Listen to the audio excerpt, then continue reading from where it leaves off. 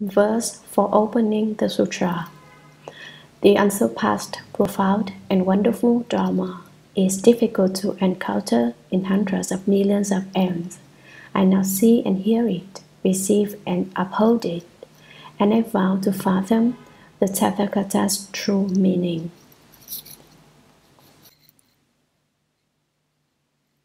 The Seeing Nature, Volume 2, Chapter 1. Sutra. Ananda, you have told me that you saw my fist a bright light. How did it take the form of a fist? How did the fist become bright? By what means could you see it? Ananda replied, the body of the Buddha is born of purity and cleanness, and therefore it assumes the color of a Jambu river gold with deep red hues. Hence, is shown as brilliant and dazzling as a precious mountain. It was actually my eyes that saw the Buddha bend his five-wheeled fingers to form a fist which was shown to all of us. Commentary. The Buddha called again to Ananda. Ananda, you have told me that you saw my fist of bright light. How did it take the form of a fist?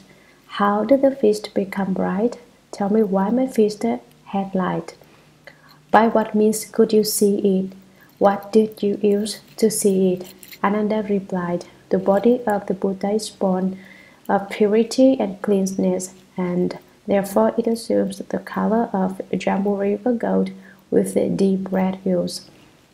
Hence is shown as brilliant and dazzling as a precious mountain.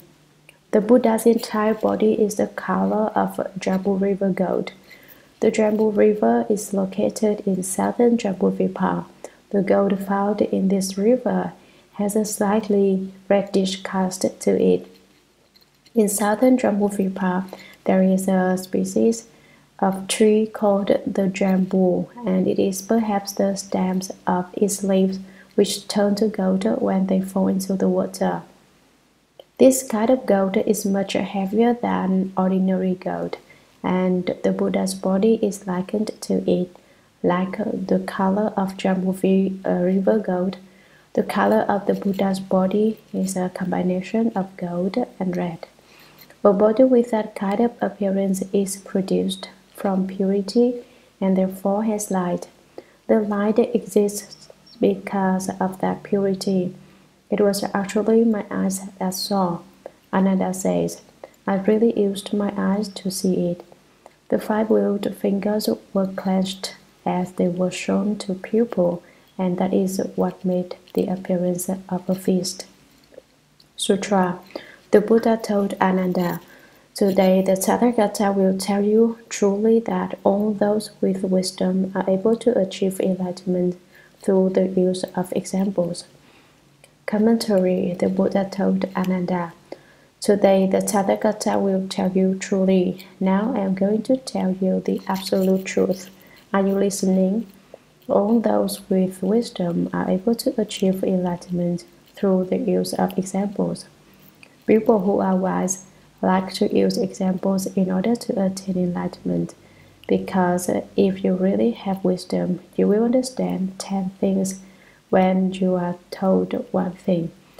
I say something one way, and you deduce perhaps 10 or 100 things from it. That is to have a genuine wisdom. Here, those with wisdom does not mean people with genuine wisdom, though, but people with ordinary wisdom which is neither superior nor inferior. Such people can become enlightened through the use of analogies. But if stupid people who lack wisdom are given an analogy, they don't understand and they say, what does that mean? Seeing is the mind. Sutra. Ananda, take for example my fist. If I didn't have a hand, I couldn't make a fist. If you didn't have eyes, you couldn't see. If you apply the example of my fist to the case of your eyes, is the idea the same? Commentary. Ananda, take for example my fist. If I didn't have a hand, I couldn't make a fist. By the same token, if you didn't have eyes, you couldn't see. If you apply the example of my fist to the case of your eyes, is the idea the same? Are we talking about the same thing or not? The Buddha asks Ananda. Sutra. Ananda said, yes, world honored one, since I can't see without my eyes. If one applies the example of the Buddha's fist to the case of your eyes, the idea is the same. Commentary. Ananda didn't take time to cogitate over it. He isn't thinking now. Ananda said, yes, world honored one. Since I can't see without my eyes, if one applies this example, the example of the Buddha's fist, to the case of your eyes, the idea is the same. Yes, Buddha. If you compare these two cases, the idea is the same. Sutra. The Buddha said to Ananda, you say it is the same, but that is not right. Why? If a person has no hand, his fist is gone forever, but one who is without eyes is not entirely devoid of sight. Commentary. Here the Buddha criticizes Ananda, telling him his idea is incorrect. The Buddha said to Ananda, you say it is the same, but that is not right. You say the example of the same in both cases. No. Why? If a person has no hand, his fist is gone forever. If someone doesn't have a hand, he doesn't have a fist either. But one who is without eyes is not entirely devoid of sight. But with someone else who has no eyes, it is not the case that he cannot see anything. He can see. People without eyes can see. Do you believe that?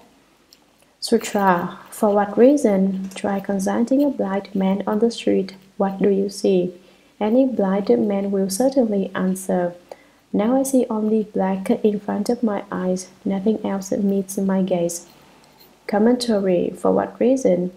Why do I say that? Try consulting a blind man on the street. What do you see? Go out to the market and ask a blind man what he sees. Any blind man will certainly answer, now I see only black in front of my eyes. Nothing else meets my gaze. He'll say that he doesn't see anything but blackness. Sutra. The meaning is apparent. If he sees blackness in front of him, how would his seeing be considered lost? Commentary. The meaning is apparent. If you get the idea, if you take a look at what it means, if he sees blackness in front of him, how could his seeing be considered lost? If you see blackness before you, your ability to see is not lost. It neither increases nor decreases. Sutra. Ananda said, the only thing blind people see in front of their eyes is blackness. How can that be seeing? Commentary. Ananda reiterates the Buddha's example. A blind person has no use of his eyes and so sees only darkness. But according to Ananda, this seeing of darkness is not really seeing. Ananda is saying that someone without the use of his eyes cannot see. Why do you say the blind man sees? He asked the Buddha. Sutra. The Buddha said to Ananda, is there any difference between the blackness seen by blind people who do not have the use of their eyes and the blackness seen by someone who has the use of his eyes when he is in a dark room? Commentary. Is the darkness that sighted people see when they are in a dark house, that is without the light of sun, moon, or lamps, any different from the darkness seen by blind people? If a blind people and a person who has sight are together in a dark room, are the two blacks they see distinguishable? Sutra. So it is, world honored one. Between the two kinds of blackness that seen by the person in a dark room and that seen by the blind, there is no difference. Commentary. Ananda answers the world honored one's question. So it is, yes, Buddha. Between the two kinds of blackness that's seen by the person in a dark room, by the sighted person, and that seen by the blind, there is no difference. The two kinds of blackness are the same. Fine, said the Buddha. Yes. Sutra Ananda. If the person without the use of his eyes, who sees only blackness, were suddenly to regain his sight and see all kinds of forms, and you say it is his eyes which see, then when the person in a dark room who sees only blackness suddenly sees all kinds of forms because a lamp is lit, you should say it is the lamp which sees. Commentary. The Buddha said to Ananda, Ananda, if the person without the use of his eyes, who sees only blackness, were suddenly to regain his sight and see all kinds of forms, you say that there is no difference between the two kinds of blackness. But what if the blind person in our example were suddenly to regain his sight, so that his eyes could see everything in every direction? You say it is his eyes which see. This is your argument. But what about the case when the person in the dark room, who sees only blackness, suddenly sees all kinds of forms because a lamp is lit? The sighted person in the dark room also sees blackness, but once a lamp is lit, he too can see everything. Given your argument, you should say it is the lamp which sees. Why does the Buddha say that? People in a dark room cannot see, but when a lamp is lit, they can see. People who don't have the use of their eyes cannot see, but if they regain their sight, then they can see again.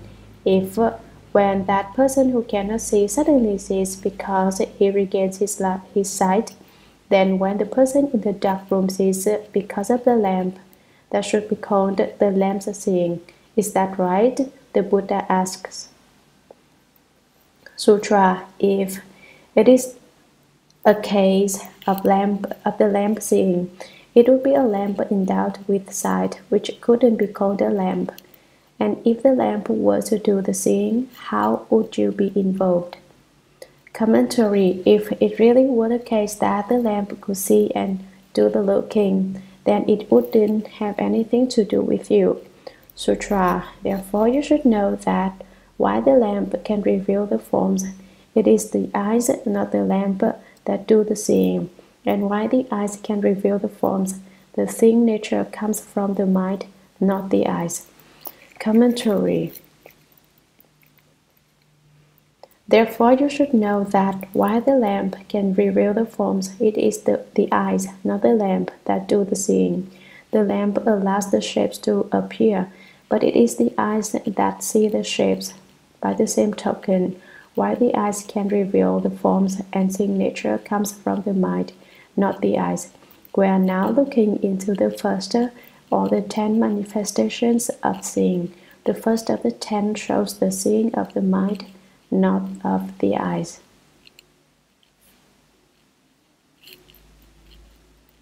Sutra.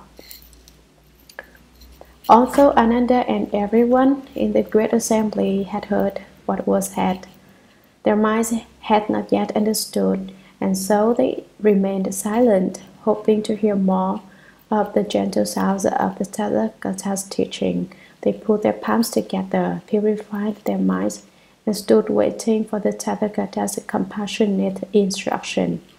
Commentary. Although Ananda and everyone in the great assembly had heard what was said, their minds had not yet understood, and so they remained silent.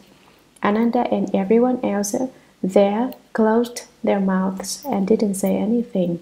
Why weren't they talking? They were thinking, "Oh, my eyes can't see things. Oh, my mind sees."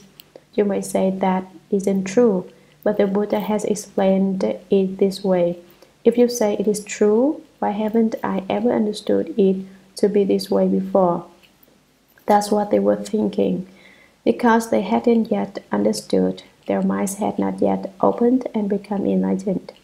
Hoping to hear more of the gentle sounds of the Tathagata's teaching, they were thinking, "I hope the Buddha will have a compassionate heart and talk to me." They put their palms together. Why did they put their palms together? It represents their single-mindedness. They were of one mind, not two. When your hands are apart, it is said, you have 10 minds, and when your palms are together, it is said, you have one mind. Because when your palms go together, your mind comes together and becomes one. Purify their minds, clear out your mind, clear your heart. Don't put too much garbage in your head. Take the garbage that is in there and get rid of it. And stood waiting for the Tathagata's compassionate instruction. They stood waiting for the Buddha's compassionate words to help them understand better, so they could become enlightened and not be so confused. Sutra. Then the world-honored one extended his chula cotton webbed right hand, opened his 5-wheeled fingers, and told Ananda and the great assembly, when I first accomplished the way, I went to the deer park, and for the sake of Yanata Kaundinaya and all 5 of the bishops, as well as for you of the fourfold assembly, I said, it is because living beings are impacted by gas dust and affliction that they do not realize Bodhi or become arhats at that time. What caused you, who have now realized the holy fruit, to become enlightened? Commentary. Then, while those in the assembly stood waiting to receive the Buddha's compassionate teaching and transforming, the world-honored one, Shakyamuni Buddha, extended his chula cotton webbed right hand, opened his 5-wheeled fingers. Only the Buddha's hand is the hallmark of the 1,000-spoked wheel. His hand is extremely soft, like the finest cotton, and it is webbed and luminous. He told Ananda and the great assembly, when I first accomplished the way, one evening, on the 8th day of the 12th month, while sitting under the Bodhi tree, I saw a star and awakened to perfect the way. I went to the deer park. This is a vast park devoted exclusively to raise deer. How did that come about? It all began limitless compass ago when Shakyamuni Buddha was a deer, the leader of a herd of 500. And guess who else was there? Devadatta, who was also a deer king with a following of 500 deer. In the later life, when the Buddha realized Buddhahood, Devadatta became the Buddha's jealous cousin and tried to kill him. But in that earlier life, when both were deer kings, there was a king among the people who used a lot of manpower and machinery to corral vast numbers of wild animals into a certain area. He planned to hunt them all down and kill them on the grounds that there were too many wild animals. So when Shakyamuni Buddha, in the form he had taken of a deer king, had a meeting with the deer king Devadatta, they said to each other, we should save the lives of our retinue. We shouldn't let the king kill us all. How can we save ourselves? Let's go talk it over with the king and petition him not to kill us off. Although they were deer, they could speak the language of people. So the 2 deer went to see the king, and when they encountered the armed guard at the gates, they said in a commanding tone, we would like an appointment with the king. Can you deliver our message? When the guard heard that the deer could speak the human language, he went to repeat their message to the king. The king also found it strange to hear that deer could talk, and he agreed to an audience with them so they could state their petition. The 2 deer kings went before the king and said, we are deer. Every day you kill 7 or 8 of us, more than you can possibly eat in a single day. What cannot be eaten is left to spoil. Wouldn't it be better if we did it this way? Every day we will take turns supplying you with 1 deer, and in that way you can have fresh venison every day without killing us all off at once. If you use this method, your supply of venison will never run out. Several hundred years from now, there will still be venison to eat. Because he saw the sense of their petition and because the deer could speak, the king was moved to grant their request. So each of the deer kings, on alternate days, sent the king a deer. Now one day it happened that it was the turn of a pregnant doe in Devadatta's herd to go sacrifice herself to the king. Her fawn was heavy in her belly and would probably be born in a day or so. So she pleaded with the dear king Devadatta, "Can you send someone in my place today, and then after the fawn is born, I will go to the king and sacrifice myself?" Devadatta replied, "Impossible, it is your turn and you must go. There is no politeness in this matter. You don't want to die? Who does? Not one of the deer want to go to their death. You want to live a few more days. Now that has come around to your turn, but that is impossible." The pregnant doe's eyes brimmed with tears, and she went to talk to the deer king who was to become Shakyamuni Buddha. Although she didn't belong to his herd, she went to plead with him and asked if he could work out a temporary exchange so she could live a few more days until her fawn was born. As he considered her request, Shakyamuni Buddha realized that not one of his 500 deer would want to go in her place. However, the Buddha said to her, "Fine, you stay in my herd. I don't need to go. You don't need to go." Then the dear king Shakyamuni Buddha went himself to be sacrificed in her place.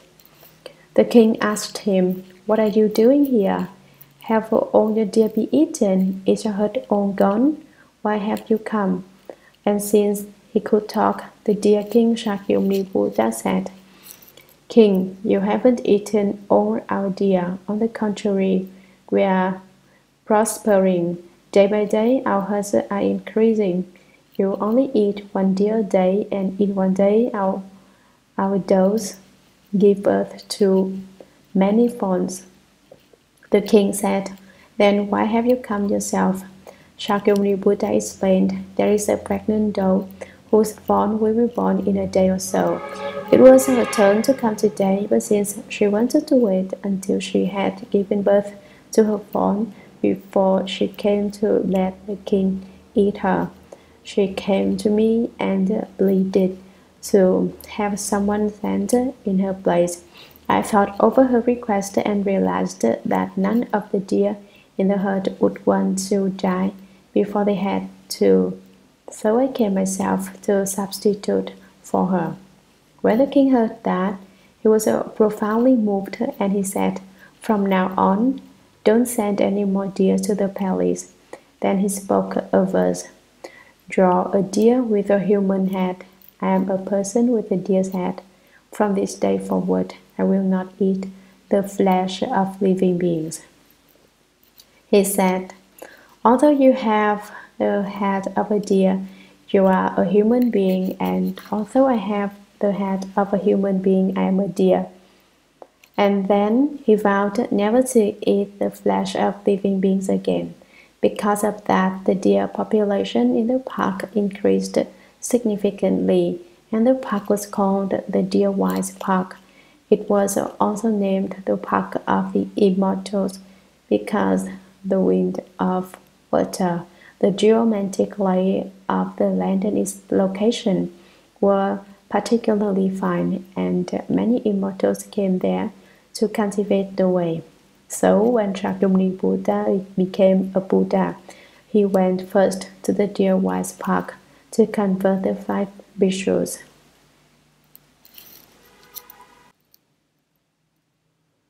And for the sake of Anattakawundinya and all 5 of the bhikshus, 3 of the 5 bhikshus were relatives of the Buddha's father, and 2 were relatives of the Buddha's mother. When the Buddha first left the palace to live the home life and cultivate the way in the Himalayas, his parents had sent these relatives along after him to try to convince him to return. At that time, the 5 bhikshus were not bhikshus, but high officials, and although they exhorted the Buddha to return, he would not. The 5 of them couldn't go back and face the king, the Buddha's father, without having accomplished their mission, so they stayed with the Buddha instead and accompanied him in cultivating the way. Of the 3 who were his father's relatives, one was called Yashvayit, the name means horse victory. One was called Bhadraka, the name means little worthy, and the other was called Mahanama Kulika. The 2 on the mother's side were Anantakundinya and Dashabala Kashyapa, drinker of light, so named because he was a fire worshipper. The 5 stayed with the Buddha and cultivated ascetic practices, but eventually it became so bitter that 3 of them couldn't take it and left. They backed out. The other 2 continued to cultivate with the Buddha. At that time, the Buddha was eating only 1 grain of rice and 1 sesame seed a day, and he became so emaciated that he was nothing but skin and bones. When one day a goddess brought him some milk gruel as an offering, he drank the gruel and his body began to fill out again. The 2 who were cultivating with him got upset when they saw this, and they said, "How can someone who cultivates the way drink milk gruel?" And so they left too. There was a Shakyamuni Buddha in the midst of bitter cultivation, and the 5 people his father and mother had sent to be with him all left him. 3 because they couldn't take the suffering, and 2 because they saw the Buddha enjoying his blessings. The Buddha remained alone to cultivate. After he had cultivated there for 6 years, he went to sit under the Bodhi tree, and on the 8th day of the 12th month, he saw a star appear and became enlightened. At night, he saw a bright star and awakened to the way.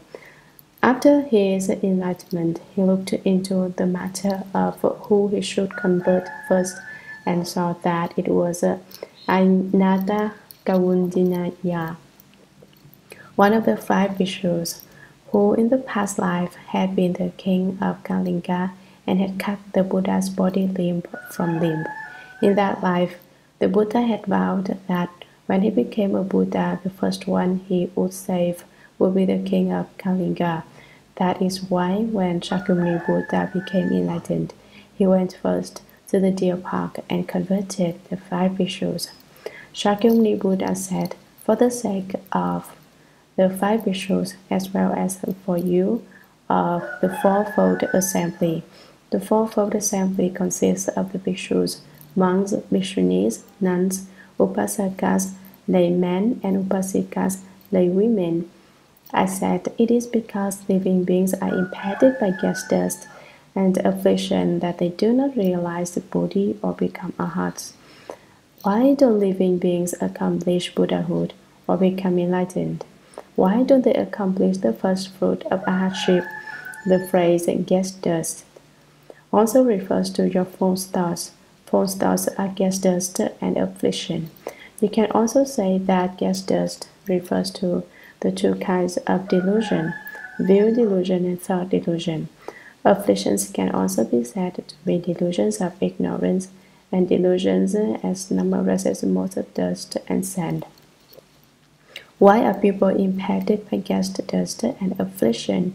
Because people are really strange. They like to eat afflictions all day long. Fix them good food, give them some good bread and butter, and they won't eat it. All they want to eat is afflictions, which they find more delicious than vegetable dumplings. Even if someone tells them not to eat affliction, they find it impossible to refrain from it. From morning to night, they eat nothing but gas dust and afflictions and fill their bellies full of anger instead of food. People like that are truly pathetic. Shakyamuni Buddha said, the reason all you living beings do not become Buddhas or Arhats is because you are impacted by gas dust and affliction. At that time, what caused you to have now realized the holy fruit to become enlightened? That time refers to the time when Shakyamuni Buddha went to the deer park and spoke with Dharma. You, the Buddha, means the 5 bhikshus and the fourfold assembly of bhikshus, bhikshunis, upasakas, and upasikas. The Buddha asks them how and why they became enlightened when he talked about gas dust and affliction. What meaning did they see that caused them to obtain the fruition of arhatship?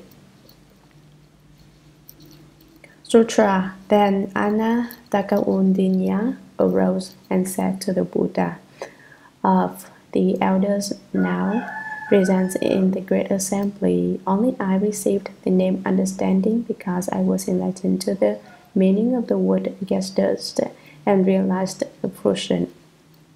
Commentary. Anathakaundinya was one of the 5 bhikshus. His name is interpreted to mean understanding the fundamental limit and also the very first to understand, because he was the first to understand and to be certified as having attained arhatship. Then Anathakaundinya arose and said to the Buddha. Anathakaundinya stood up and spoke to the Buddha.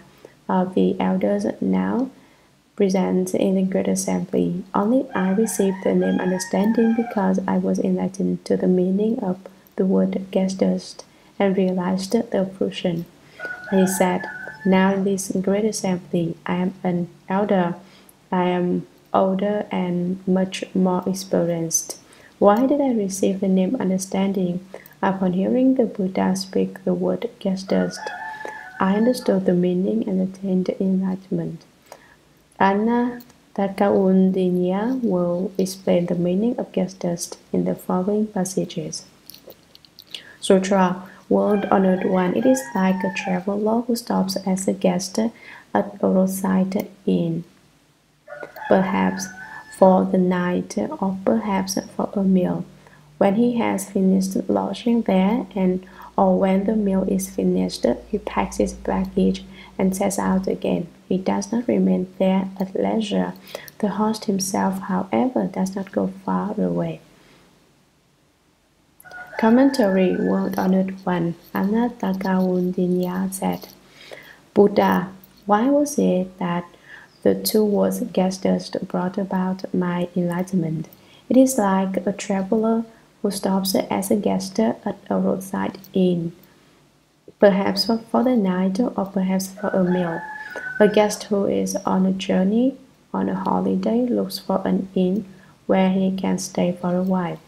Perhaps he stays overnight there, or perhaps he goes there to eat. When he has finished lodging there, or when the meal is finished, he packs his baggage and sets out again. When he has finished eating and sleeping, he readies his suitcases and goes on. He does not remain there at leisure. He is a guest. He can't live there all the time. The host himself, however, does not go far away. The host refers to the pure nature and bright substance of the permanently dwelling true mind. The guest refers to false thinking, the wearisome dust.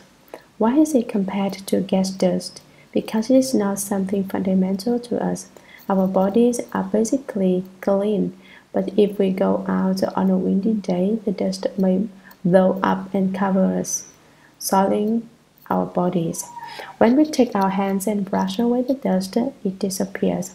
What does this represent? It represents our afflictions and ignorance, which are like a gas dust. They do not really exist. The gas is affliction and ignorance, the obstruction of affliction, the obstruction of what is known, the delusion of views, and the delusion of thought. So, Anathakaundinya understood that the guest at an inn stays only temporarily, whereas the host in the inn always lives there. Sutra, considering it this way, the one who does not remain is called the guest, and the one who does remain is called the host. The word guest then means one who does not remain. Commentary. Anattakaundinya concludes, considering it this way, the one who does not remain is called the guest, and the one who does remain is called the host. We can also say that we reside our bodies temporarily, as a guest does in an inn. We should understand that our bodies are merely an inn, not a natural home. They are not our own home, and so we shouldn't be too attached to them. But our host, the permanently dwelling true mind, never goes away, never ceases to exist. The word guest then means no one who does not remain. Sutra. Again, when the sky clears up, the morning sun rises with all resplendence, and its golden rays stream into a house through a crevice to reveal particles of dust in the air. The dust dances in the rays of light, but the empty space is motionless. Commentary. Again, when the sky clears up, the morning sun rises with all resplendence, and its golden rays stream into a house through a crevice to reveal particles of dust in the air. When the sun has just come up early on a clear, fresh morning, a morning after a rain, the sun shines through a crack in the door, or perhaps a crack in the wall, and it displays the fine bits of dust bobbing up and down in empty space, moving all around in the sunshine. The dust dances in the rays of light, but the empty space is motionless. If the sun doesn't shine in the crack, you can't see the dust, although there is actually a lot of dust everywhere. But while the dust moves and bobs up and down, empty space is still. It doesn't move. The ability to see the dust in the light that pours through the crack represents the attainment of the light of wisdom. When you certify to the fruit and reach the first stage of arhatship and overcome the 88 categories of view delusion, you have the light of wisdom. Then you can see your ignorance, which causes afflictions as numerous as the motes of dust or grains of sand in the Ganges River. The sun of wisdom shines on the dust particles of affliction, as in Anattakaundinyas analogy of the sun shining through the crack. The dark caverns of ignorance are illumined, and you see the dust of affliction, and you understand. Sutra, considering it this way, what is clear and still is called space, and what moves is called dust. The word dust then means that which moves. Commentary. Ignorance and afflictions as numerous as motes of dust move, but empty space does not move. Empty space represents our seeing nature, which is also unmoving. It is the genuine host, our permanently dwelling true mind, which does not come and does not go. Considering it this way, what is clear and still is called space. Clear and still, it does not move, and that is called space. And what moves is called dust. The word dust then means that which moves. You see the bits of dust in the patch of sunshine dancing and flying about ceaselessly. What is this dust? It represents affliction, ignorance, the obstacle of affliction, and the obstacle of what is known. Attachment to those things is called dust. Every day you listen to the sutra, and I tell you not to have afflictions, and all you've got is afflictions. I tell you not to have ignorance, and all you do is display your ignorance. Would you call this being obedient? The more it is said that ignorance is not a good thing, the greater the ignorance becomes. When it is said that afflictions are good, the afflictions grow. Before it was discussed, there were no afflictions, but once it was brought up, the afflictions came forth. So it must be that my explanation of the sutra isn't a good explanation because I haven't been able to explain away your afflictions. I hope you will all toss your afflictions into the Pacific Ocean. Don't look upon your afflictions as precious treasures. Don't treat afflictions as if they were your own kin. Don't let affliction be your playmate with birth and death. Don't be so affectionate towards them.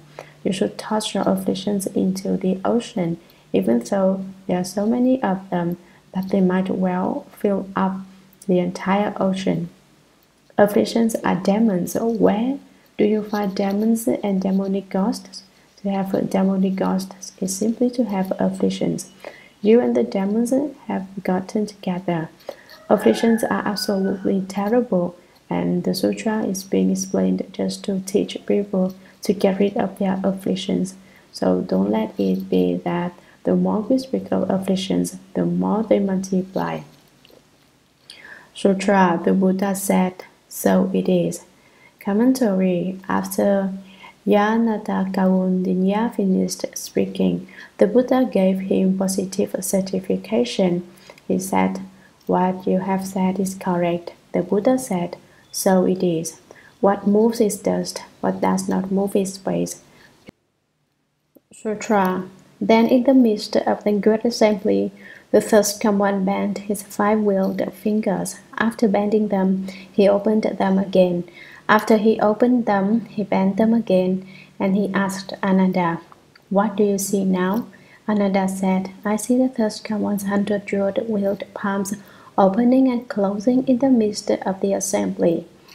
Commentary. The Buddha was concerned that most people in the great assembly still had not understood the genuine seeing nature. Then in the midst of the great assembly, the first one bent his five-wheeled fingers. After bending them, he opened them again. After he opened them, he bent them again. At that time, the world-honored one bent his fingers, then stretched them out again, then clenched and unclenched his fist several times, and he asked Ananda, what do you see now? What do you see right now? Ananda said, I see the first one's 100 jeweled palms. On the Buddha's hand is the hallmark of 1,000-spoked wheel. Ananda refers to it as the 100 jeweled palm, opening and closing in the midst of the assembly.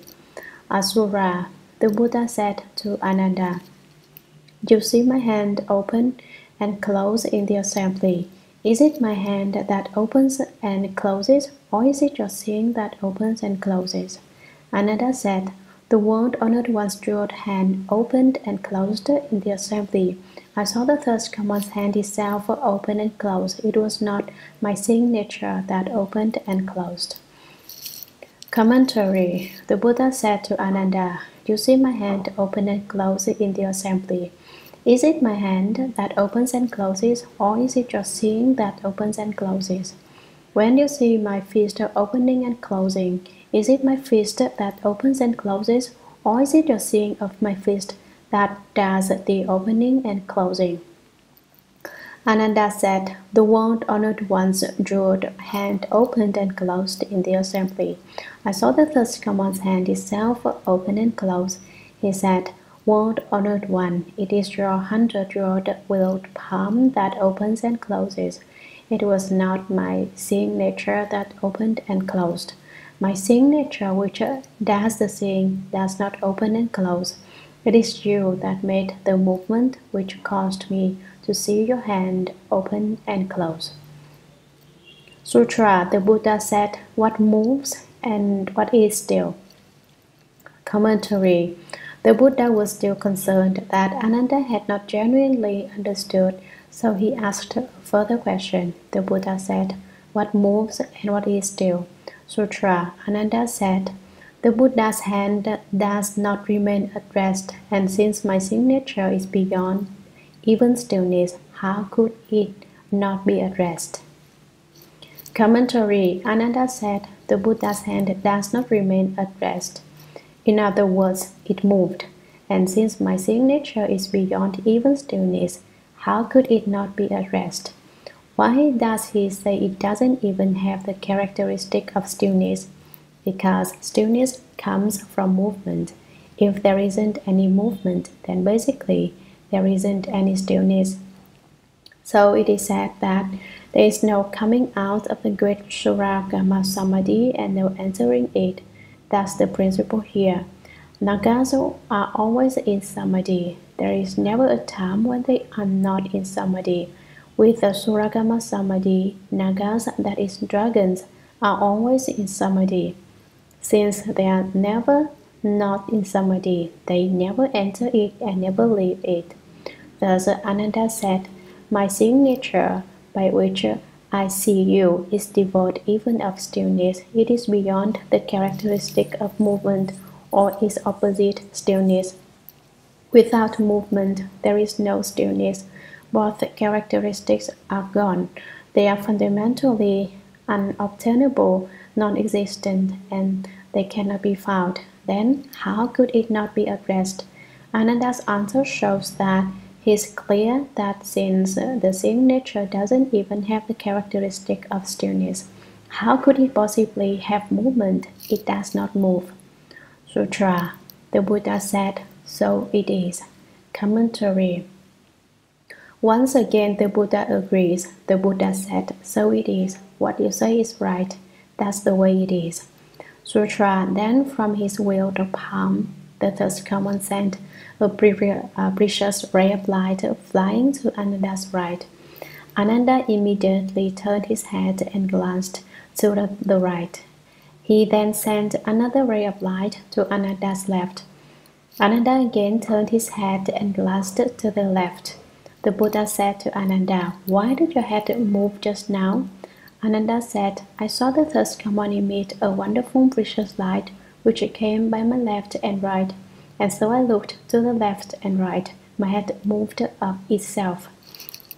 Commentary. And then from his wheeled palm, the third common sent a precious ray of light flying to Ananda's right. From the Buddha's 100-jeweled wheeled palm, the ray of light flew swift as a bird, or like a searchlight which shoots light out into space so that things can be seen for great distances. That's more or less what it was like. It could also be likened to a flashlight, in that as soon as you turn it on, the light shoots out. The precious light which the Buddha can emit from his hand is clearer than the light of a flashlight. However, as soon as the precious light went flying by Ananda on his right side, Ananda immediately turned his head and glanced to the right. He turned his head to watch where the light flew and how far. He then sent another ray of light to Ananda's left. From the Buddha's wheeled palm came forth another ray of light. Where did it go? It went to Ananda's left. Ananda again turned his head and glanced to the left. He took a look to his left. The Buddha said to Ananda, why did your head move just now? The Buddha questioned Ananda further. Why did your head move as you glanced left and right? Ananda said, I saw the third common emit a wonderful precious light which came by my left and right, and so I looked to the left and right. My head moved of itself. It came by my right side and then by my left side. My head moved because I was watching the light. Sutra. Ananda, when I glanced at the Buddha's light and moved your head to the left and right, was it your head that moved or your seeing that moved? Word or not one, my head moved of itself. Since my seeing nature is beyond even cessation, how could it move? Commentary. The Buddha asked Ananda again, Ananda, when you glanced at the Buddha's light and moved your head to the left and right, was it your head that moved or your seeing that moved? Which moved back and forth, your head or your seeing nature? Word or not one, my head moved of itself. Ananda answered that his head moved by itself. Since my seeing nature, which is capable of seeing, is beyond even cessation, how could it move? It doesn't even have the characteristic of ceasing. The meaning is the same as in the previous passage. If the seeing nature has no characteristic of cessation, which is to say, if it has no characteristic of stillness, then it can't have the characteristic of movement either. This is how Ananda answered the Buddha. The seeing nature is in the state of unmoving suchness. Sutra, the Buddha said, so it is. Commentary, the Buddha said, what you've just said is right. The Buddha said, so it is. You perceived the principle correctly. Earlier you mistook a thief for your son when you insisted on taking false thinking to be your true mind. But now you understand that your seeing nature does not move. How there is a little hope. Now there is a little hope for you. Thus the Buddha replies in a pleased way with a word of praise. Sutra. Then the third strong one told everyone in the great assembly, suppose other living beings called what moves the dust and what does not dwell the guest. Commentary. At that point, the Buddha told the great assembly, now that you've heard me explain this doctrine, it's certain that you all understand it very clearly. There's no need for me to say more. But suppose other living beings called what moves the dust and what does not dwell the guest. Perhaps there are other living beings who call dust the things which move and name guest what does not reside at a place. Why is it that way? Sutra, you noticed that it was Ananda's head that moved. The seeing did not move. You also noticed that it was my hand which opened and closed. The seeing did not stretch or bend. Commentary. You noticed that it was Ananda's head that moved. The seeing did not move. You, in the great assembly, watched Ananda's head turn back and forth, and Ananda just said the seeing nature is unmoving. You also noticed that it was my hand which opened and closed. The seeing did not stretch or bend. It wasn't the seeing nature that stretched out or flexed. Sutra, why do you continue to take something moving like your body and its environment to be in substantial existence, so that from the beginning to the end, your every thought is subject to production and extinction? Commentary. Here the Buddha goes the great assembly. He says, now you have seen very clearly that the seeing nature does not move.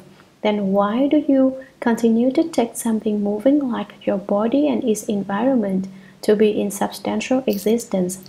You in the great assembly are unable to see your own genuine seeing nature. You take your physical body and the environment in which it finds itself to be a real thing. You react to the moving of your body and surroundings as if they were actual.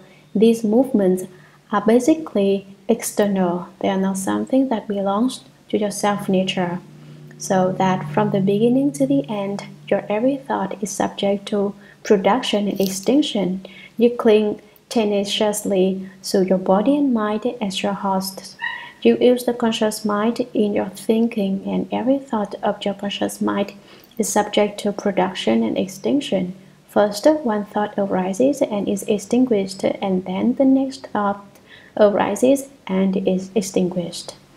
Production and extinction follows production and extinction. You concentrate your effort exclusively on the realm of production and extinction. You have no true understanding of the seeing nature. Sutra. You have lost your true nature and conduct yourselves in upside-down ways. Having lost your true nature and mind, you recognize objects as yourself, and it is you who cling to the flowing and turning of the revolving wheel. Commentary. Now the Buddha scolds everyone and tells the great assembly it is wrong. You have lost your true nature. From beginningless time to the present, you have all lost your true nature. It is not truly lost, but it seems to be lost. Why? Because living beings don't perceive the unmoving, unshakable realm of the self-nature, and so they have not understood this doctrine. It is as if it is lost, and conduct yourselves in upside-down ways. Basically, when you do things, you should do them well. but you continually botch them up. It's thus called doing things in an upside-down way. It is what is meant by upside down. I'll give you an example. A man is upside down when his feet are on top and his head is on the bottom. Or else your feet are on the bottom and your head is on top, but you take your shoes and put them on your head and you wear your head on your feet. That's also called upside down. When you were little and your parents sent you off to school and you didn't want to go, that too was a case of being upside down. When people are trying to sleep and you make a lot of noise, yelling and carrying on so they can't sleep, you're acting upside down. In general, things which are not done in accord with propriety are called upside down. Is to turn your back on the way and run off. You want to go south to South San Francisco, but you end up going north to North San Francisco. That's to be upside down and going backwards. Having lost your true nature and mind, you recognize such objects as yourself. Because you conduct yourself in upside-down ways, your nature and mind do not work together, and thus you lose track of the true and actual nature. You mistake outside states as yourself. That means you recognize that in of yours as yourself. You shouldn't think that your in is you. That's to recognize objects as yourself. Objects here refers to all external objects. And it is you who cling to the flowing and turning of the revolving wheel. Because you recognize things as yourself, you produce all kinds of attachments. You fail to see through all kinds of things. You aren't clear about principle, and because of that you cling to flowing and turning, that is to birth and death. You yourself are attached to dying. You go looking for birth and death. If you yourself weren't upside down, if you didn't mistake a thief for your son and objects for yourself, you would be able to end birth and death. If you want to end birth and death, it is an easy thing to do.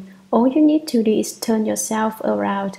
If you go forward, you head right down the path of birth and death. If you turn around and go the other way, you end birth and death.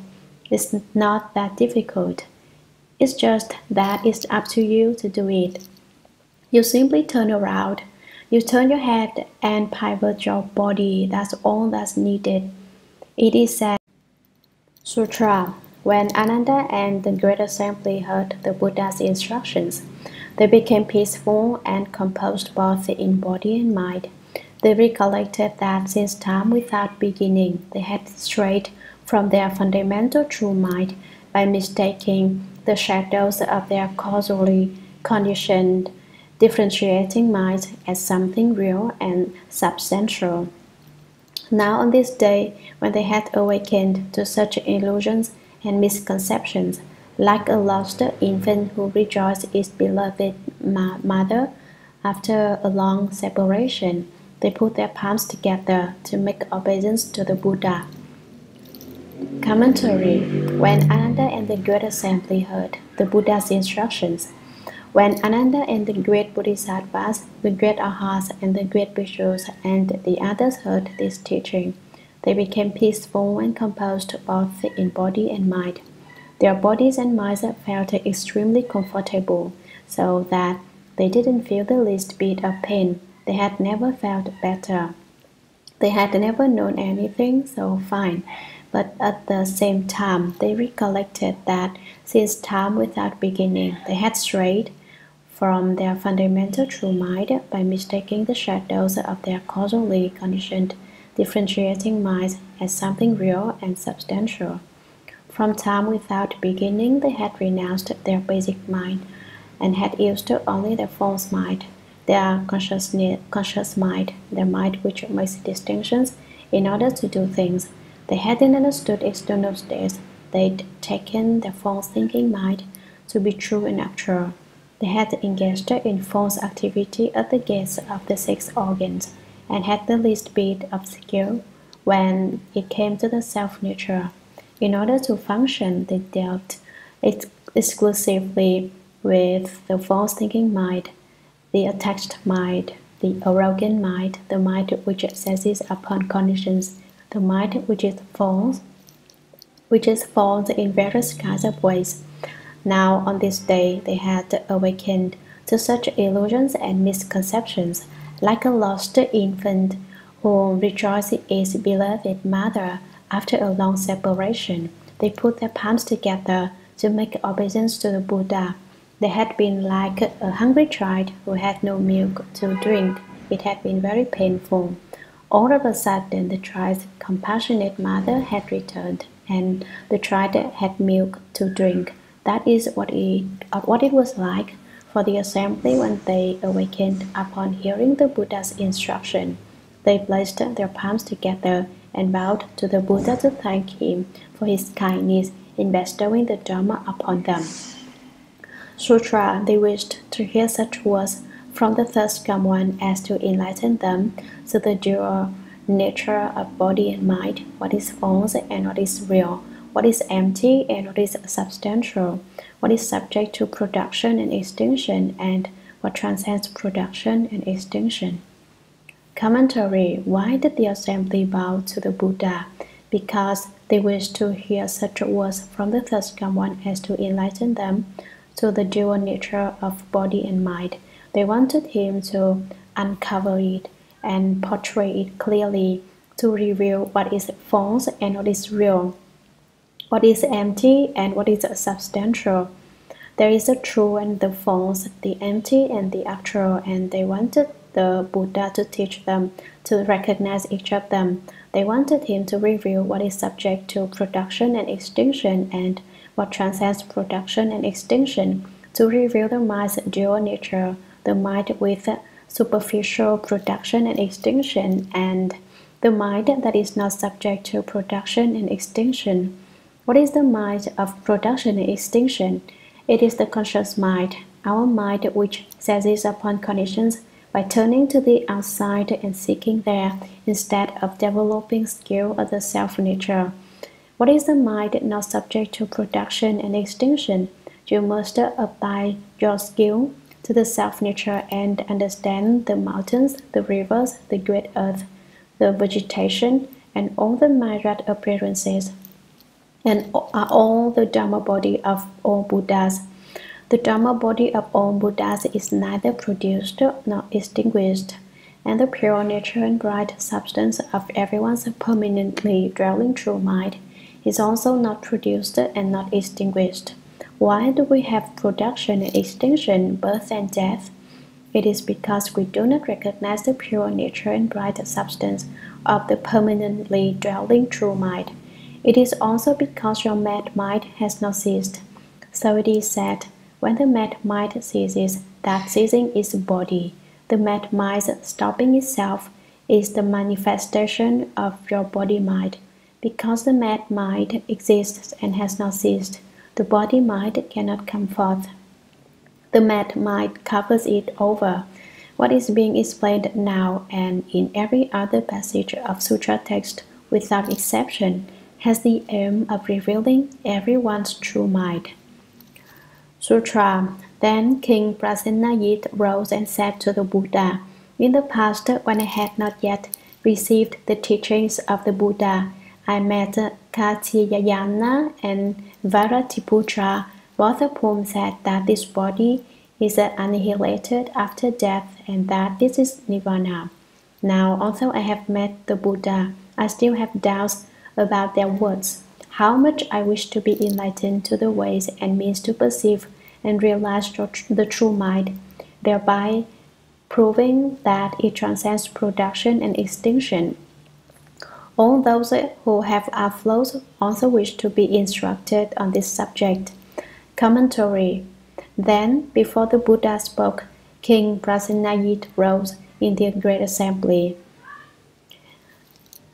King Prasenajit's name means moonlight in Sanskrit, as mentioned before. The king was born at the same time that the Buddha entered the world. Upon entering the world, the Buddha emitted light, but King Prasenajit's father thought that it was his son who was emitting the light As he came into the world, so he named him Moonlight. King Prasenajit said to the Buddha, "In the past, when I had not yet received the teachings of the Buddha, I met Katyayana and Varitiputra.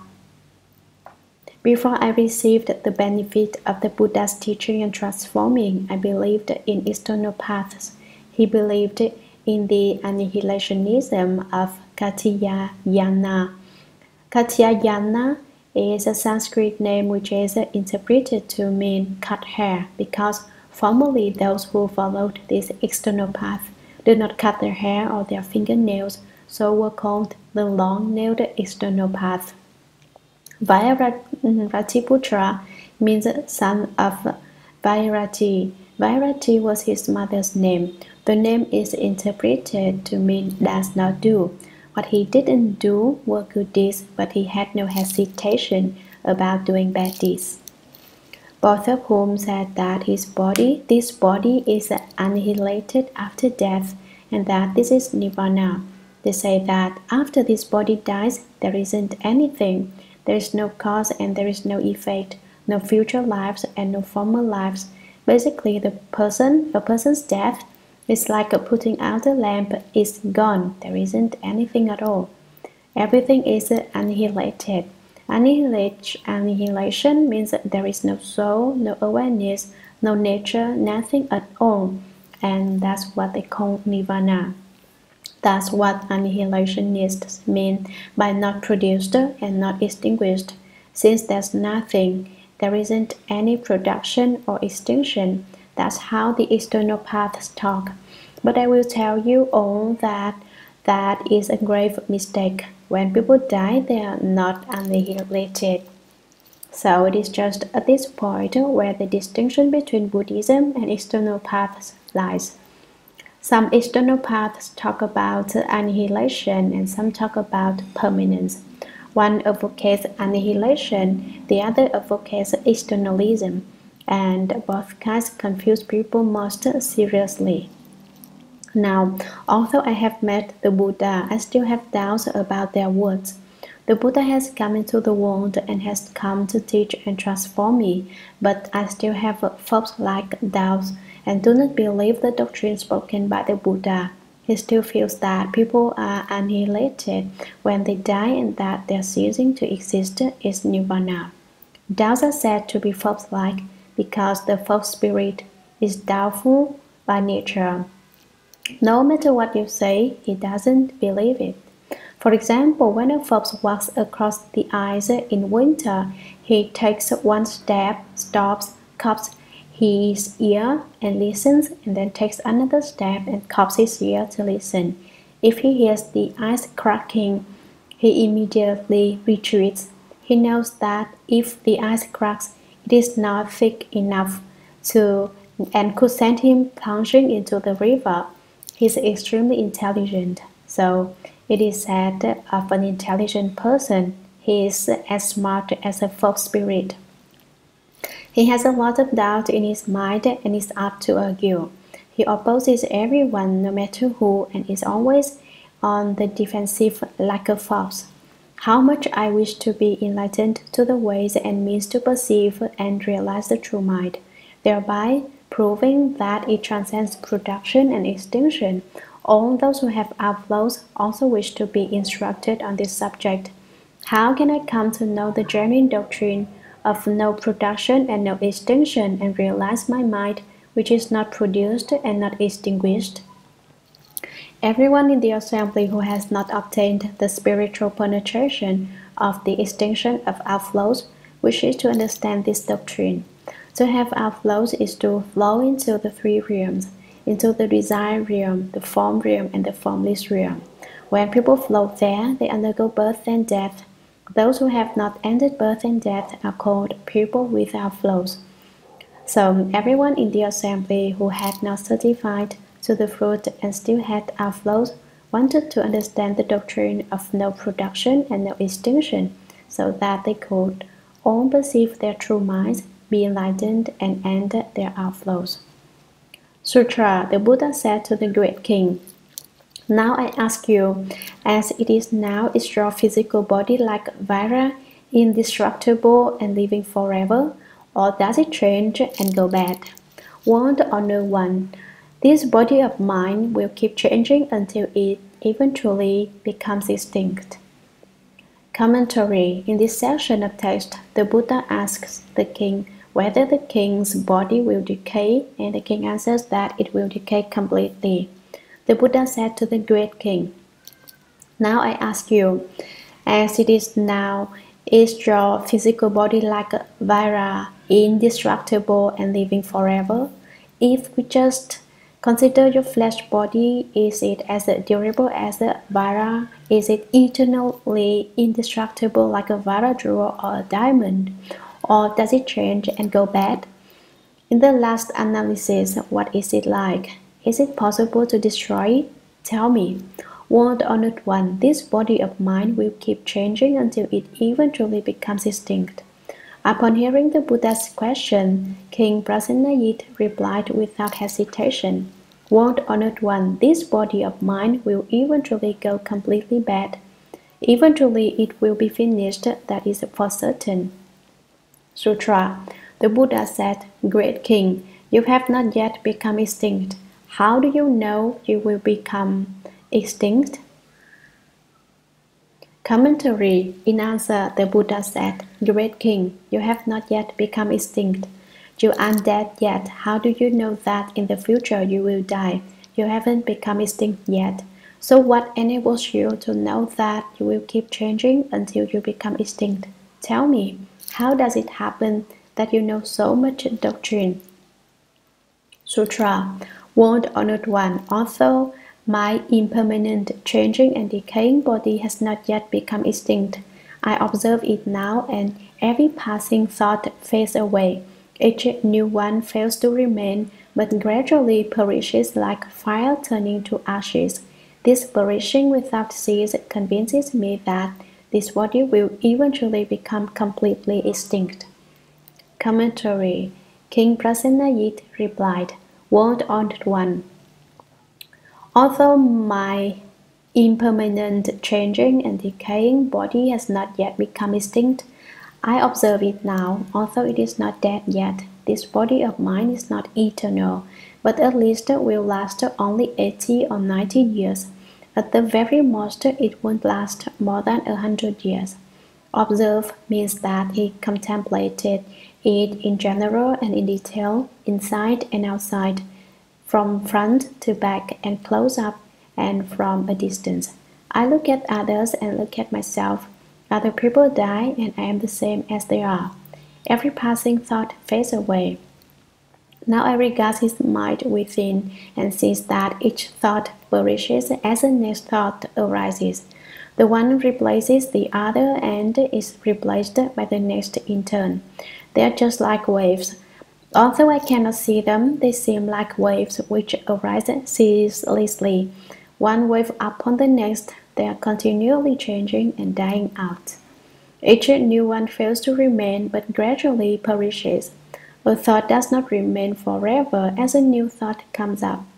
The one preceding it disperses, and none can last eternally. It is the same as when incense is lit, like a fire turning to ashes. The ashes fall and the fire reappears, but then, after a short while, the ashes once again cover the fire. The ashes represent the old, the fire is the new, but the new is continually, unendingly turning to ashes. The ashes fall bit by bit and turn into dust and disappear. This perishing without cease convinced me that this body will eventually become completely extinct. So I am absolutely certain without any question that in the future my body will return to extinction. Sutra. The Buddha said, "So it is." Commentary. Shakyamuni Buddha tells the king that he has explained it correctly. Every passing Sutra. Great king, at your present age, you are already old and declining. How do your appearance and complexion compare to when you were a youth? Commentary. Although the Buddha agreed with King Prasennaji's explanation, he still had questions to ask. Great King, at your present age, you're already old and declining. You're only old, and your face is now wrinkled, your beard white, your hair snowy. The marks of decay are appearing. How do your appearance and complexion compare to when you were a youth? Complexion refers to the color of his face. Appearance refers to the features. Is there any difference between your features as they are now and as they were when you were young? Has there been any change? The Buddha asks King Prasenajit. Sutra. World Honored One, in the past, when I was young, my skin was moist and shining. When I reached the prime of life, my blood and breath were full. But now, in my declining years, as I rise into old age, my form is withered and wizened, and my spirit dull. My hair is white, and my face is in wrinkles, and I haven't much time remaining. How can it be compared to how I was when I was full of life? Commentary. The king answered, World Honored One, in the past, when I was young, my skin was moist and shining. This refers to when he was a child. Sometimes children are spoiled, act up, and are not very obedient to their parents, and the parents indulge them. Skin here refers to the surface of the skin as well as to the subcutaneous region between the skin and the flesh.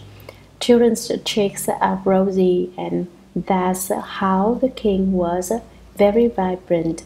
When I reached the prime of life, my blood and breath were full. He felt that his body was very strong, but now, in my declining years, as I rise into old age, he has reached the point where his body no longer helps him out. The body is oppressive and nags at him to move somewhere else. It will soon be unlivable. It is said that there are three restrictions on the superior person.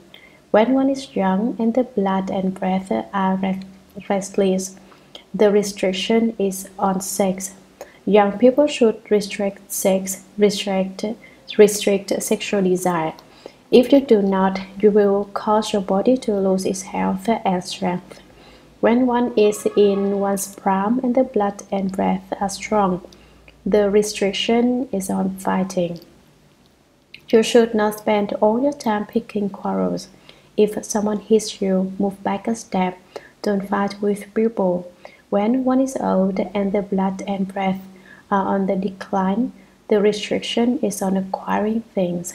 Acquiring things means being insatiably greedy. Old people should not be greedy about acquiring things.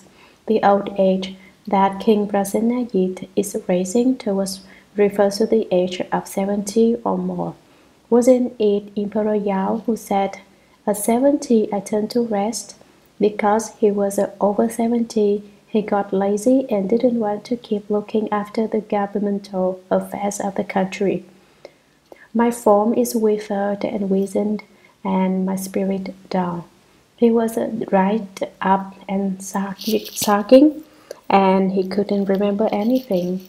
It was not as it was in his youth, when he could remember everything very clearly. Dull means that he wasn't clear about things. He was a bit eccentric, a bit senile. But I don't believe the meaning is that he was insane. My hair is white and my face is in wrinkles, and I haven't much time remaining.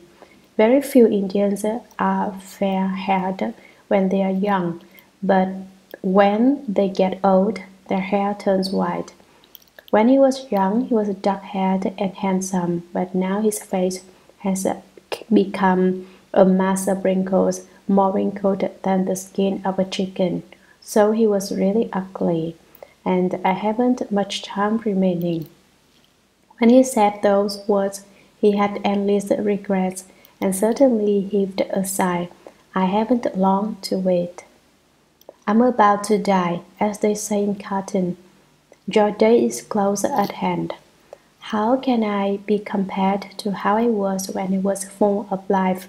How can I be compared to when I was in my prime? It's not the same. Sutra, the Buddha said, Great king, your appearance should not decline so suddenly. The king said, Wound honored one, the change has been a hidden transformation of which I honestly have not been aware. I have come to this gradually through the passing of winters and summers. Commentary. The Buddha heard King Prasenajit express inexhaustible regret and sighed sorrowfully. He was on the verge of dying. His youth was gone and he had probably lost the vitality he had as a young man. When he was young he liked to exercise, play ball, and perhaps dance, and he was always on the go. Now in his old age he could not do these sorts of things, so he felt very put out. So he said, I'm old now. I cannot be compared to when I was in my youth. That time was truly blissful. The way I am now is really meaningless and boring. The Buddha said, Great king, your appearance should not decline so suddenly. Your body can't have gone completely bad. You still have something about you which is not old. You say that you are changing and going bad, but there is still something within you which does not change or go bad. Look within yourself and find it. The king said, World honored one, the change has been a hidden transformation of which I honestly have not been aware. This matter of people getting old consists of a hidden transformation. You don't notice it. Youth becomes middle-aged and then old, and you don't know it has happened. Silently, imperceptibly, a change takes place.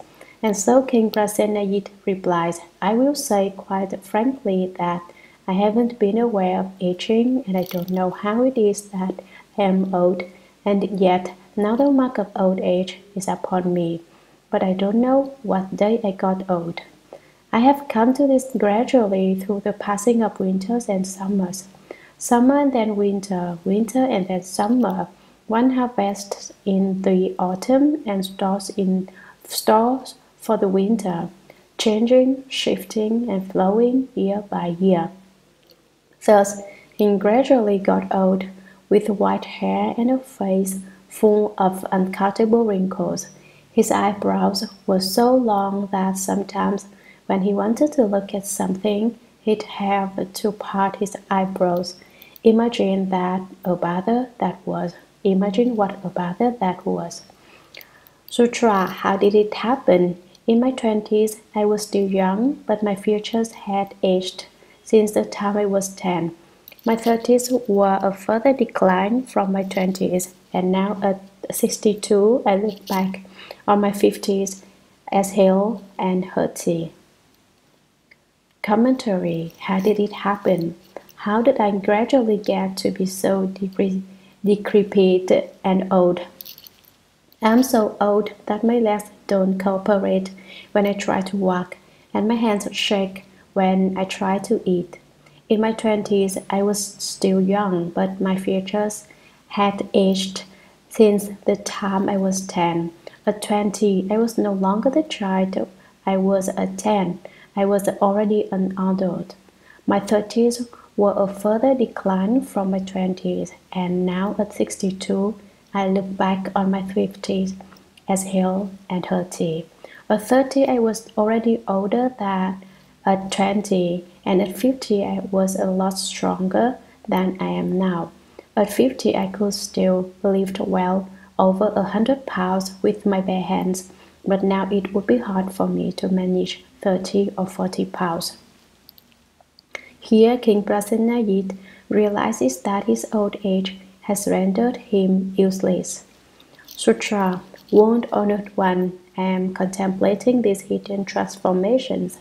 Although the changes wrought by this process, his dying are evident through the decades. I might consider them further in finer detail. These changes do not occur just in periods of 12 years There are actually changes year by year. Not only are there yearly changes, there are also monthly transformations. Nor does it stop at monthly transformations. There are also differences day by day. Examining them closely, I find that shana by shana, thought after thought, they never stop.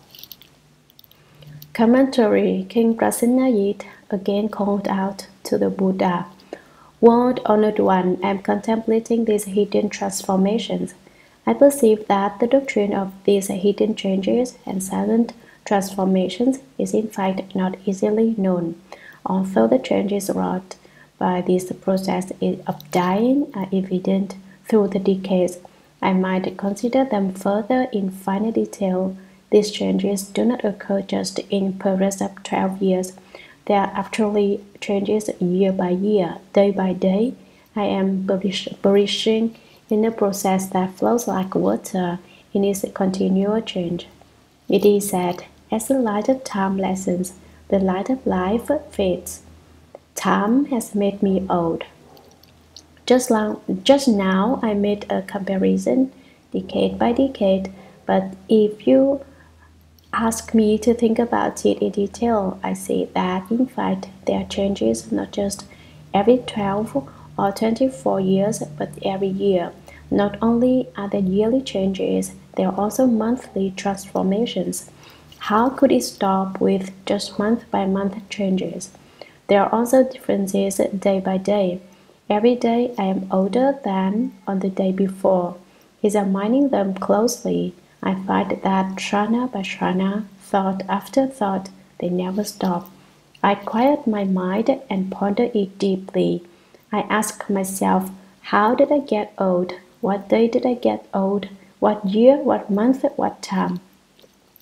What is jhana? The Prana Sutra of the Humane King who protects his country explains that in every thought, brief as a thought is, there are 90 jhanas.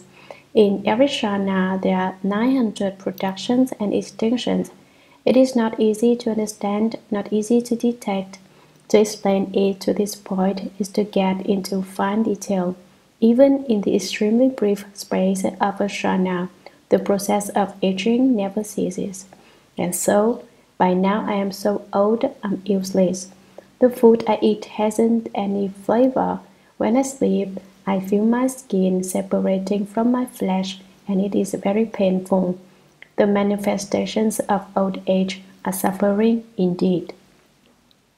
Sutra, and so I know my body will keep changing until it is extinct. Commentary, and so I know. King Prasenajit, having finished explaining the principle of extinction, how at all times everything is in a state of flux, that the appearance of birth and death is always inherent in things, said he knew his body will keep changing until it is extinct. Sutra, the Buddha told the great king, by watching the ceaseless changes of these transformations, you awaken and know of your extinction. But do you also know that at the time of extinction there is something in your body which does not become extinct? King Prasenajit put his palms together and exclaimed, I really do not know. The Buddha said, I will now show you the nature which is not produced and not extinguished. Commentary. After King Prasenajit finished saying how his body would certainly change and become extinct, the Buddha told the great king, by watching the ceaseless changes of these transformations, you notice that from when you were little, you became middle-aged. From middle age, you got old. Once old, you eventually will die. So you awaken and know of your extinction. You know that in the future you will certainly come to an end of it all. But do you also know that at the time of extinction, there is something in your body which does not become extinct? King Prasenajit put his palms together, bowed to the Buddha, and exclaimed. When the king heard the Buddha say that, he respectfully said, I really do not know. I truly do not know this principle. The Buddha said, I will now show you the nature which is not produced and not extinguished. Your inherent nature doesn't change, but you have not yet realized this to be so. Now I will explain to help make you clear. Sutra. Great King, how old were you when you saw the waters of the Ganges? The king said, When I was 3 years old, my compassionate mother led me to visit the goddess Jiva. We passed a river, and at the time I knew it was the waters of the Ganges. Commentary. The Buddha said, Great King, how old were you when you saw the waters of the Ganges? The king said, When I was 3 years old, my compassionate mother led me to visit the goddess Jiva. Eternal life. We went to seek for long life at the temple of the goddess Jiva. We passed a river, and at the time I knew it was the waters of the Ganges. When I saw it, I knew at the time it was the Ganges River. Sutra. The Buddha said, Great King, you have said that when you were 20, you had deteriorated from when you were 10, day by day, month by month, year by year, until you have reached 60. In thought after thought, there has been change. Yet when you saw the Ganges River at the age of 3, how was it different from when you were 13? The king said, It was no different from when I was there, when I was 3, and even now, when I am 62, it is still no different. Commentary. The Buddha said to King Prasenajit, Great King, you have said, let's just look at what you've said, that when you were 20, you had deteriorated from when you were 10. You were more out of shape than when you were 10. You were getting older, day by day, month by month, year by year, until you have reached 60. In thought after thought, there has been change. Every thought brings change. Yet, when you saw the Ganges River at the age of 3, how was it different from when you were 13? But when you were 3, when you saw the Ganges River, how was the water different from when you saw it at 13? The king said, It was no different from when I was 3. King Prasenajit said, It was the same as when I saw the water at 3 years old. It is not any different, and even now, when I am 62, it is still no different. There are no two ways about it, it is still the same. There are scholars who spend their efforts on superficialities and say that there are some questions linked with the age of King Prasenajit given here in the text.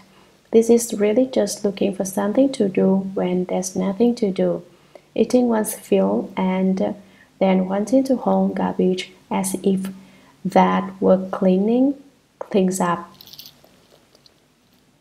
They got nothing better to do, so they gather excrement from the toilets. So be it, it serves them right. Sutra. The Buddha said, Now you are mindful that your hair is white and your face is wrinkled. In the same way that your face is definitely more wrinkled than it was in your youth, has the seeing with which you look at the Ganges aged, so that it is old now but was young when you looked at the river as a child in the past? The king said, No, world honored one. Commentary. The Buddha said again to King Prasenajit, Now you are mindful that your hair is white and your face is wrinkled. In the same way that your face is definitely more wrinkled than it was in your youth, has the seeing with which you look at the Ganges aged, so that it seems as you look that the Ganges River is old now but was young when you looked at the river as a child in the past. Is there a distinction from what you saw as the youth and what you see now in your old age?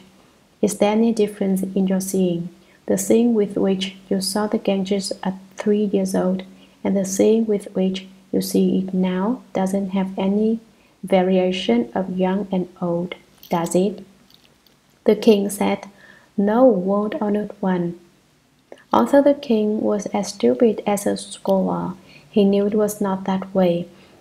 He knew that there hadn't been any change, so he said decisively, No, world honored one, his seeing hadn't changed. Sutra, the Buddha said, Great king, your face is in wrinkles, but the essential nature of your seeing has not yet wrinkled. What wrinkles is subject to change.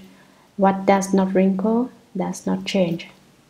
Commentary, the Buddha said, Great king, your face is in wrinkles, but the essential nature of your seeing has not yet wrinkled.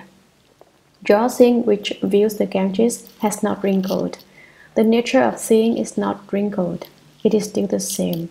What wrinkles is subject to change. The wrinkles on your face display the change. What does not wrinkle does not change. Since the seeing doesn't have wrinkles, how can you say it changes? It doesn't change. Sutra, what changes will become extinct, but what does not change is fundamentally free of production and extinction. How can it be subject to your birth and death? Furthermore, why bring up what Maskari, Goshaliputra, and the others say, that after death of this body, there is total extinction? Commentary, what changes will become extinct, but what does not change is fundamentally free of production and extinction. How can it be subject to your birth and death? Since it has no production and extinction, how can you say that your seeing nature will undergo birth and death the same as your body? Furthermore, why bring up what Maskari, Goshaliputra, Nothing the Way, and the others say, that after the death of this body there is total extinction? They all say that after the body dies, everything perishes. It's all over. All they know about is permanence and annihilationism. Sutra, the king heard these words, believed them, and realized that when the life of this body is finished, there will be rebirth. He and the entire great assembly were greatly delighted at having obtained what they had never had before. Commentary, the king Prasenajit heard these words. He believed them and realized that when the life of this body is finished, after the death of the body, when it has been cast aside, there will be rebirth. One will go to the place of one's next rebirth. He and the entire great assembly were greatly delighted. They were so happy when they jumped for joy at having obtained what they had never had before. They said, We never knew about this principle before. We were completely confused about the theory of birth and death, permanence, and Sutra.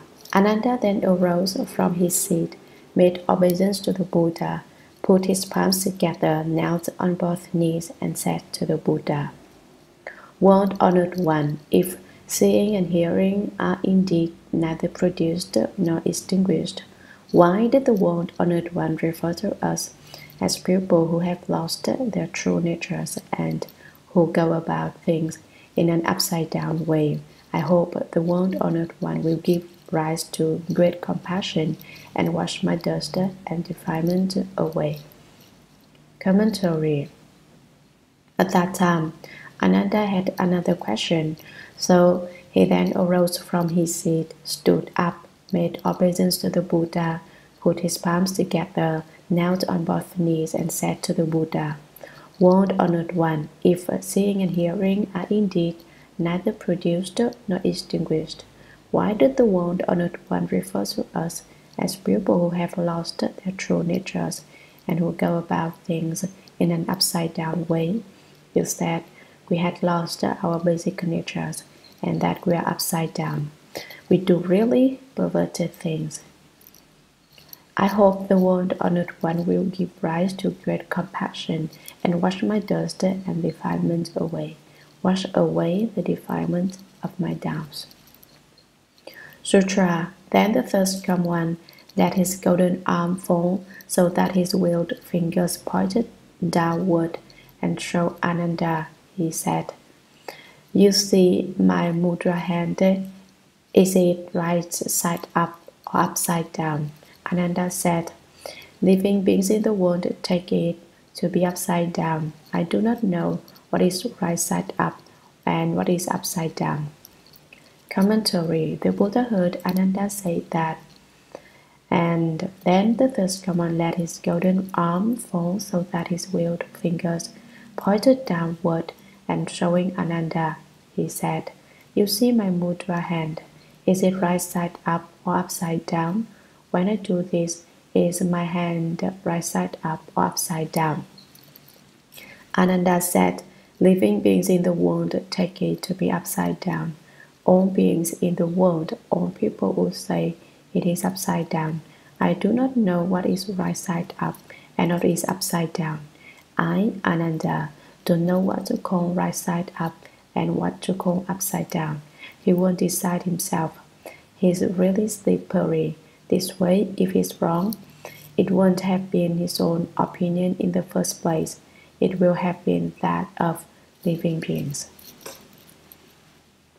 Sutra. The Buddha said to Ananda, "If people of the world take this as upside down, what do people of the world take to be right side up?" Ananda said, "They call it right side up when the thirsty one raises his arm with the fingers of his chula cotton hand pointing upward in the air." Commentary. The Buddha said to Ananda, "If people of the world, you say the living beings of the world, take this as upside down, what do people of the world, all living beings, take to be right side up, I ask you?" Ananda said, "They call it right side up when the thirsty one raises his arm with the fingers of his chula cotton hand pointing upward in the air. When you hold your arm over your head, Buddha, that's called right side up."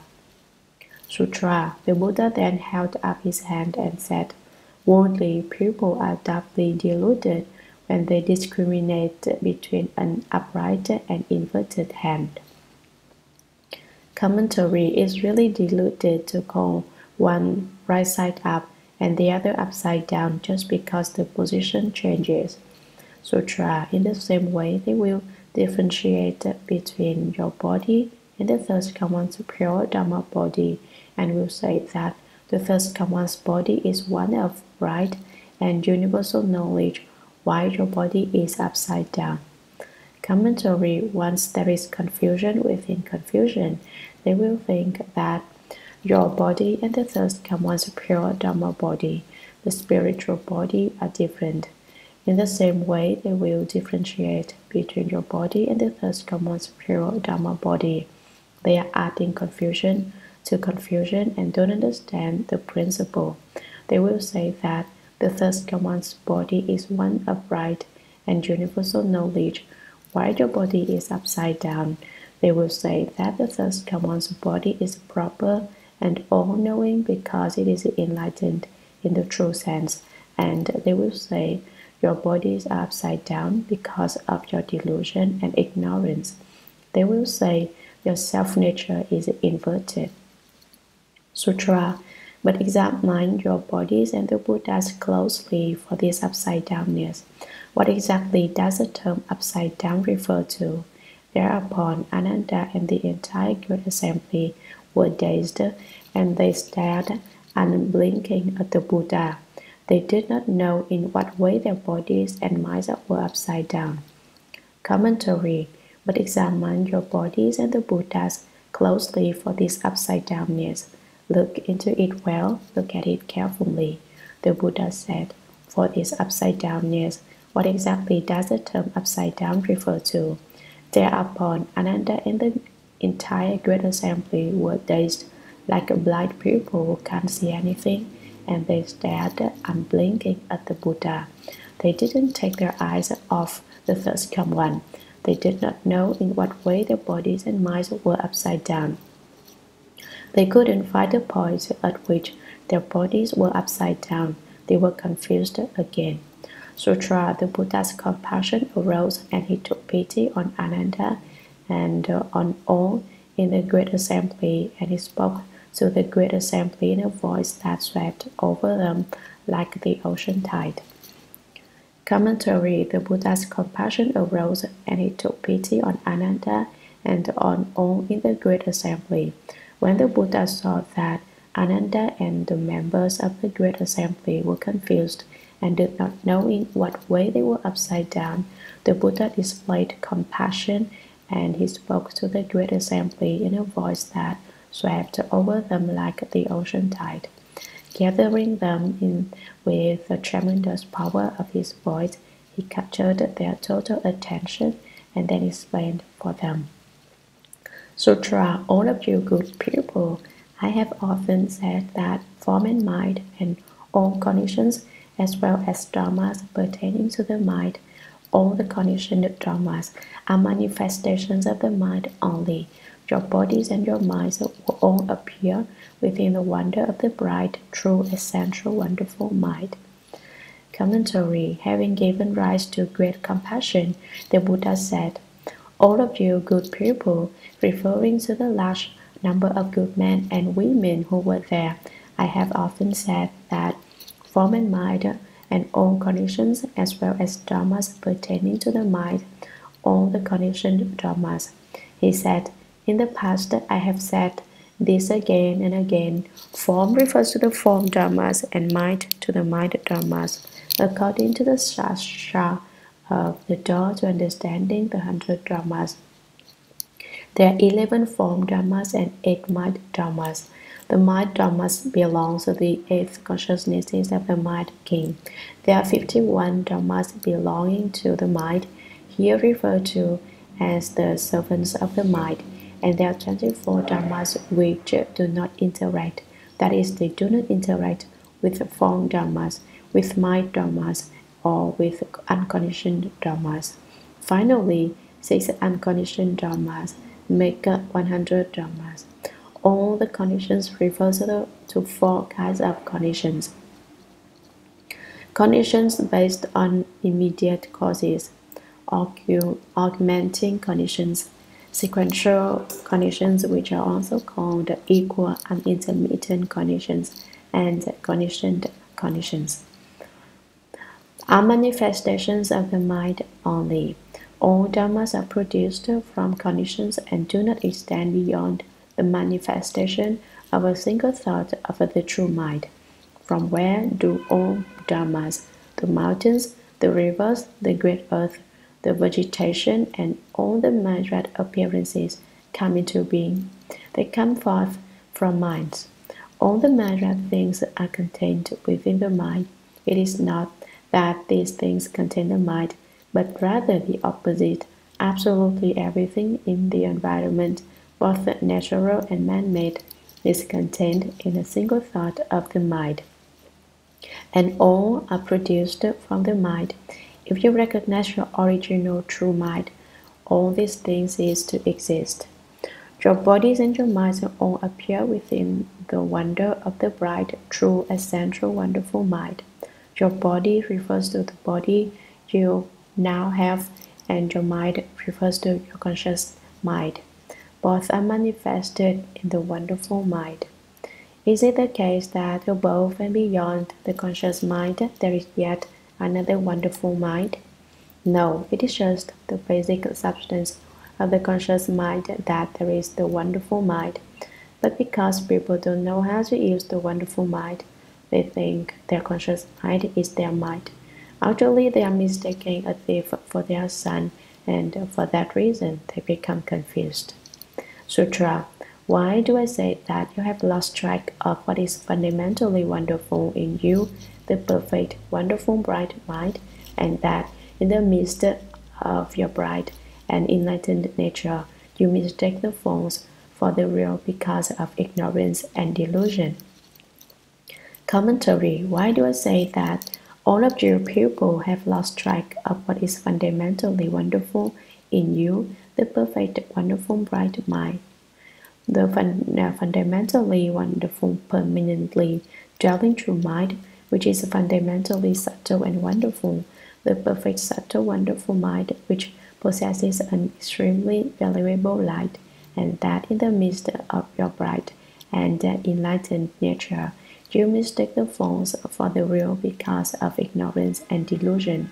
You think you understand clearly about the pure nature and bright substance of your permanently dwelling true mind, but actually you do not understand. You have not perceived that you have a perfect, wonderful, bright mind, the precious light of your wonderful nature. You think the conscious mind that you perceive is your mind. You think that it is the mind which you are clear about, which you have understood and become enlightened to. But actually that is only confusion within confusion, and you have not understood. It is your upside downness. It is the problem of your mistaking a thief for your son. Sutra. Mental dimness turns into dull emptiness. This emptiness, in the dimness, unites with darkness to become form. Commentary. Mental dimness turns into dull emptiness. Originally, the wonderful bright mind is devoid of awakening or confusion. So why do we suddenly lose the essence of our self-nature? It is due to the initial thought of ignorance, here referred to as mental dimness, which obscures true emptiness and changes it into dull emptiness. This dull emptiness is like the empty space appearing in a dream world. This is the appearance of karma, the first of the three subtle appearances. This emptiness in the dimness unites with darkness to become form. The form of darkness. This is also the beginning of the doctrine of the travelings of conditioned causation. Ignorance conditions activity. The dull emptiness, the deluded mind, based as it is in ignorance now, turns the inherent light of wisdom into the falseness of subjective perception. This is the appearance of turning, the second of the three subtle appearances. Out of longing for objects of perception, since in the beginning the appearance of karma is not visible, the subjective thing stares long and hard until the deluded mind gives rise to form as its projection and manifestation. Just as in the dream world, the dull-minded dreamer often experiences the existence of a dream body, a dream mind, and the illusory environment in which they find themselves, including mirage, like mountains, waters, and the like. This is the appearance of manifestation, the third of the three subtle appearances. Sutra. Stimulated by false thinking, the form takes the shape of a body. Commentary. Within the emptiness of ignorance, the darkness binds together to become form, the kind as though existing in a dream. Form is mixed with false thinking. Ignorance conditions activity. Activity conditions consciousness, and consciousness conditions name and form. False thinking is the consciousness, and when it takes shape as the body, that is the name and form. We have bodies because our false thinking creates them. Sutra. As causal conditions come together, there are perpetual internal disturbances which tend to gallop outside. Such inner disturbances are often mistaken for the nature of mind. Commentary. As causal conditions come together, there are perpetual internal disturbances which tend to gallop outside. Many kinds of conditions are brought together to form the body and mind. At the time of this external movement, you can say that the six agencies, the eyes, ears, nose, tongue, body, and mind come into being. Name and form condition the six agencies, and the six agencies condition contact. The tendency to gallop outside is a kind of rudimentary awareness of a contact, such as a small child has. In this instance, it refers to the sense organs being drawn outside by the sense Data. The contact and the false thinking mind go outside and race back and forth at the gallop up at random all over the place because one has no genuine wisdom. One doesn't know where to run to. One can't tell north, south, east, and west from one another. This is disorder and disturbance, and such inner disturbances are often mistaken for the nature of mind. You think this kind of lack of clarity is the nature of your mind. Since you lack clarity, it is as if you had lost it, lost your own genuine, perfect, wonderful, bright mind, the precious light of your wonderful nature. But it is not a true loss. Your true nature only seems to be lost because you take the mark of disorder and disturbance to be the nature of your mind, the mind which has perfect transparency and bright comprehension, and thus you are disordered and disturbed. Sutra, the primary misconception about the mind and body, is a false view that the mind dwells in the physical body. Commentary, you have the confusion of attachment and you lack enlightenment. The primary misconception about the mind and body is a false view that the mind dwells in the physical body. You think that your true mind is inside the physical body. This is the first confusion. Sutra, you do not know that the physical body, as well as the mountains, rivers, empty space, and the great earth, are all within the wonderful, bright, true mind. Commentary, most people think the mind is within the body. This is an extremely great mistake. It is outside our body, it is not outside either. But as I say, it is also not the case that our mind is in our body. It is that we people are within the true mind. So the sutra says, you do not know that the physical body as well as the mountains, the rivers, empty space, and the great earth are all within the wonderful, bright, true mind. All these various kinds of things are within your fundamental, wonderful, bright, true mind. They are not outside. So you should know that our mind encompasses empty space and the 10,000 things. It is not that empty space and the 10,000 things contain us. If you understand this doctrine, you have not lost your true nature and your true mind. Sutra, it is like ignoring hundreds of thousands of clear pure seas and taking notice of only a single bubble, seeing it as the entire ocean, as the whole expanse of great and small seas.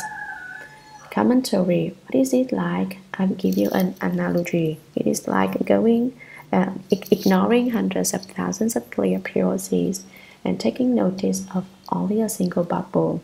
You only recognize one bubble of water on the surface of all those great seas. You say, this bubble is the great sea. Isn't this a grave mistake? The situation is the same with the mind in our body that Ananda is speaking of. That mind within our body is as small as a bubble on the sea. The mind beyond the body, our true mind, is as vast as hundreds of thousands of great seas. You reject the hundreds of thousands of great seas. You don't recognize them. You don't know they are seas. You take an infinitesimal bubble to be the sea. In the same way, the pure nature and bright substance of your permanently dwelling true mind, the substance of the Dharma nature, pervades the Dharma Realm. It is everywhere and it is our true mind. But you don't realize it is your true mind. You think that what is in your body is your mind. That is like seeing one minuscule bubble as the entire ocean, as the whole expanse of great and small seas. This is the same mistake as to take that small mind in your body to be your true mind. Your true mind is not inside and it is not outside. All of you are complete with it, but you don't recognize it. You don't recognize your own true mind. Sutra, you people are doubly deluded among the deluded. Such inversion does not differ from that caused by lowered hand. The first common sage, you are most pitiable. Commentary, You people are doubly deluded among the deluded. You people who have not accomplished the fruition or obtained the state of no outflows are confused within confusion. Such inversion does not differ from that caused by my lowered hand. When I lowered my hand, you said that it was upside down. I raised it, you said it was right side up.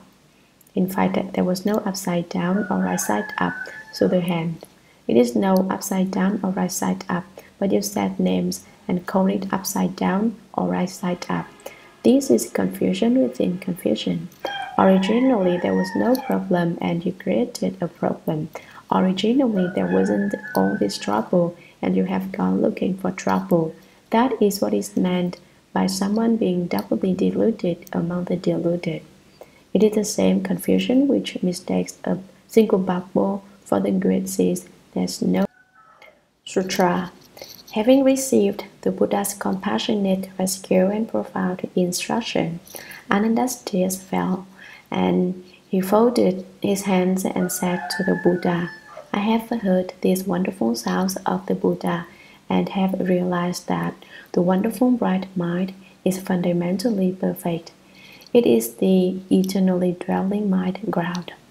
Commentary. As the beginning of the sutra relates, Ananda fell into the hands of people of an external path and was in grave danger, since he was on the verge of destroying the precept substance. The Buddha instructed Manjushri Bodhisattva to use the Shurangama mantra to rescue Ananda and bring him back, and the Buddha then instructed him repeatedly, one doesn't know how many times. So the sutra says, having received the Buddha's compassionate rescue and profound instruction, Ananda's tears fell, and he folded his hands and said to the Buddha. Ananda was so grateful to the Buddha that he didn't know what to do, so he wept. His tears kept falling as he spoke. I have heard these wonderful sounds of the Buddha and have realized that the wonderful bright mind is fundamentally perfect. It is the eternally dwelling mind ground. Having been instructed in subtle and wonderful doctrines, as I have just been spoken, such a Dharma sounds as this, I understand now that the wonderful bright mind, the mind ground, is fundamentally perfect, perfect from the beginning and now. Understand that it is the pure nature and bright substance of the permanently dwelling true mind. Sutra. But now, in awakening to the Dharma sounds that the Buddha is speaking, it is my conditioned mind which I use to contemplate them reverently. Having just obtained the mind, I do not acknowledge that it is the fundamental mind ground. Commentary. But now, in awakening to the Dharma sounds that the Buddha is speaking, it is now my conditioned mind which I use to contemplate them reverently. Ananda says that in understanding the subtle, wonderful Dharma sounds and in respectfully looking upon the Buddha's countenance and contemplating the sound of his voice, he is still using his mind, which says his unconscious. Having just obtained the mind, I do not dare acknowledge that it is the fundamental mind ground. Another says he has obtained it, but he doesn't dare acknowledge it. He doesn't dare recognize it and admit completely that it is his true mind. The Buddha explained to him, the mountains, the rivers, the great earth, and everything is your true mind. They are all within your true mind. The Buddha explained that the seeing nature is just the permanently dwelling true mind of each one of us. Ananda understood the doctrine, but he still doesn't dare accept it and make it his true mind. He hasn't turned himself around immediately, so instead here he's asking questions again. Ananda always has something to say. Sutra. I pray that the Buddha will take pity on me and proclaim the perfect sound to pull out my doubts by the rules and enable me to return to the unsurpassed way. Commentary. Why doesn't Ananda dare accept the doctrine? He says that when he listened to the Buddha speak Dharma, He was listening with his mind, which seizes upon conditions. He thinks that if there were no mind which seized upon conditions, no Dharma would be heard. This is a mistake. Here is Ananda with yet another layer of delusion. He said, it's all right to reject my mind which seizes upon conditions, but if I put aside my mind which seizes upon conditions, what will I use to listen to Dharma? I won't have a mind. He still thinks that the mind which seizes upon conditions is his true mind. He doesn't know that your mind which seizes upon conditions, which makes discriminations, is the conscious mind which is subject to production and extinction. If you can put aside and listen to Dharma, then you will be genuinely listening to the Dharma. If you listen to the Dharma with the true mind, all Dhammas are true. If you listen to the Dharma with your mind, which seizes upon conditions, then no matter how much you listen, it always seems to be right and yet somehow not right. There's a continual doubt. You should receive the Dharma with the true mind. But Ananda doesn't know that, and so he doesn't dare accept what Shakyamuni Buddha said about the true mind. He was afraid that if he accepted the true mind, he wouldn't be able to listen to the Dharma, and listening to the Dharma was what was most important to him. He thought, it doesn't matter to me if it is the mind subject to production and extinction, or what kind of mind it is. What counts is whether I get to listen to the Dharma.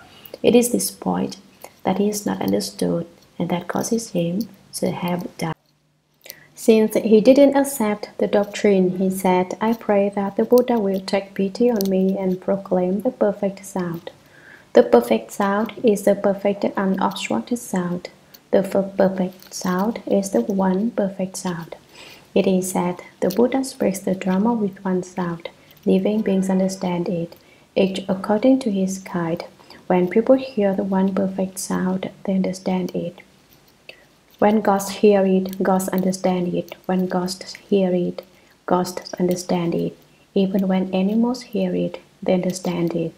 Every category of living beings, people, gods, bodhisattvas, arhats, great visuals, animals, beings in the house, hungry ghosts, each understands the doctrines which the Buddha speaks with a single voice. When the Buddha speaks the Dharma, living beings only need have conditions with the Buddha, and no matter how far away they are from him, they can hear it just the same as if they were right at the Buddha's side. They don't notice the distance. Would you say that is wonderful or not? So Ananda asks the Buddha to instruct him with the perfect sound, and to pull out my doubts by the rules and enable me to return to the unsurpassed way. I have not gotten rid of my doubts yet. The rules of doubt are still in my mind. If the Buddha will help me pull them out, I will be able to understand the unsurpassed doctrine. Sutra. The Buddha told Ananda, you still listen to the Dharma with the conditioned mind, and so the Dharma becomes conditioned as well, and you do not obtain the Dharma nature. It is like when someone points his finger at the moon to show it to someone else, guided by the finger. That person should see the moon. If he looks at the finger instead and mistakes it for the moon, he loses not only the moon but the finger also. Why? He mistakes the pointing finger for the bright moon. Commentary. Granting Ananda's request that his doubts be removed, the Buddha said, you still listen to the Dharma with the conditioned mind, and so the Dharma becomes conditioned as well. You are still using your mind that seizes upon conditions, and so as you listen to the Dharma, it also becomes conditioned. It turns into a Dharma subject to production and extinction, and you do not obtain the Dharma nature. You do not obtain the basic substance and nature of the Dharma. It is like when someone points his finger at the moon to show it to someone else, guided by the finger, that person should see the moon. I'll give you an example. I point to the moon and say to you, "See, that's the moon." The appropriate things for you to do is look at the moon. If he looks at the finger instead and mistakes it for the moon, he loses not only the moon but the finger also. But you don't look at the moon I'm pointing at. You look at my finger and say, "Ah, that's the moon. That's what the moon is like." You take the finger for the moon, and so you lose the moon. You miss out. The sutra speaks earlier of losing your true nature. Here, someone looks at the finger and takes it for the moon, and so he not only loses the moon, he doesn't even recognize the other person's finger. It is lost too. Why? He mistakes the pointing finger for the bright moon. He recognizes neither the finger nor the moon. Who is he? It is Ananda who is like that. The moon is the true mind. The Dharma which is spoken is the finger. Since the Buddha speaks the Dharma to point to the true mind. And so the light of the true mind is lost, and even the Dharma is not understood. Thus, the Buddha said, "You listen to the Dharma with your conditioned mind, and the Dharma becomes conditioned also." Would you say a person like that is pitiable? I think that kind of person is pitiable. Sutra. Not only does he lose the finger, but he also fails to recognize light and darkness. Why? He mistakes the substance of the finger for the bright nature of the moon, and so he does not understand the true natures of light and darkness. The same is true of you. Commentary. Not only does he lose the finger, but he also fails to recognize light and darkness. He doesn't recognize either the finger or the moon for what they are, and so they are lost. And yet, neither is really lost. They are still there. It is just that he doesn't understand. He also doesn't understand or recognize light and darkness. In other words, this person basically doesn't know what is meant by enlightenment or what is meant by the lack of enlightenment, what is meant by ignorance and what is meant by true understanding. Why? He mistakes the substance of the finger for the bright nature of the moon.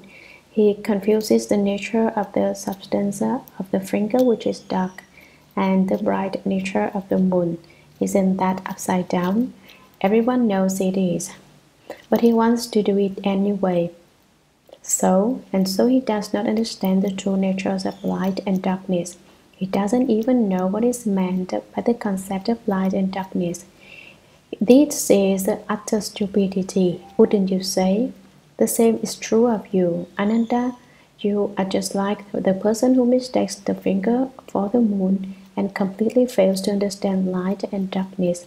You listen to the Dharma with a mind which seizes upon conditions, and you are afraid that if you accept the doctrine of the true mind, you won't be able to hear the Dharma. You think the true mind is just in the Dharma, and so you mistake the finger for the moon. You can't tell the light from darkness, which means you don't have any genuine wisdom. Go ahead and listen to the Dharma with the conditioned mind as much as you want, but the more you listen, the stupider you become. The more you run, the further away you get. One doesn't know how Ananda felt then. Earlier, when he lost track of his mind, he was upset and startled and didn't know what to do. He leapt from his seat. Now that the Buddha has told him he has lost both the finger and the moon, one doesn't know what he thought. The Buddha speaks Dharma to point to the true mind, but Ananda mistakenly heard that the true mind was just in the Dharma. So the Buddha used the analogy of the finger and the moon to point this out to Ananda. Sutra. If you take what distinguishes the sound of my speaking Dharma to be your mind, then that mind itself, apart from the sound which is distinguished, should have a nature which makes distinctions. It is like the guest who lodges overnight at an inn. He stops temporarily and then goes on. He does not dwell there permanently, whereas the innkeeper does not go anywhere. He is the host of the inn. Commentary. If you take what distinguishes the sound of my speaking drama to be your mind, then that mind itself, apart from the sound which is distinguished, should have a nature which makes distinctions. If the mind you are using, the mind which seizes upon conditions and makes distinctions, is indeed your true mind, then it should have a distinction, making a nature separate from the distinctions that it makes. When you are not listening to drama, you will still have a nature which is making distinctions. That's how it would have to be. Why? It is like the guest who lodges overnight at an inn. He stops temporarily and then goes on. He does not dwell there permanently. He stays for 2 or 3 days. He can't live in the hotel forever. Whereas the innkeeper does not go anywhere. He is the host of the inn. The person who looks after the hotel can't go away. The distinction-making mind is like someone who stays temporarily in a hotel, while the genuine true mind, which cannot go, is like the innkeeper. Sutra. Likewise, if it is truly your mind, it does not go anywhere. However, in the absence of sound, it has no discriminating nature of its own. Can you tell the reason why? Commentary. Likewise, if it is truly your mind, it does not go anywhere. When the sound ceases, the mind which distinguishes it is not there. But if it were indeed the true mind that distinguishes it, that would mean that the true mind would depart when the sound ceases. However, in the absence of sound, it has no discriminating nature of its own. Can you tell the reason why? Yet the true mind is the host, not the guest. It does not leave. Therefore, it can't be the true mind which makes the distinctions. You have made a mistake. Sutra. This then applies not only to the distinguishing of sound. In distinguishing of my appearance, there is no distinction making nature apart from the mark of form. Commentary. This then applies not only to the distinguishing of sound. When there is sound, there is making of distinctions. When there is no sound, no distinctions are made.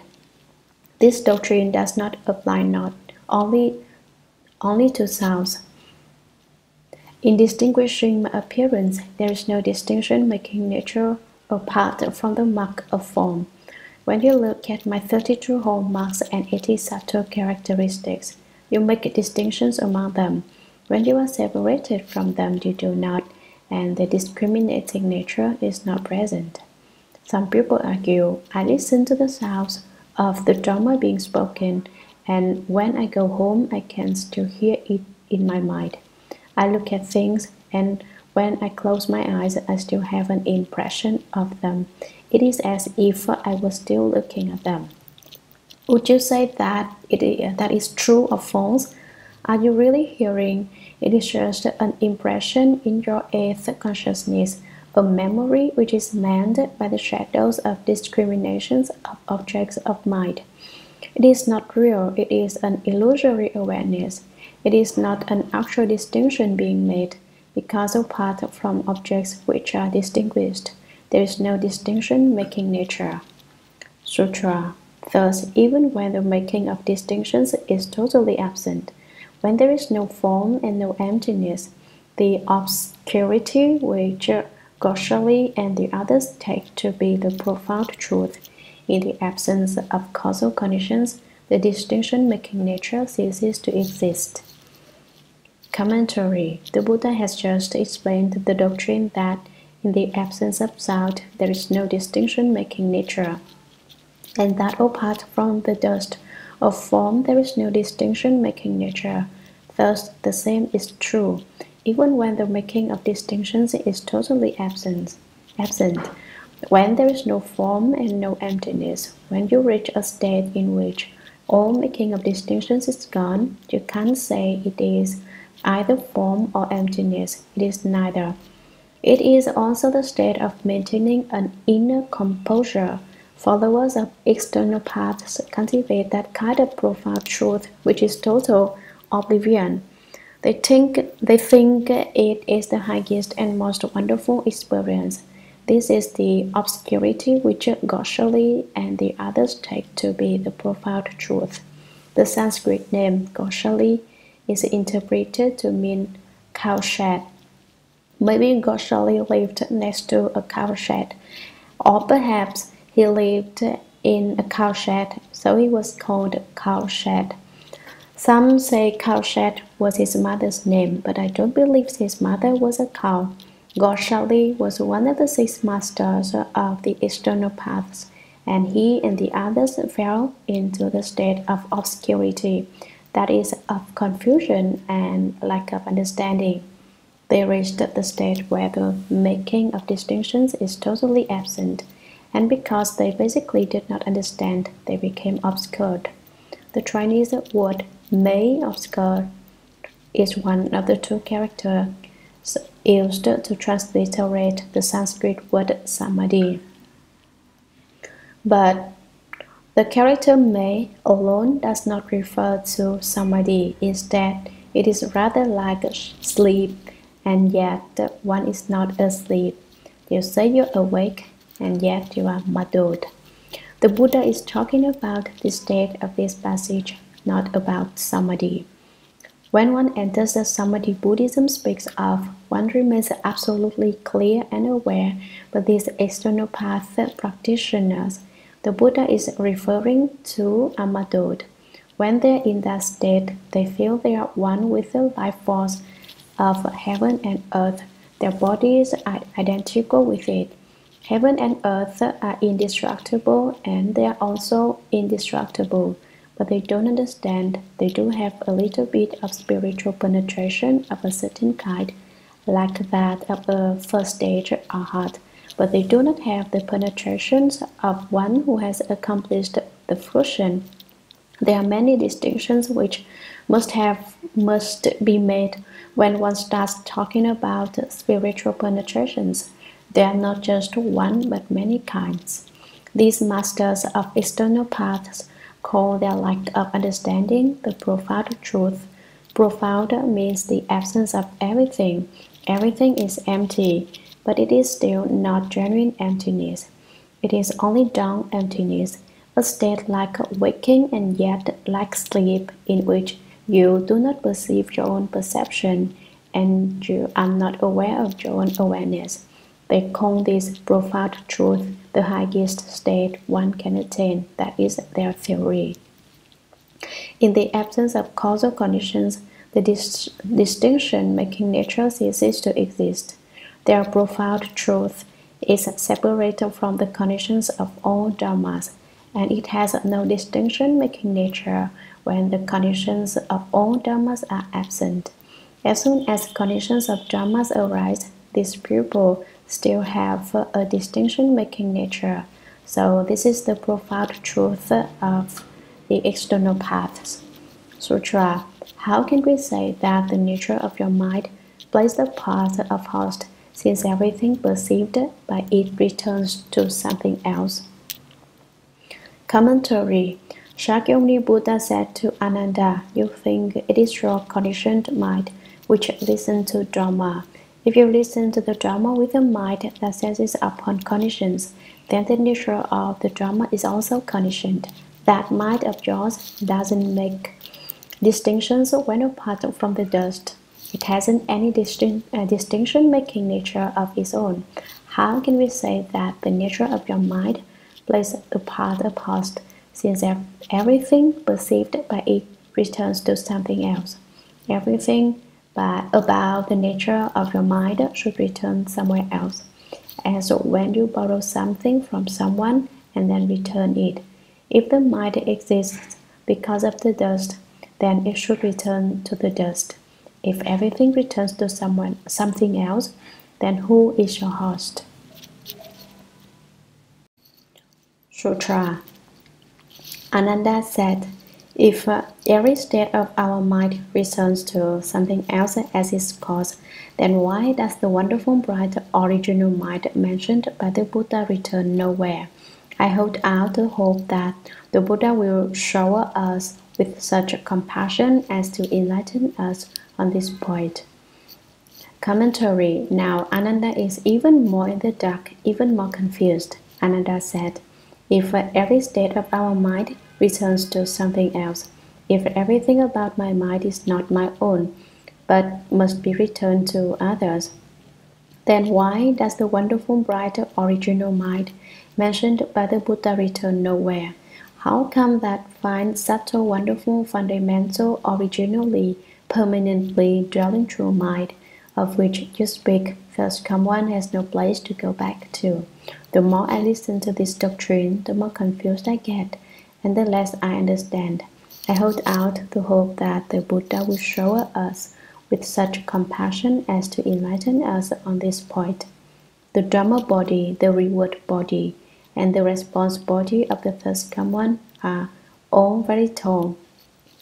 Now I saw my wish, Ananda says, is that the first come one will look down upon me and pity me.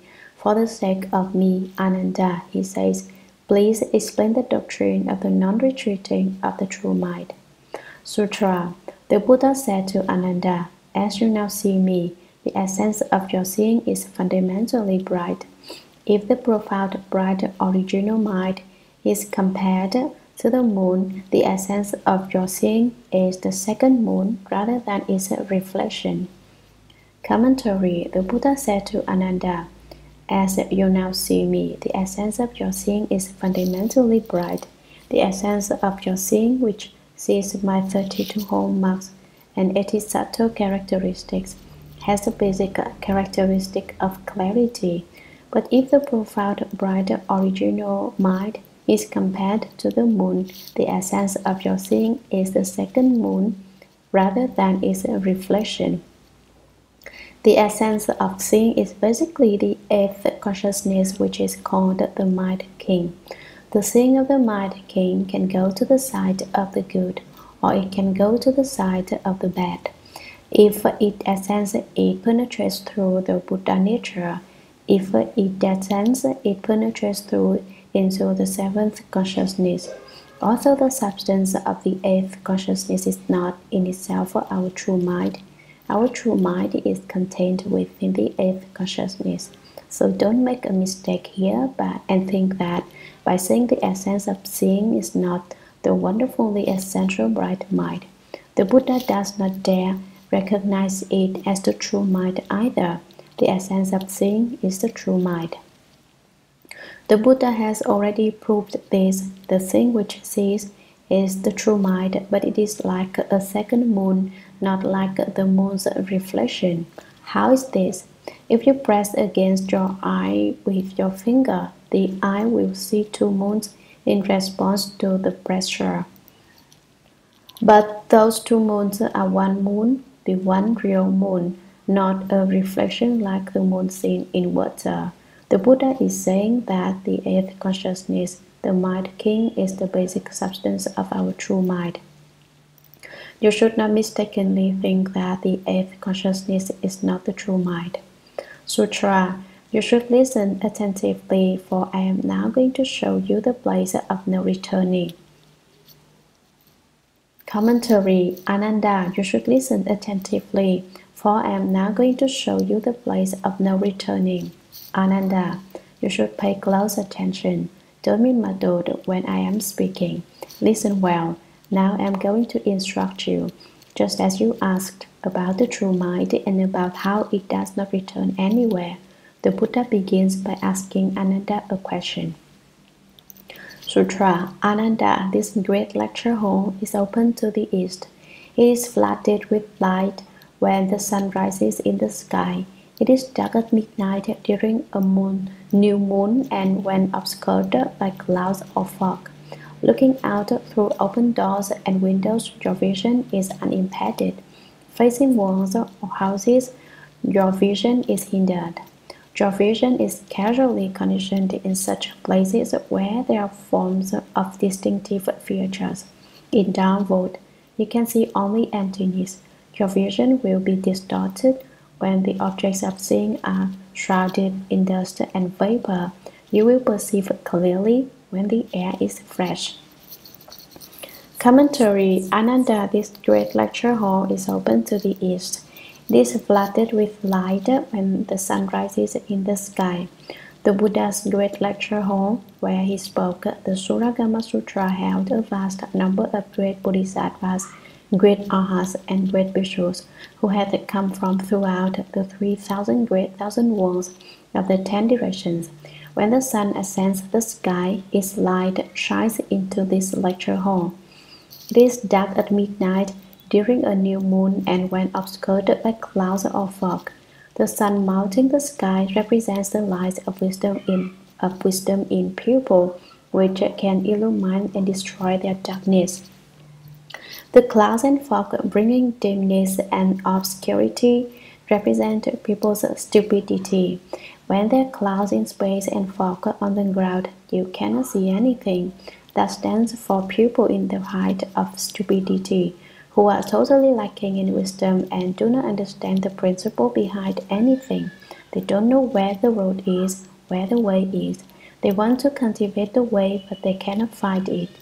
They want to perform good deeds, but they don't know how to go about it in the right way. People's wisdom is light and their stupidity is darkness. But what makes the difference between them? Can we think to ourselves, I'm wise, I'm really smart, and thereby gain wisdom? No, the more you think you have wisdom and the smarter you think you are, the stupider you are, as stupid as a pig. A pig is incapable of thinking himself into intelligence. If you think that you yourself are intelligent, you are the stupidest sort of person, because you are too self-satisfied. Look at me, you say, no one can equal me. No, if no one can equal you, then you aren't even human. If you were a person, then it wouldn't be the case that people couldn't equal you, since people are all alike. Do you understand? This is an extremely important point. If you weren't stupid, then no matter what you were like, you wouldn't be able to consider yourself incomparable. You wouldn't be arrogant and self-satisfied. Look at me, I am first. This is a point of view of extreme stupidity. Those who like to be first don't even count. Why? Because if you like to be the first, everyone has your number. If you are genuinely first, then no number is involved. Being first doesn't count for people who are really number one. People who are incredibly stupid look upon themselves as intelligent, but truly intelligent people are not aware of their intelligence. They are incapable of pondering the question of their own intelligence. In the darkness, one cannot see anything at all, but like the blind man who can't see anything either, one thinks one is smarter than anyone else. Looking out through open doors and windows, your vision is unimpeded. From inside, one can see outside. You penetrate through without any obstruction by means of the 5 eyes and 6 spiritual penetrations. One day, one of my disciples told me, after lunch, when everyone is supposed to be working, some people go to sleep. How did he know people were sleeping? Had they told him? It is because he has the Buddha eye, and so he knows what everyone is doing. What are you minding other people's business for? I asked him. It used to be, when it was just me, that people might do something and not tell me about it, thinking that I didn't know, so I wouldn't pay any attention to the matter either. Now I have a helper, a deputy. I've told him to tell me about the faults he finds in others. Now that someone is telling me, I have proof, and so I can cross-examine anyone who is at fault.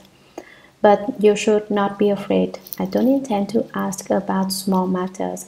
If something of major importance happens, then I will ask. This disciple is my helper, and if anyone steals something, my helper sees it. If anyone kills someone, He knows it.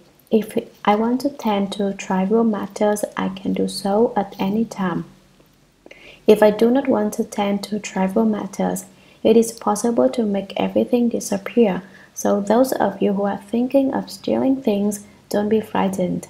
And those of you who want to do things which you don't want me to know about also needn't be afraid.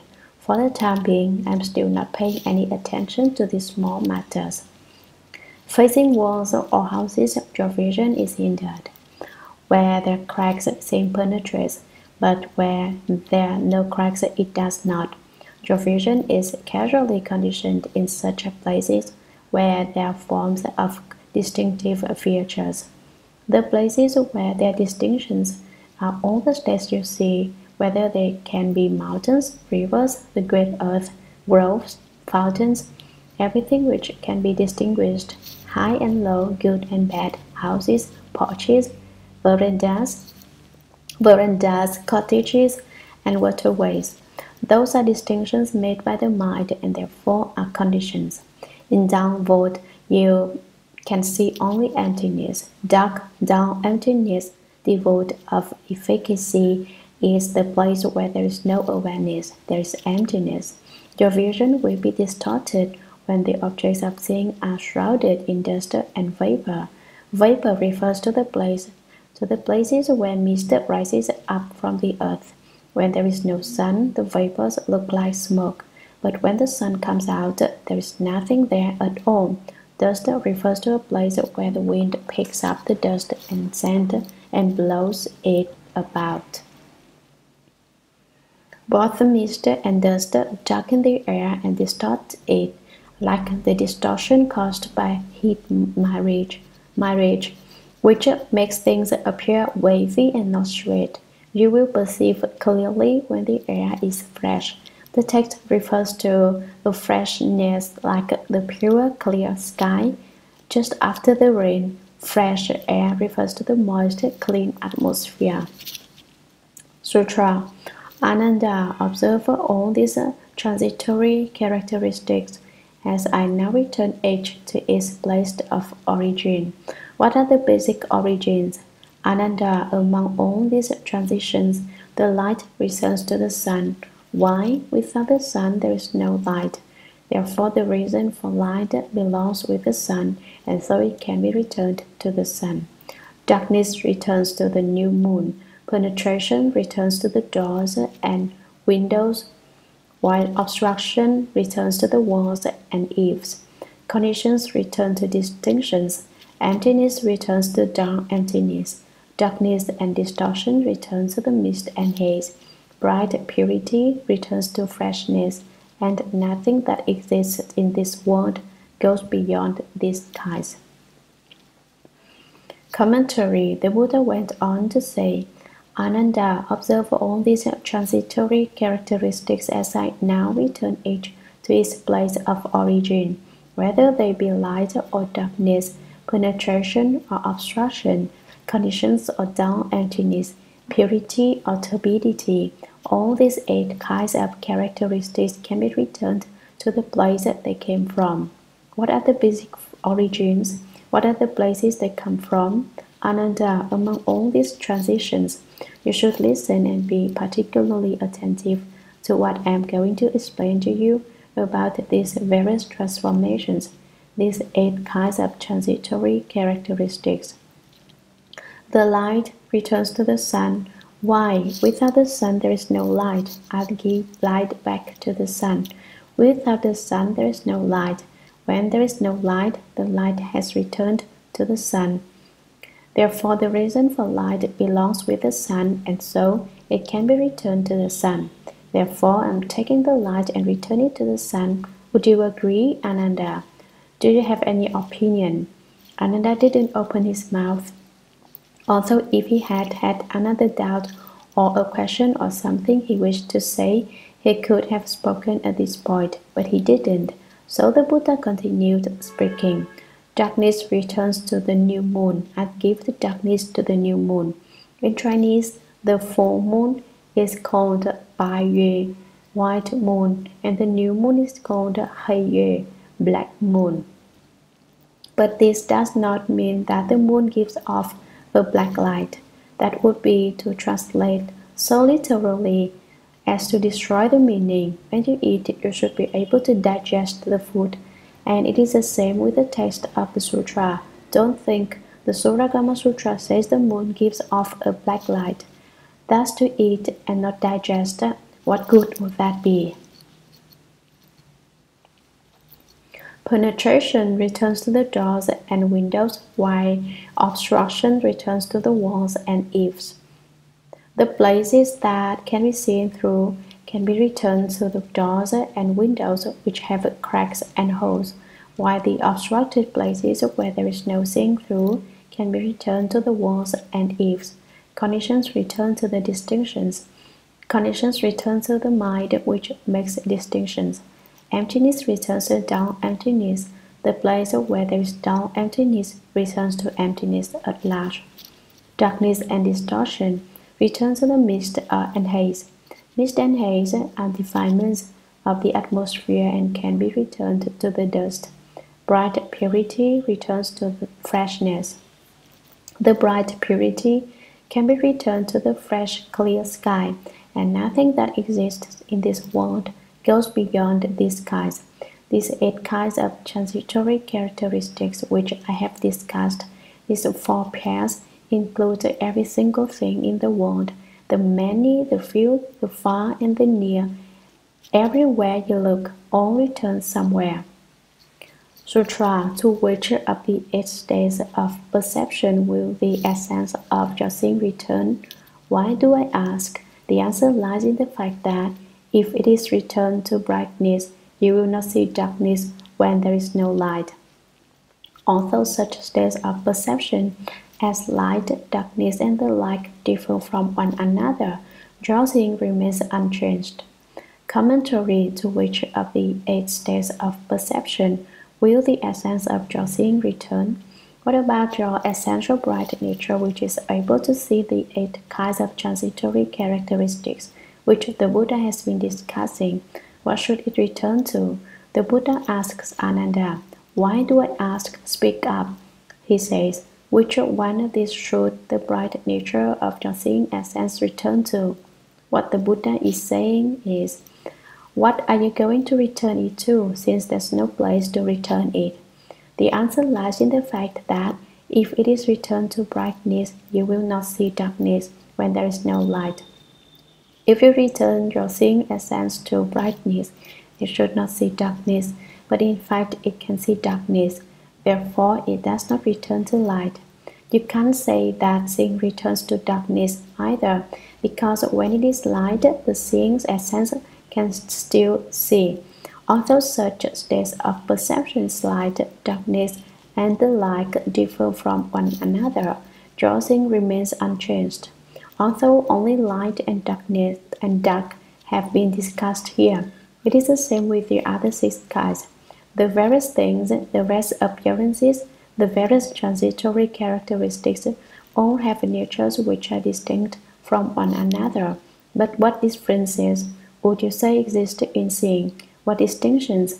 When it sees light, it is seeing. When it sees darkness, it is seeing. When it sees purity, it is seeing. When it sees turbidity, it is seeing. When it sees through things, it is seeing. When it sees obstructions, it is seeing. What distinctions are there? Someone says, there certainly are distinctions in seeing.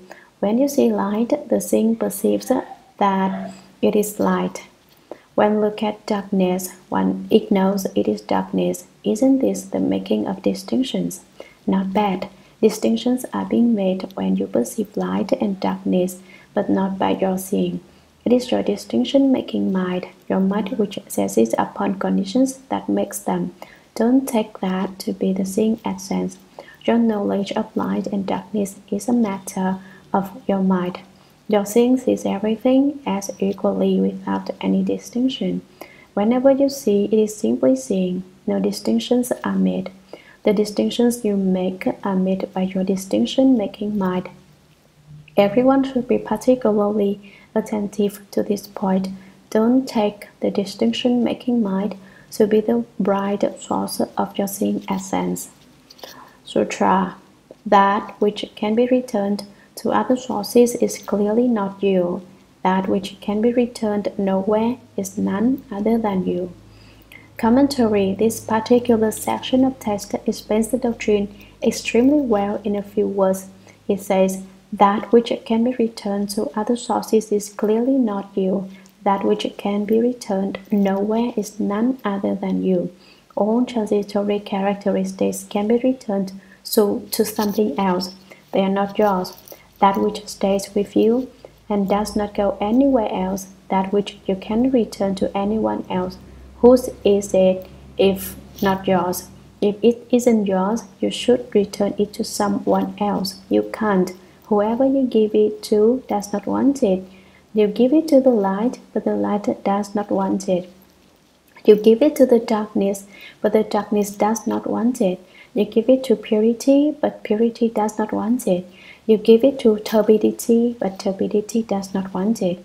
If you could give it away, then you wouldn't be able to see anymore. It is something you cannot give away. Although you have accomplished the first fruition, you haven't anyway. You haven't the spiritual penetrations to give your seeing away to someone else so that you yourself will have no more seeing. The Buddha is telling Ananda, if it isn't yours, whose it is then? You still don't dare admit that it is yours. You still do not understand. Ananda, you are extremely pitiable. These few words explain the principle very clearly, and the Chinese text of this sutra is extremely fine. If you want to study Chinese and have not studied the Shurangama Sutra, your study of Chinese is not complete. If you have studied the Shurangama Sutra, then when you write essays in Chinese, it is probable that the best scholars of ancient China would not have been able to compare to the excellence of your written Chinese. To understand but a portion of the Shurangama Sutra text is of inexhaustible use. Those of you who like to study Chinese should not let the opportunity pass to study this superb text. Don't enter the mountain of jewels and return empty-handed. Don't be like the bear who goes into a cornfield to eat corn. The bear puts one ear of corn under one arm and then reaches for another ear of corn to put under the other arm. While doing that, he drops the first ear of corn. Then he reaches out to put a third ear of corn under the first arm, and he drops the second ear of corn. All the while he thinks he's loading up a lot of corn, but when he leaves the cornfield and takes a look, he finds out he's only got one. When you enter the mountain of jewels, don't be so overwhelmed by all the gems that as you pick up one you've decided to bring back, you drop the other one you were holding. This explanation of the sutra, which you are now hearing, is the mountain of jewels. In fact, it is even more valuable than the gems found there, more valuable than gold, silver, lapis lazuli, crystal, mother of pearl, red pearls, and carnelian. Why? If you understand one sentence of this sutra, then cultivate and apply it to your work without retreating. If you vigorously progress with courage, then you will become a Buddha. And so its value far transcends the worth of a mountain of jewels. Don't be like the black bear that picks the ears of corn and loses them as fast as he gets them. The Chinese and the meaning of the sutra text are both excellent. There is nothing about them which is not good. It just remains to be seen if you can accept it. If you can accept it, then no matter what happens, even if I beat you with a board and tell you to get out, you won't be able to leave. That's what will happen if you truly understand, and that's an inconceivable state. Sutra. Therefore, I know that your mind is fundamentally wonderful, bright, and pure. You yourself are confused and deluded. You miss what is fundamental, and you are caught in the turning wheel of the six paths, tossing and floating on the stormy sea of birth and death all the time.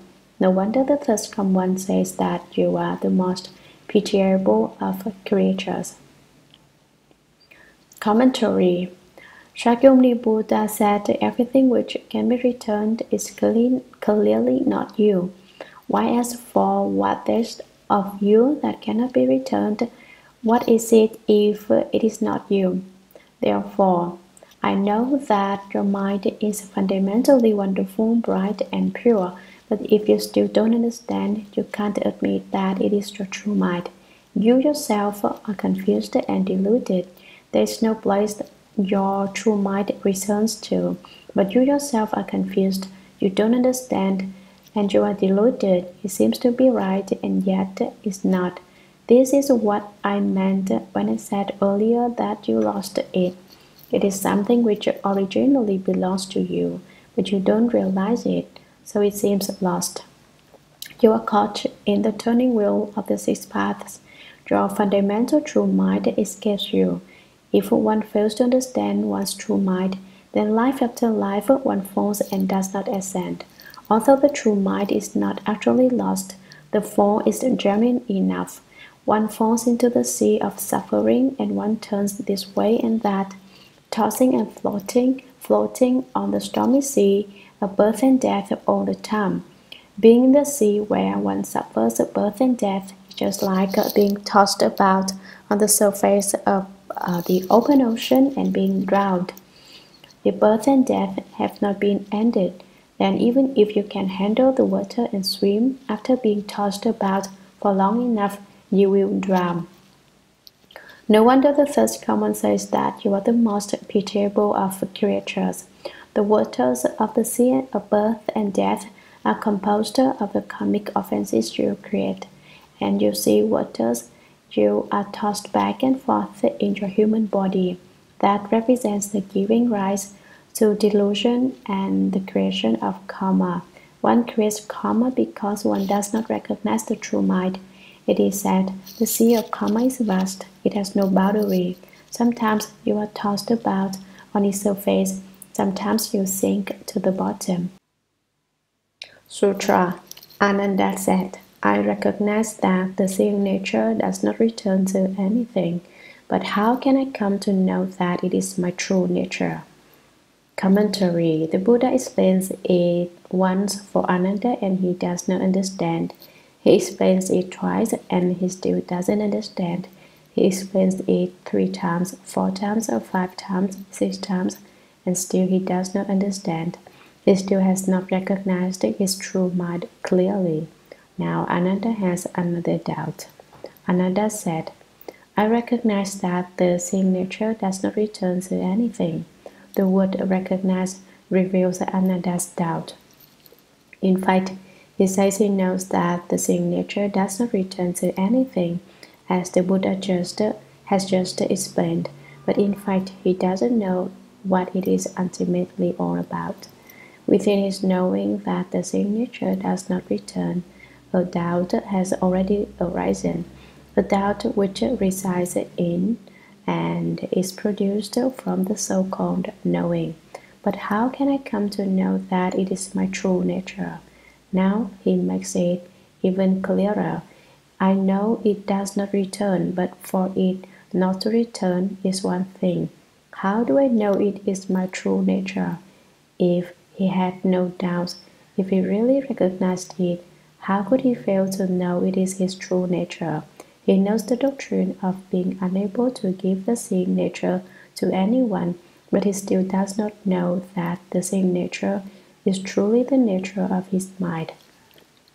After all that the Buddha has explained, Ananda still doesn't have a mind. It is still lost because he still doesn't recognize it and still doesn't know he has it. I believe that at this point in the sutra, Ananda was at a total loss. Sutra, the Buddha told Ananda, now I have a question for you. At this point, you have not yet attained the purity of no outflows. Blessed by the Buddha's spiritual strength, you are able to see into the first dhyana heavens without any obstruction, just as Aniruddha looks at your Buddha with such clarity has his mind an amala fruit in the palm of his hand. Commentary. The Buddha says that Ananda is simply too pitiful because he puts all his effort into literary learning.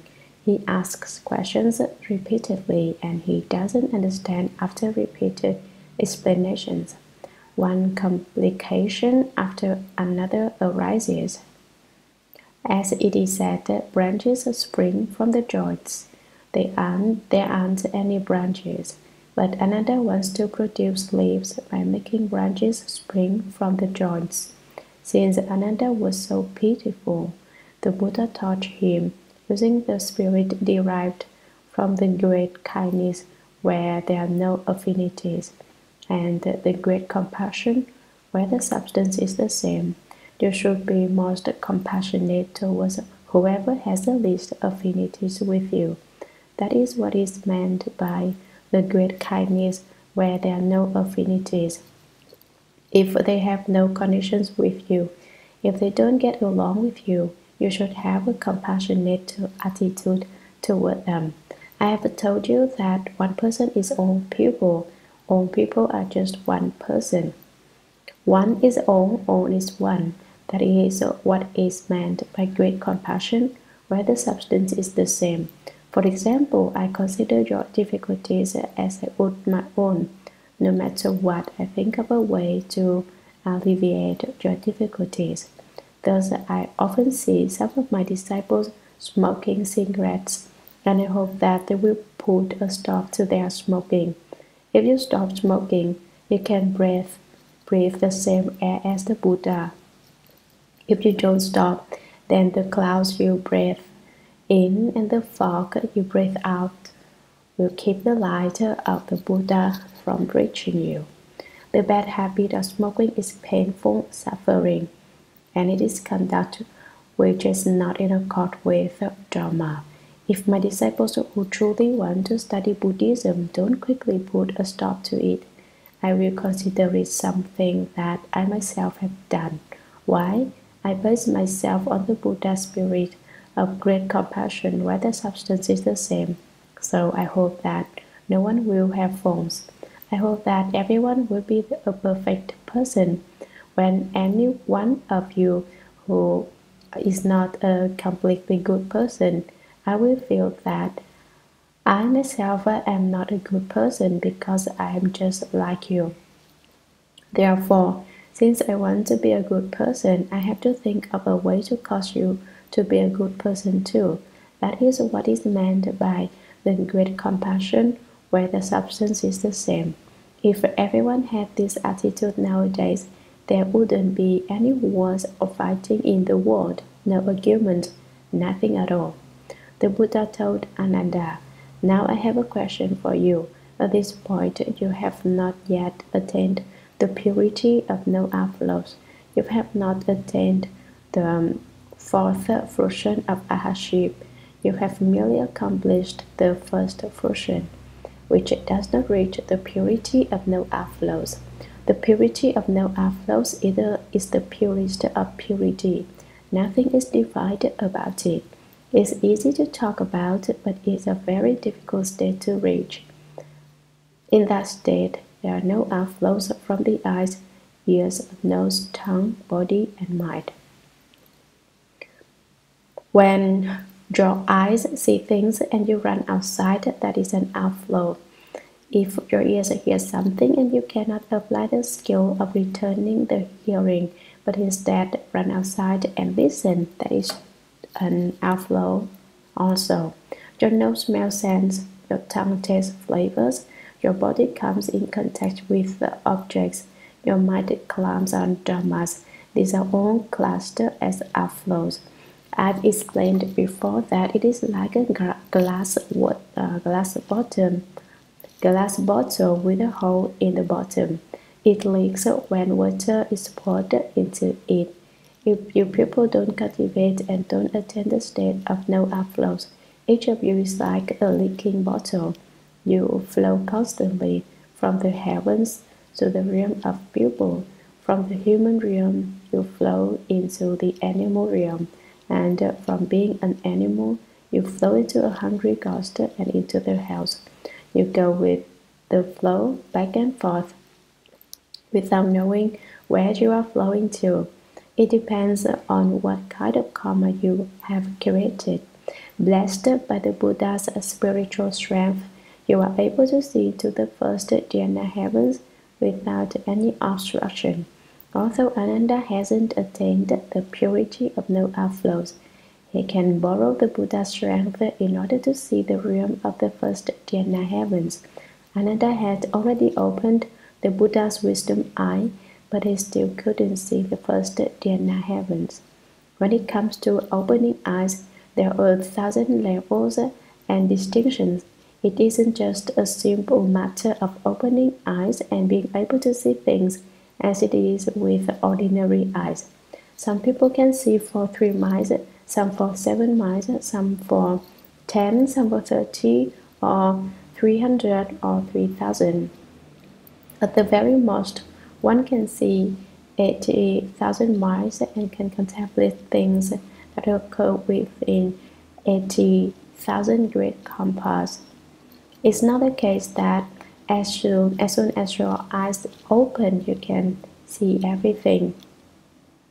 Only by relying on the strength of the Buddha's spiritual penetrations was Ananda able to see the first dhyana heavens clearly and in all purity without obstruction, just as Aniruddha looks at Jambudvipa with such clarity. The Venerable Aniruddha was foremost in the heavenly eye. His name is Sanskrit and is interpreted to mean not poor. In this life and life after life, Aniruddha is never poor. This Venerable One was a cousin of the Buddha. I mentioned earlier that he had a strange problem. Whenever the Buddha explained sutras, Aniruddha fell asleep. Then the Buddha scolded him. Hey, how can you sleep? Like an oyster in the deep. Sleep. 1,000 years, the Buddha's name you will not hear.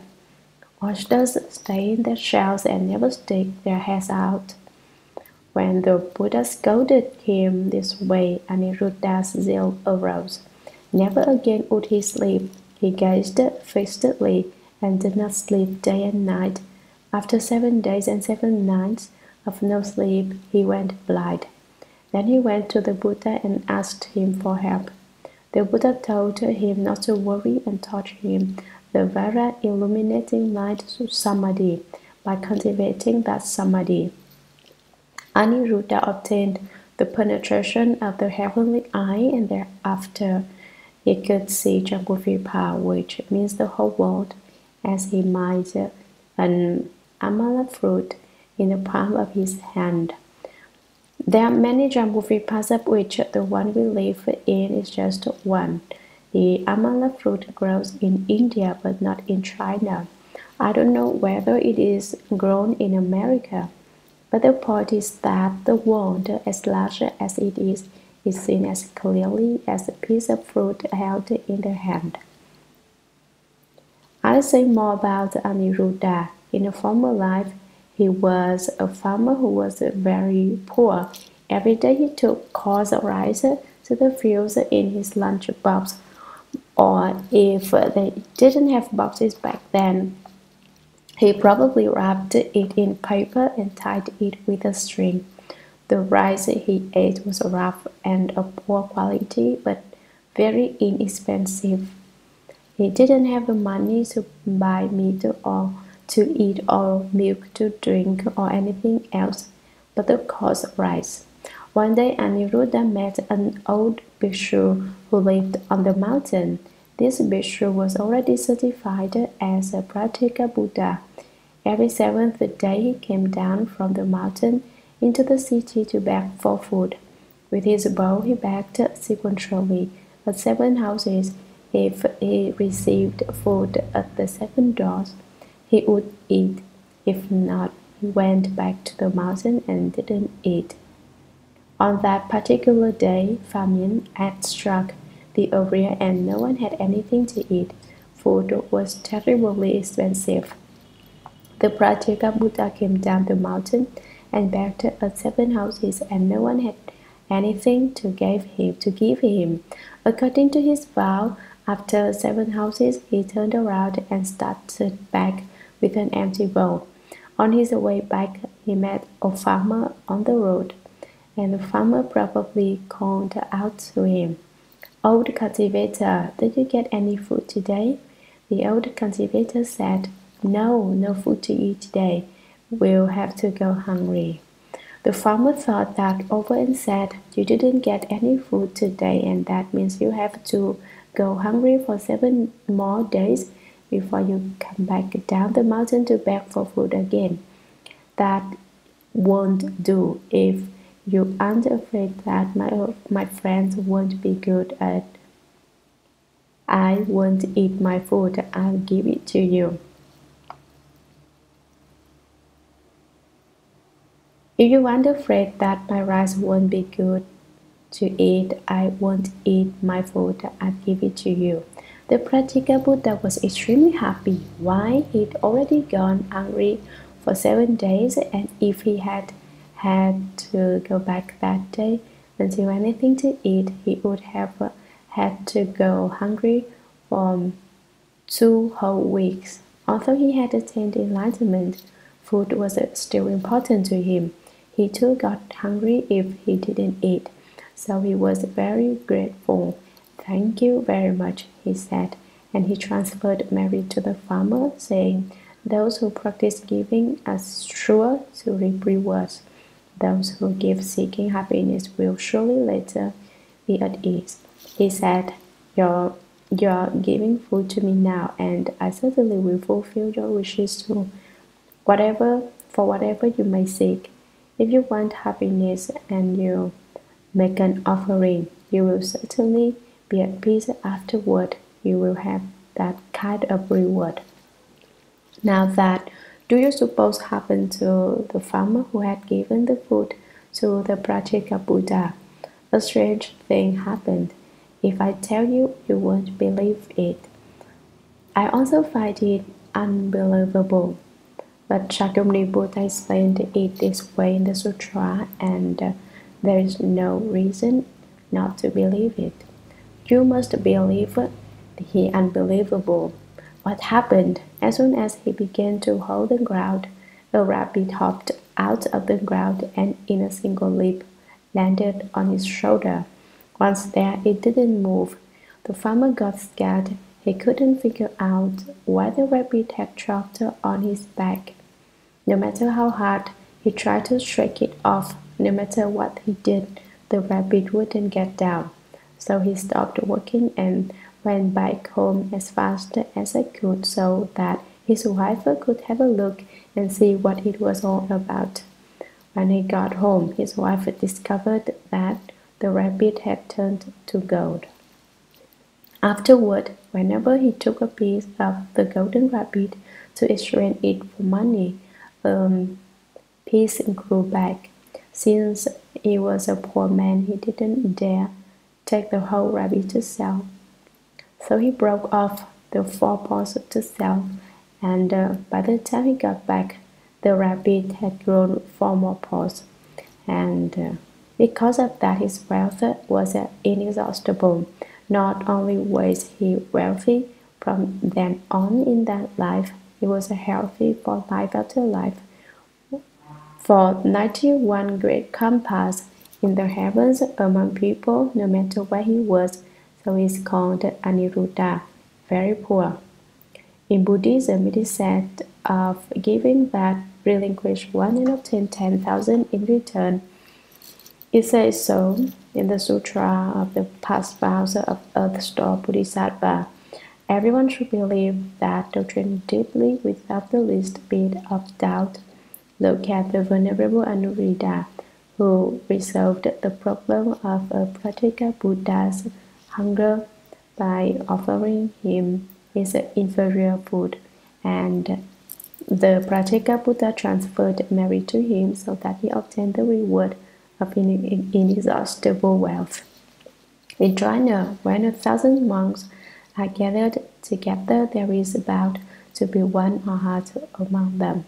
You should think every monk you meet is an arhat, although it is not that easy. An arhat are 1 in 1,000, but then it remains to be seen if you can recognize him. The Venerable Aniruddha made an offering to only one monk, but the monk who was a practical Buddha can so obtain that kind of good reward.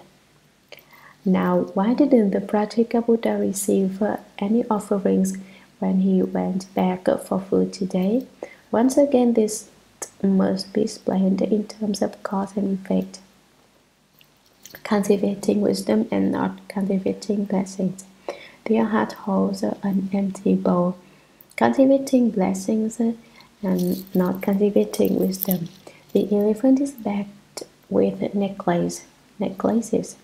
If you only know how to cultivate wisdom, you say, I'm going to study the sutras and investigate the Buddha Dharma. That's fine. You can open wisdom, but you also should cultivate giving. You must nourishing your blessings and your wisdom. You should seek blessings by making offerings to the triple jewel. If you do not plan blessings, then in the future, when you are an arhat who goes out begging, no one will give you any food because you have no blessings. On the other hand, if you cultivate blessings but do not cultivate wisdom, if you only know how to do good deeds and how to practice giving, then in the future you'll be the elephant decked with necklaces. You cast off this body and become a big dumb elephant whose body is strung with necklaces and adorned with gems. In former times, women wore such necklaces in the air. The necklaces were beautiful. Elephants became bedecked with necklaces. Thus, when you cultivate the way, you should cultivate both blessings and wisdom. Cultivate outside by doing good deeds and cultivate inside until you obtain the light of wisdom. Then you can obtain a mutual response with the way. Sutra. Bodhisattvas can see hundreds of thousands of realms. The first commander of the 10 directions see everything goes out the pure land as numerous as fine motes of dust. Living beings' sight does not extend beyond a fraction of an inch.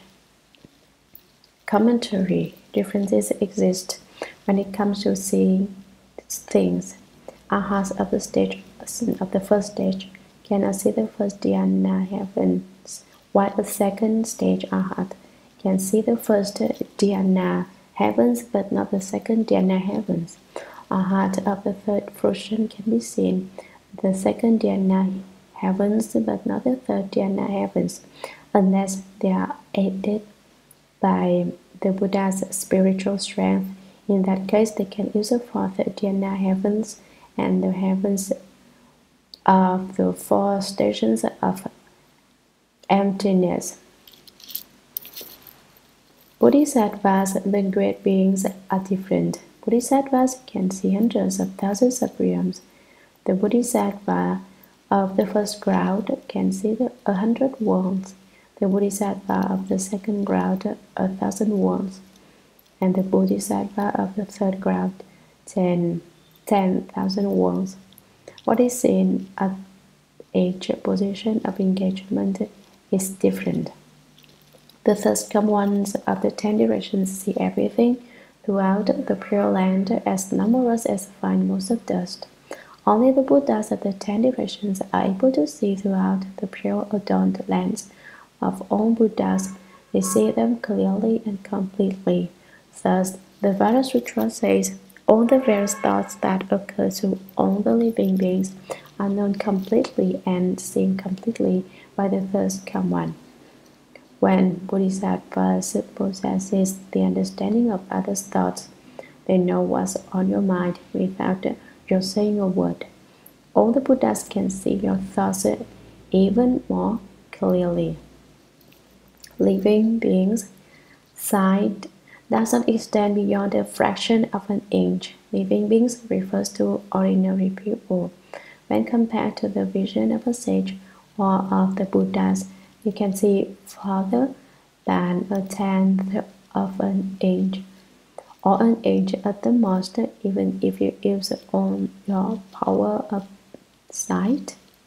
The Buddhas can see all the Pure Lands as numberless as fine motes of dust, and you can even see one land. You can't even see all of San Francisco. If you look to the left, you can't see what's on your right. If you look to the right, you can't see what's on your left.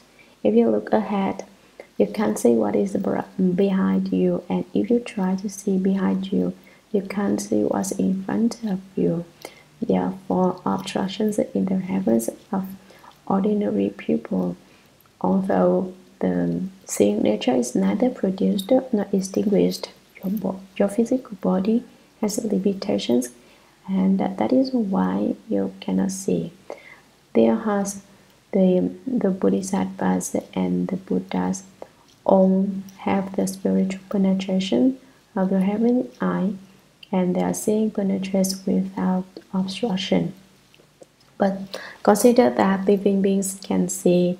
I can see you now, but if I hold a piece of paper up in front of my eyes, it stops me from seeing you.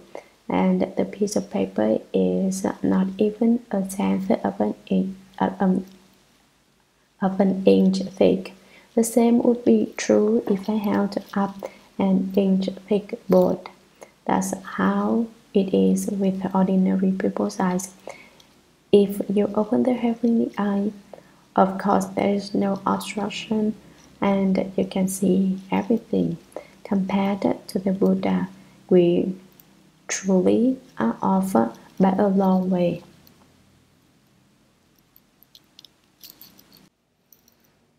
Sutra Ananda, as you and I now look at the palace where the four heavenly kings reside, and inspect all that moves in the water, on dry land, and in the air. Some are dark and some are bright, varying in shape and appearance, yet all are nothing but dust before us, distinctions and obstructions. Commentary. The Buddha said further to Ananda, Ananda, as you and I, at present let's just talk about you and me. Now, look at the palace where the four heavenly kings reside. The heaven of the four kings is the heaven closest to us, located halfway up Mount Sumeru, as explained in the Buddhist sutras. It does not reach the peak of Mount Sumeru. The four great heavenly kings are the Eastern Heavenly King, the Southern Heavenly King, the Western Heavenly King, and the Northern Heavenly King. The lifespan of beings in the heaven of the four kings is 500 years. After 500 years, they are destined to fall, and the 5 marks of decay appear, as I explained earlier. A day and a night in the heaven of the four kings is equivalent to 50 years among people. How is this, you ask? I'll give you an example to help you understand. If we feel very happy on a given day, the day passes without our even being aware of it. We feel the day was very short. All of us are like that because it is blissful in the heavens. A day and a night there is equal to 50 years among people. Why is 50 years such a long time in the realm of people? In the realm of people, there is continual disturbance and affliction, suffering and difficulty, fighting and quarreling. People are busy from morning to night and they don't have any idea what they are doing. They are like flies in the air, flying north, south, east, and west without knowing what they are doing. You haven't any bliss here, so the time is very long. Then again, a day and a night among people is equivalent to 50 years in the house, because the pain and suffering in the house is so intense, and so the beings there feel the time is extended. From this, you should understand that time is neither short nor long. Earlier, a disciple asked me, "What is time?" I haven't any time. There's no time. Time is just each person's individual awareness of long or short. That is all. If you are happy every day, 50 years can go by and you won't feel it has been a long time. If one's life is very blissful, if one has no worries, anxieties, anger, or afflictions, one's entire life seems but a short time, the blink of an eye. Ultimately, time is nothing more than a distinction based upon each person's awareness. When I said I haven't any time, it can mean that I don't perceive time, that I'm so busy that I don't perceive time, and that I'm not intent upon perceiving it. These three meanings. And inspect all that moves in the water, on dry land, and in the air. That is, look at all the creatures, all the animate objects without exception. Some are dark and some are bright, varying in shape and appearance. Yet all are nothing but dust before us, distinctions and obstructions. They are all dust before our eyes, just obstructions arising from our making distinction from your making distinctions. They are not your own things, they are an external realm of dust, the dust outside. This dust is an obstruction. It lingers in your brain and in your thoughts, but it does not belong to you. Sutra, among them you should distinguish which is self and which is other. I ask you now to select from within your seeing which is the substance of the self and which is the appearance of things. Commentary. Because Ananda has still not understood the doctrine of the true mind, he could not make a distinction between the true mind and the false mind. Shakyamuni Buddha has just told him of these various shapes and appearances. All are nothing but the dust before you. They are all a mundane state before you, its distinctions and obstructions. Among them you should distinguish which is self and which is other. Ananda, at this point, you should make a distinction between that which is your own self-nature and that which is the substance of things. Self refers to one's own true mind. Other refers to the substance of things. I ask you now to select from within your seeing which is the substance of the self and which is the appearance of things. The substance of self refers to the substance of the seeing nature. Can you tell if from the appearance the characteristic of things? Take a look yourself and see if you can make the distinction. If you can, you are more intelligent than Ananda. If you can't, you aren't as smart as Ananda. Everyone can test his or her own wisdom. Sutra.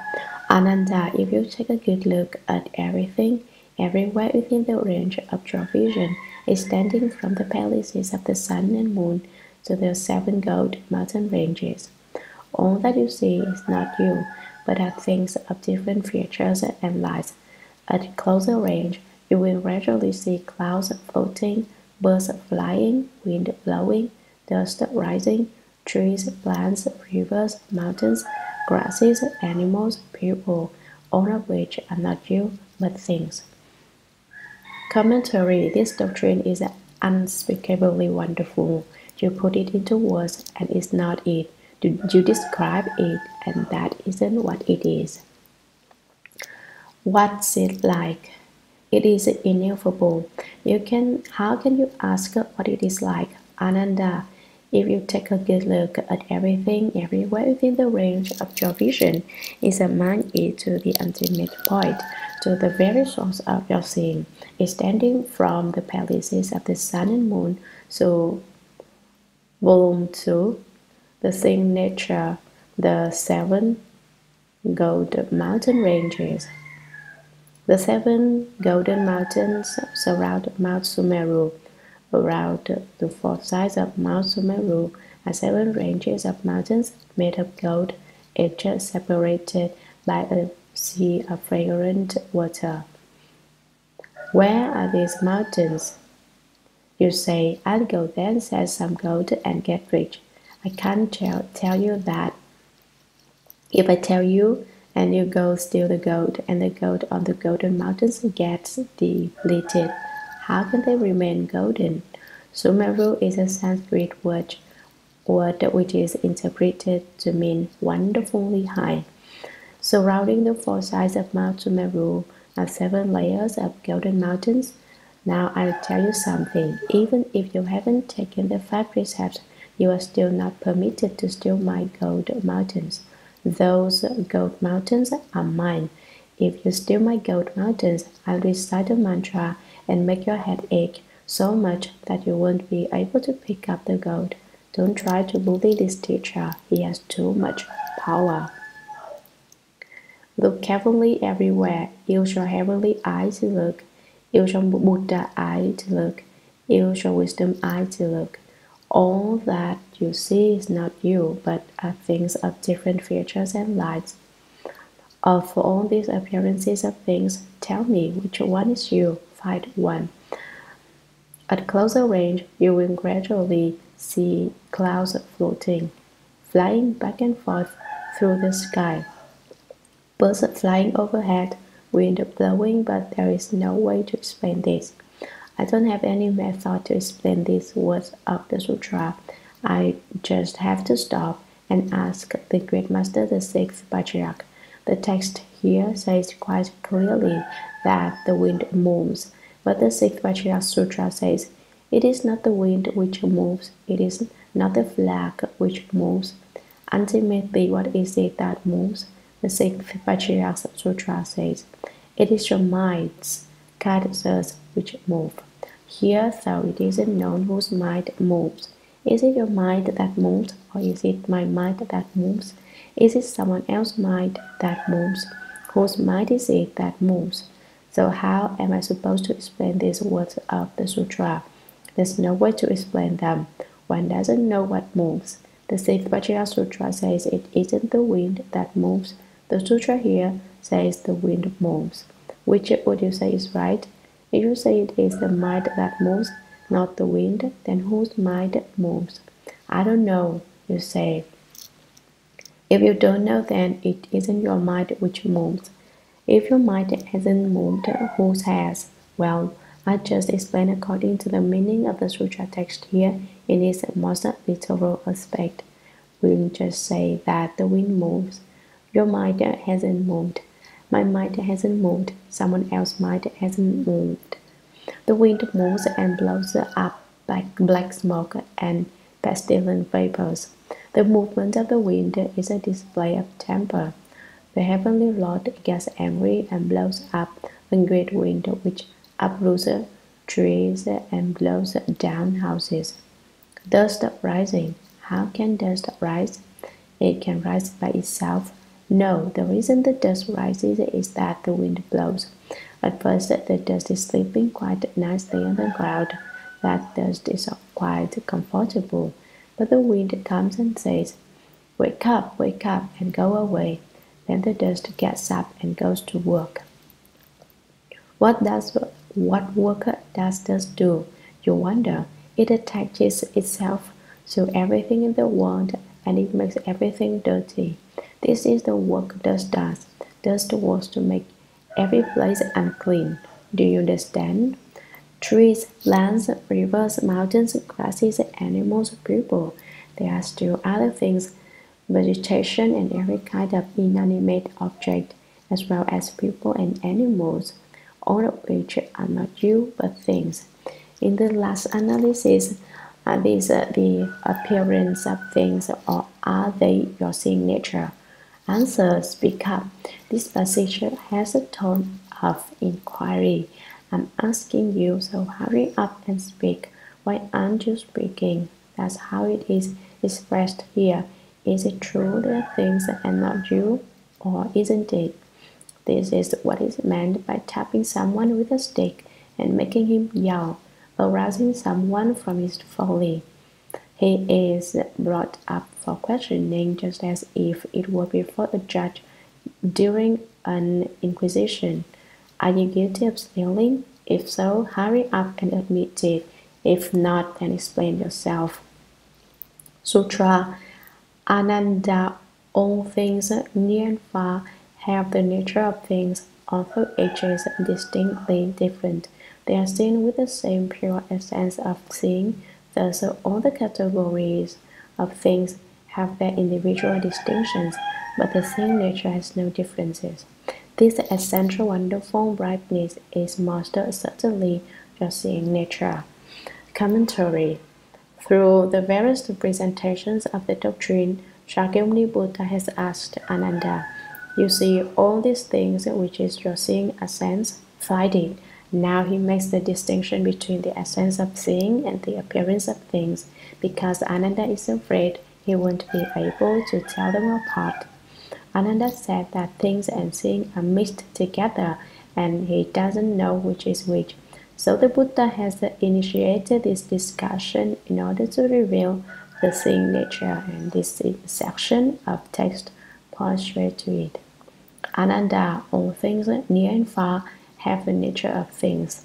All have the appearance of things, the substance and nature of things, although each is distinctly different. They are all different. Wind is wind, dust is dust, birds are birds, clouds are clouds, trees are trees, mountain streams are mountain streams, grasses are grasses, people and animals are people and animals. In Chinese, the character cha should be pronounced chu. This is an important part of scholarship. Most people who go to school for a few days or a few years don't know this.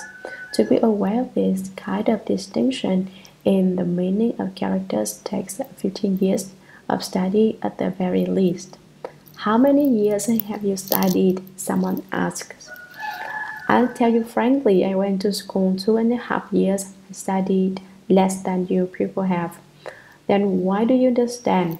I don't know why I understand. It is enough that when it comes right down to it, I do understand.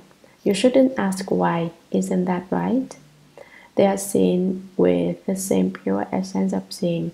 Your essence of seeing is able to see all these differing things clearly. Thus, all the categories of things have their individual distinctions, but the seeing nature has no differences. The things your seeing encounters are all naturally different from one another, but what distinctions lie within the seeing nature itself? When you see Mr. Chang, it is the seeing nature. When you see Mr. Lee, it is still the seeing nature. The seeing is the same without any distinction. A cat, a person, no matter what you see, it is seeing. Does the seeing change? Does it make distinctions? Shakyamuni Buddha asks Ananda, do you see any distinctions in the seeing? Ananda hasn't anything to say. It's not that he's dumb. He's just tongue-tied.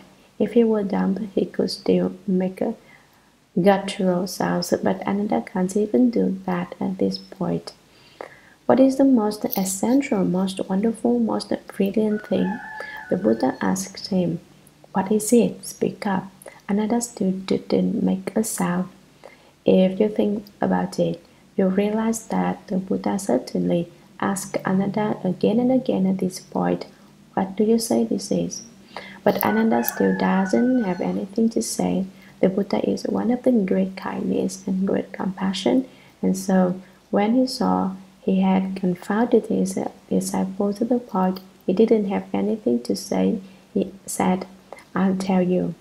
This essential wonderful brightness is most certainly your seeing nature. Do you know it? Do you understand? That's the tone he used. Sutra, if seeing were a thing, then you should also be able to see my seeing. Commentary. This section of text is expressed wonderfully well. If seeing were a thing, then you should also be able to see my seeing. Ananda, you said that seeing and the substance of things are mixed together, that they cannot be distinguished clearly. You said the seeing nature is the thing. If it were, you should be able to see what my seeing is like, and I should be able to see what your seeing is like. Can you? I don't mean that You see what I see, but can you see the seeing that I see with?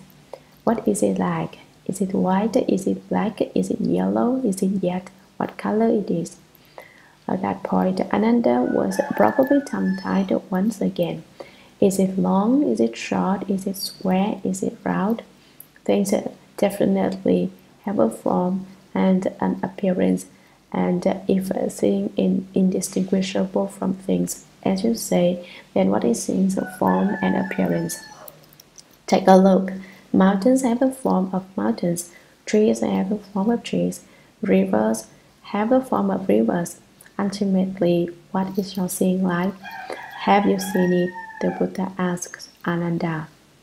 Sutra, if you say you see my seeing, when we both look at the same thing, then when I'm not seeing, why don't you see my not seeing? Commentary. This sutra is truly difficult to explain, as it goes back and forth to bring out the principles. You can get confused just trying to read it, not to mention trying to explain it. What does that say? You ask. What's that all about? I tell you, if you say you see my seeing, when we both look at the same thing, then when I'm not seeing, why don't you see my not seeing? When you see something and I don't see it, how is it that you can't see my not seeing it? You should also be able to know that I do not see it, but you don't know. You can't see whether or not my seeing sees it. This is how this principle goes. You say that seeing is a thing, and when you and I look at the same thing, you say that you see my seeing. Therefore, when I do not see it, you should be able to see my not seeing it. But you can't see my not seeing it. Therefore, you can't have seen my seeing either. This is an analogy. Doesn't it seem that this is difficult to place to make clear? But if you understand this principle, then the passage is very easy to understand. If you don't understand the principle, then you can explain it many different ways, and all you will do is confuse people. You explain and they say, in the end, what does this say? What's it all about? It talks about so many seeings. Seeing what seeing? I really like the Shurangama Sutra because the discussions in it are so wonderful, more wonderful than that wonderfully high mountain. Sutra. If you do see my not seeing, it is clearly not the thing that I am not seeing. If you do not see my not seeing, then it is clearly not a thing. And how can you say it is not you? Commentary. This session of text is very to explain. If you understand the previous passage, you should be able to understand this passage upon hearing it read. No need to explain it. Everyone has understood it, so I just go on strike. However, there's someone who says, I haven't understood yet. Please explain it. So I will. I won't go on strike for the time being. If you do see my not seeing, it is clearly not the thing that I am not seeing. I say that the thing is not a thing, but you don't believe it yet. Let me make it clearer. If my seeing nature, which is without distinctions, sees a thing which has certain distinctions, and if the thing becomes that thing, as you say, then the seeing nature should be visible. Therefore, you should be able to see my seeing, because if seeing is a thing, it should have characteristics which can be distinguished. However, there is nothing certain about when my eyes look at things. Sometimes my glance comes in contact with something, and then you say the thing is that thing. But sometimes I withdraw my glance from the object and do not see it. If you hold that when I'm looking at something, my seeing is a thing, and if you say that when you also look at that thing, you see my seeing as well, then when I withdraw my glance and no longer look at the thing, why can't you also see the substance of my not seeing? You can't. Why can't you point where it is? Since you cannot see my not seeing, then are you really seeing my seeing when we are both looking at something? However, say that you insist that you do see where my not seeing is when I'm not seeing something. The substance of my not seeing is still the seeing nature. The appearance which I do not see is still a thing. When my seeing has separated from the thing, and you continue to see the substance of my seeing, as you say, it should be clear without further explanation that my not seeing is clearly not a thing not seen. If you do not see my not seeing, then it is clearly not a thing. If you do not see where my not seeing is, if you don't see the appearance of my not seeing, then the seeing is not a thing. You had doubts and you said that seeing and the substance of things are mixed together and cannot be distinguished clearly. But how do you understand?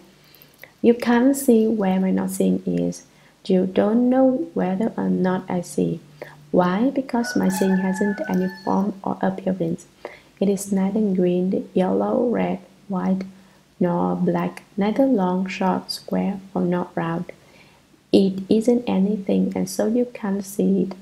If you can't see it, it is obviously then not a thing. Why Chinese people scold someone, they say, "You're nothing," but it is actually a good thing not to be anything. Your seeing nature is not a thing, so when people scold someone by saying you're nothing, a very subtle and wonderful meaning is actually to be found in it. Most people just consider it an insult and don't understand the meaning. Why not? They don't understand the Shurangama Sutra.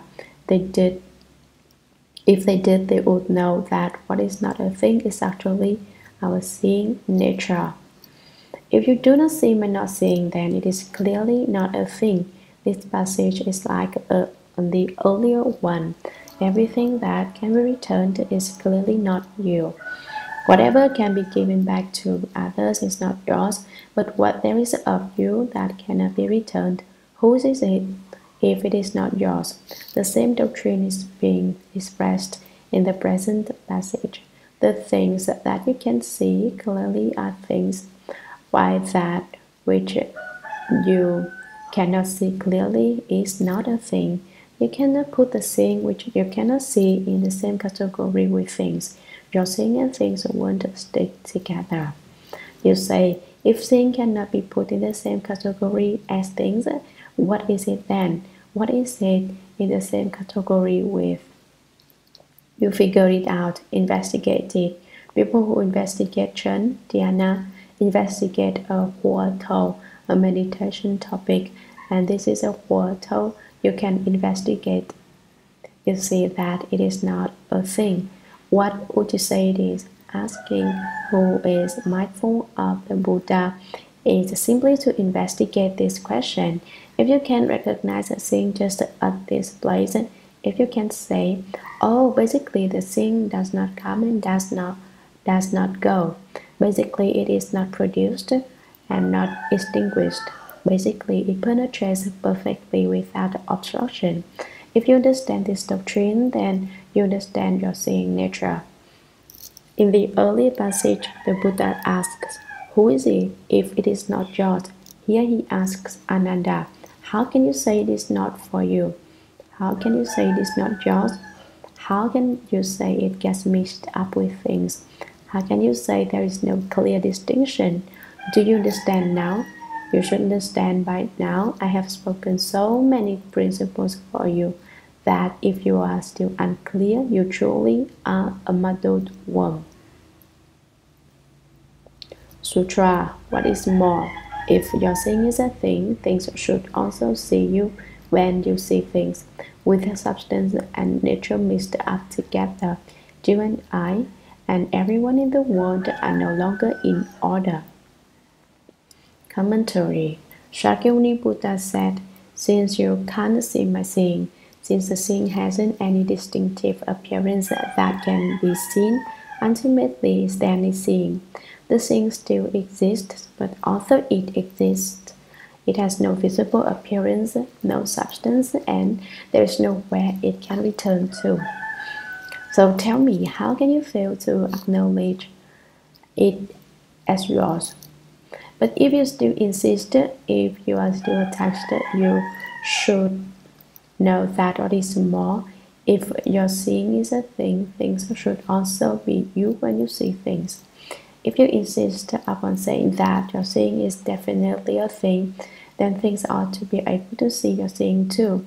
After all, you say your seeing is simply a thing which can see things. In that case, other things must also be able to close, and those things should see your seeing. Those things should see your seeing. With the substance and nature mixed up together, you look at things and things look at you. Ultimately, who is looking at whom? Speak up. Which looks at which? Perhaps Ananda might say, I just like two people. You see me and I see you. But when people look at one another, there is mutual awareness. When I look at you, you'll be aware of it. And when you look at me, I am aware of it. But when things look at you, other things are aware of it. When you're seeing which you say is a thing, looks at other things, the other things are aware of it. This would be the mixing up together of substance and nature. They are in a state of confusion. Things can see you and you can see things, and things can see one another. This is to make a mess of things, is lumping everything into one category. Then you and I and everyone in the world are no longer in order. Everyone in the world refers to the sentient world, that is, people and the material world, that is, the mountains, rivers, the great earth, the houses, porches, verandas, and cottages. All sentient beings, including people, are also called the popular retribution. The mountains and rivers, the great earth, the houses, porches, verandas, and cottages are called the dependent retribution. Proper retribution is so called because the body that living beings have is the proper retribution for them to be undergoing at any given time. In short, if your seeing were a thing, nothing would be capable, and everything would be the state of disorder. This would not be a world. Everything in the world would not add up to a world. That is the meaning here. Sutra. Ananda, if when you see it is not you, it is you and not I who see, then the seeing nature pervades everywhere. Therefore, whose is it if it is not yours? Commentary. Shakyamuni Buddha again called out to his disciple, Ananda, do you understand now? I have explained so many doctrines and you are still confused. You aren't clear yet.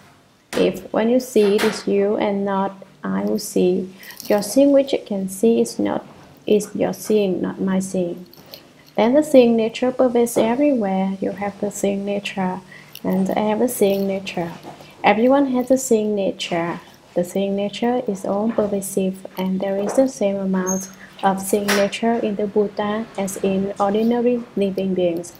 So it is said, it is not more in a sage, it is not less in an ordinary person. At the level of a sage, it does not increase by the slightest bit. At the level of an ordinary person, it does not decrease by the slightest bit.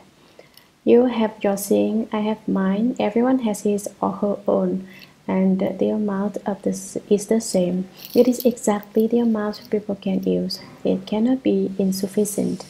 Just this very point is where the wonder lies. Since everyone has his or her seeing essence, since it is all pervasive in this way, who do you intend to give your seeing to if you don't want it? If you don't dare acknowledge your seeing, whose is it then? If it is not yours, speak up and tell me whose it is. Well, at that point, Ananda was once again speechless. He was once again tongue-tied.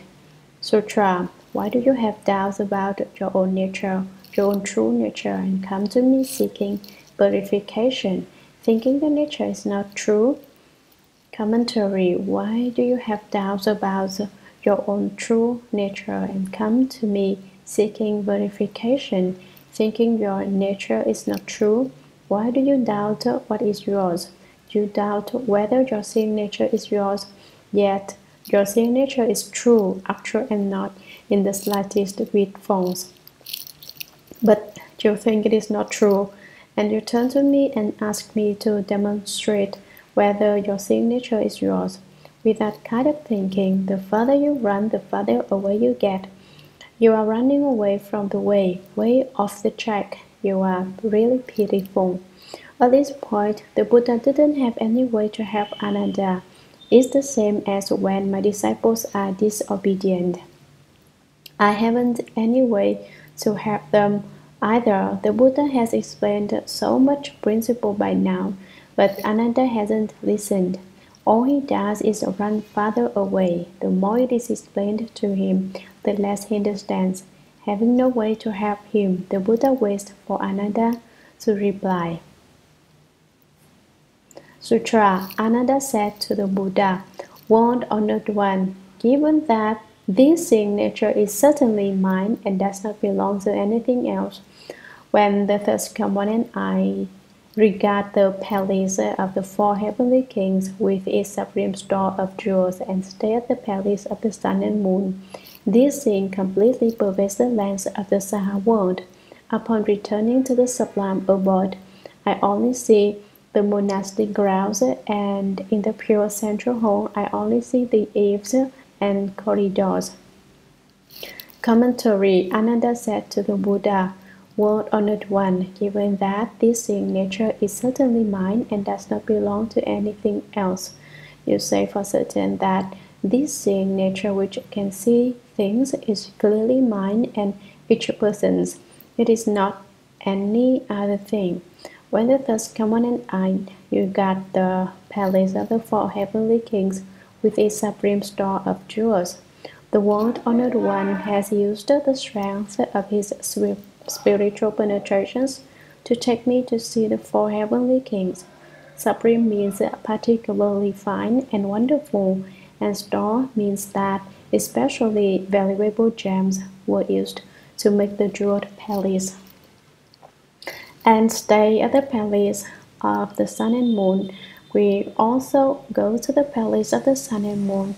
This seeing completely pervades the lands of the Saha world. Now the seeing can see very far and wide. It can see everywhere and everything. This proves that the seeing is perfectly pervasive. At this point, some say that the phrase lands of the Saha world and the earlier mention of Jambudvipa should be switched, but actually it is all the same without switching them. It is not important. All that matters is that you understand the principle at this point. Some people say that the lands of the Saha world refers merely to our world, whereas Jambudvipa includes lots of worlds. But it is possible to regard the lands of the Saha world as meaning many worlds as well. According to my present explanation of the sutra, the two phrases are not switched. But upon returning to the sublime abode, I only see the monastic grounds, and in the pure central hall, I only see the eaves and corridors. The sublime abode is the Jeta Grove. The monastic grounds in Chinese is Chia Lan, which refers to places where there are Dharma protecting spirits like Quan Di Gung, the one with the long beard and the red face. Ananda is saying, I see there are Dharma protectors, that Chi Lan Bodhisattva is here. In the phrase the pure central hall, the word seen does not carry the usual meaning of heart, but means the center of the sublime abode. When I go inside, Ananda says, all I see are the eaves and corridors in front of me and nothing more. When I went to the heavens, I saw so much more, and now that I'm in this room, I see so little. Ultimately, how is it that my seeing shrinks? Why can't I see outside? Ananda still has reason to argue. He still wants to debate with the Buddha and have the Buddha consider his reasoning. What he says next is even more wonderful. Sutra, word honored one, that is how the seeing is. At first, its substance pervaded everywhere throughout the one realm, but now in the midst of this room, it fills one room only. Does the seeing shrink from great to small, or do the walls and eaves press in and cut it off?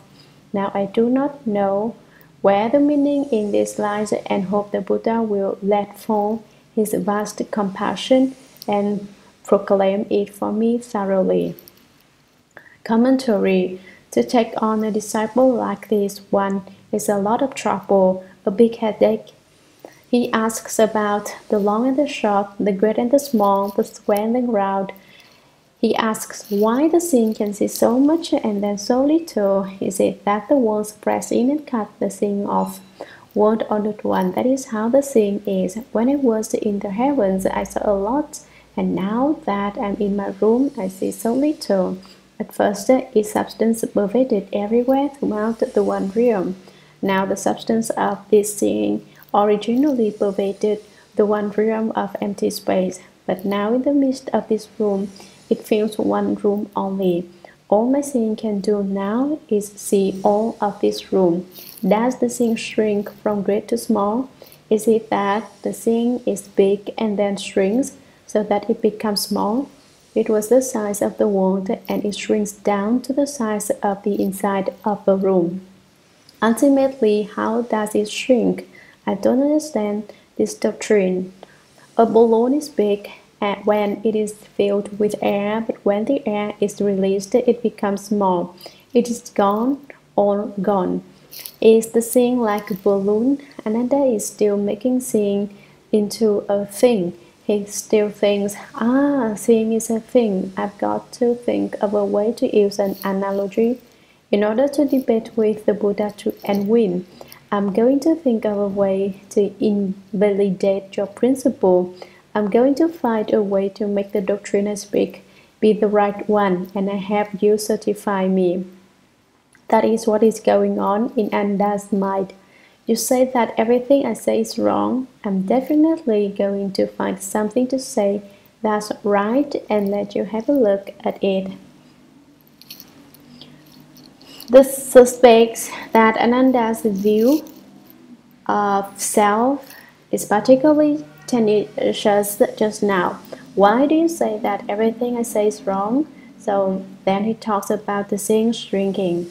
Or do the walls and eaves press in and cut it off? When I come into the room from outside, the walls and eaves press in and cut off my seeing. How else could it become small after being so wide-reaching before? At this point, I will tell you a joke. Once in China, there was a student who was about to begin his first day of school. His father and mother, who were extremely wealthy, invited a distinguished professor to tutor their student. The wealthy man said to the professor, "Don't be too stern. If you can just teach my child one character a day, I'll give you any amount of money you say. In fact, it will be sufficient if you can just teach him to recognize one character." "That will be easy," said the professor, and he began to teach the student. The student was exceptionally dull, so the professor concentrated on teaching him the character Yi Wan, which in Chinese is a single horizontal line. He wrote it again and again and said, "Look, now this is the character 1. It's called Yi. Remember it clearly." He instructed him for several days and eventually the student did not forget. He remembered the character 1. Then one day the master of the house invited the professor for cocktails and dinner. After they finished eating, he took his child for a walk in the garden to look at the flowers. The professor felt very self-satisfied and said, "Your child is very intelligent. You said he was extremely dull. but I've taught him to read. He's able to recognize characters. The master of the house was pleased and asked, "What can he read?" "Give him a taste and let's see." The professor used his foot and drew a huge character 1 in the ground. Then he asked the child, his student, "What is that?" The student cocked his head this way and that and peered at it and finally said, "I don't know." The professor said, "I've been teaching you that very day. It's the character 1, isn't it?" "What do you suppose?" the child said. "The one you taught me wasn't that big." Ananda is the same as that child. He says, "When I'm outside, I see so much. Why is it when I come in a room, I see so little? It's strange. Do the walls press in and cut off my seeing? Now I do not know where the meaning in this lies. Now I don't understand. The more it is explained, the more confused I become. What is going on here? Ultimately, how is it that the seeing can be big and little? I haven't shrunk it. How can it get little? If it can shrink, at least there has to be some shrink it. Has to be someone shrink it. Perhaps the walls have cut it off. I don't understand this doctrine. Just what is it about? I hope the Buddha will let fall his vast compassion and proclaim it for me thoroughly. Won't Honored One put forth great compassion and resolve my doubts and explain the doctrine thoroughly, bit by bit, to make it clear? Instruct me. Ananda is more confused than I am. Now I understand this doctrine, but at the time Ananda did not understand it. Sutra. The Buddha told Ananda, "All the aspects of everything in the world, such as big and small, inside and outside, are clustered as the dust before you. You should not say the thing stretches and shrinks." Commentary. Ananda just said that his seeing was suddenly big and then suddenly little. Did it shrink and stretch? Is that possible? The Buddha told Ananda, "All the aspects of everything in the world, including the sentient world and the material world, such as big and small, inside and outside, are clustered as the dust before you. Perhaps they are big, perhaps they are small, perhaps they are inside, perhaps they are outside. All aspects refers to these characteristics and other such forms and appearances. They are all the marks of dust before your eyes. You should not say the thing stretches and shrinks." Sutra. Consider the example of a square container in which a square of emptiness is seen. I ask you further, is the square emptiness that is seen in the square container a fixed square shape, or is it not fixed as a square shape? Commentary. Why do I say that you shouldn't say the thing stretches and shrinks? Consider the example of a square container. I'll give you an analogy. There is a square container, a box, in which a square of emptiness is seen. Since the box is square, the space inside it is square. I ask you further. Now I have another question for you. Is the square emptiness that is seen in the square container? Is the square space inside the box a fixed square shape, or is it not fixed as a square shape?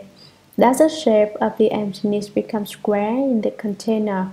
If so, then when the container is removed, the square-shaped emptiness wouldn't be able to be united with the rest of emptiness. Is the emptiness definitely square or not? If it is not square, then it all pervasive and it is just like your seeing. Why do you doubt and think that it becomes big or little, that it stretches and shrinks? Sutra. If it is a fixed square shape, then it is stretched to a round container. The emptiness would not be round. If it is not a fixed shape, then when it is in the square container, it should not be a square-shaped emptiness. Commentary. If it is a fixed square shape, when it is switched to a round container, the emptiness would not be round. If you say the emptiness is fixed in a square shape, then when it is placed in a round container, the emptiness would not become round. It would still be square-shaped if it is not a fixed shape. If you say that the space which the emptiness occupies is not fixed, then when it is in the square container, it should not be a square-shaped emptiness. If you say it does not have a definite square shape, then how could it be that the emptiness becomes square in a square container? What is the principle here? He asks Ananda. In the end, would you say the emptiness is square or round? The emptiness is analogous to the seeing. You say the seeing can stretch and shrink, that it can become big or little. Therefore, would you say that the emptiness becomes square or round? Do you see how the Buddha's questions become more and more impossible to resolve? The more questions Ananda asks, the more confused he becomes. Sutra. You say you do not know where the meaning lies. The nature of the meaning is thus. How can you speak of its location? Commentary. You say you do not know where the meaning lies. Ananda. You say you don't understand this doctrine and don't know where, in the end, the seeing is. The nature of the meaning is thus. If you say that seeing and emptiness are the same, would you then say that the emptiness is square or round? It was explained above that if you say emptiness is square, then when it is placed in a round container, it would not become round. If you say it is round, when it is placed in a square container, it could not be square. In the last analysis, would you say the empty space is round or square? The nature of the meaning of emptiness is like this. The nature of the meaning of the seeing you speak of is the same as in the doctrine of the emptiness. Would you say then that it shrinks from large to small, or that it is pressed in upon and cut off by the walls? The doctrine has already been explained very clearly. How can you speak of its location? Now you understand the doctrine of emptiness. So how can you ask where the seeing is? The seeing pervades everywhere. How can you propose theories about where the seeing is located and ask me where the seeing is? Sutra. Ananda, if you now wished there to be neither squareness nor roundness, you would only need to take the container away. The substance of emptiness has no shape, and so you should not say that. You would also have to take the shape away from the emptiness. Commentary. Why, Ananda? If you now wish there to be neither squareness nor roundness, you want the empty space in the container to be neither square nor round, and not to conform the square or round shape of the container. You should only need to take the container away because the substance of emptiness has no shape. The nature of the substance of emptiness is neither square nor not square nor round. It may be either round or square, and so you should not say, Ananda, you should not speak without any basis. Don't make casual statements. You should not say that you would also have to take the shape away from the emptiness. To release the emptiness from the temporary squareness it has assumed in the conformity to the square container, simply remove the container. You don't need to do anything to the emptiness itself. You don't need to try to change its shape because basically it has no shape. It conforms to the container, but the emptiness inside is not cut off from the emptiness outside. They are still connected. Ananda, you think the container is an impediment and an obstruction in the same way you think the walls and eaves cut off your seeing. But in fact, emptiness is not made square or round by a container, and your seeing is not made big or small by walls and eaves. There could be no such principle. How can you bring it up? You shouldn't speak like that. Here, the Buddha goes Ananda. Sutra. If as you ask, your thing shrinks and becomes small when you enter a room, then when you look up at the sun, is your thing pulled out until it reaches the sun's surface? If you build walls and eaves which can press in and cut off your thing, why then is there no evidence of a joining when you drill a small hole? Therefore, that idea is incorrect. Commentary. If, as you ask, your thing shrinks and becomes small when you enter a room, your idea is that your thing is something you can open out and fold up and put away again. Then, when you look up at the sun, is your thing pulled out until it reaches the sun's surface? Actually, all you need to do to see the sun is to lift your face and look. But if, as you say, your thing shrinks when you enter a room, by the same token, can you take hold of your thing with your hand and pull it out all the way to the sun when you look at it? If you build walls and eaves which can press in and cut off your thing, when you build a house, its walls would be able to press in and cut off your thing according to your idea. If your thing could be severed, you could also connect it up again by drilling a small hole in the wall which you can see through. Why then is there no evidence of a joining when you drill a small hole? For example, if there is a tear in a small rope, a patch will be seen after it's sewn up. In the same way, if your thing is severed from itself by the walls of a house and then reconnected by a hole, why isn't there the slightest evidence of the point of connection? There certainly should be some sign of it. Therefore, that idea is incorrect. The doctrine you propose is completely mistaken. Sutra.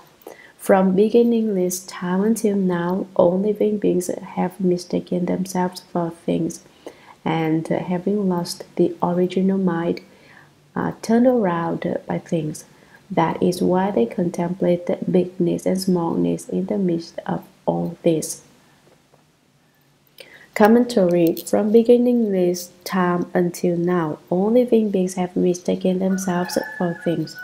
All living beings includes being born from worms, from eggs, from moisture, and by transformation, as well as beings having form, being lacking form, beings that have thought, beings that lack thought, beings that do not have thought entirely, and beings that do not lack thought entirely. All have mistaken themselves and consider themselves to be things. They do not know that things are basically objects within their true mind, and having lost the original mind are turned around by things. Their true minds are not fundamentally lost, but they seem lost to them. They do not know that they still have their fundamental minds. Thus, the fundamental, everlasting true mind is turned around by things instead of it turning things around. That is why they contemplate bigness and smallness in the midst of all this. You look and say that the thing is big and then that it is small. That shows that you are completely upside down. Ananda, you are very pitiful. Sutra. If you can turn things around, then you are the same as the third one. Commentary. What is meant here? To be turned around by things means to become attached to whatever outside appearance you encounter, to whatever state you are in, and to get stuck in it. As soon as you become attached, you run after things. Your self-nature loses its control and pursues external states. Once it runs outside after things, then the more it runs, the further away it gets. And the further away it gets, the more it runs. It's like when you lose your way, the longer you are unable to find a way, the more nervous you become, and the more nervous you become, the farther away you go. The farther away you go, the further you go down the wrong road. Following after things and being turned around by them involves the same principle. To turn things around now, what does that mean? It means not running after things, but instead having things follow you and run after you. Things are inanimate, you say. How can they run after me? Living things can run after people, and we people can run after things because we are animate. But how can things run? Don't be too rigid in your interpretation. Things turn you around, or you turn things around. If you do not run after things, things will be turned around by you. The meaning is that if you understand the true mind, then all external states are merely manifestations of the mind. They are things that are manifested from within your mind. Since they are in your mind, why do you want to run after them? Don't run after them. Basically, there is no separation between you and things. To turn things around is to understand that everything is made from the mind alone, that everything is a manifestation of the mind alone. To be turned around by situations is to turn your back on enlightenment and unite with the dust, to oppose the doctrine of enlightenment and form an association with external dust.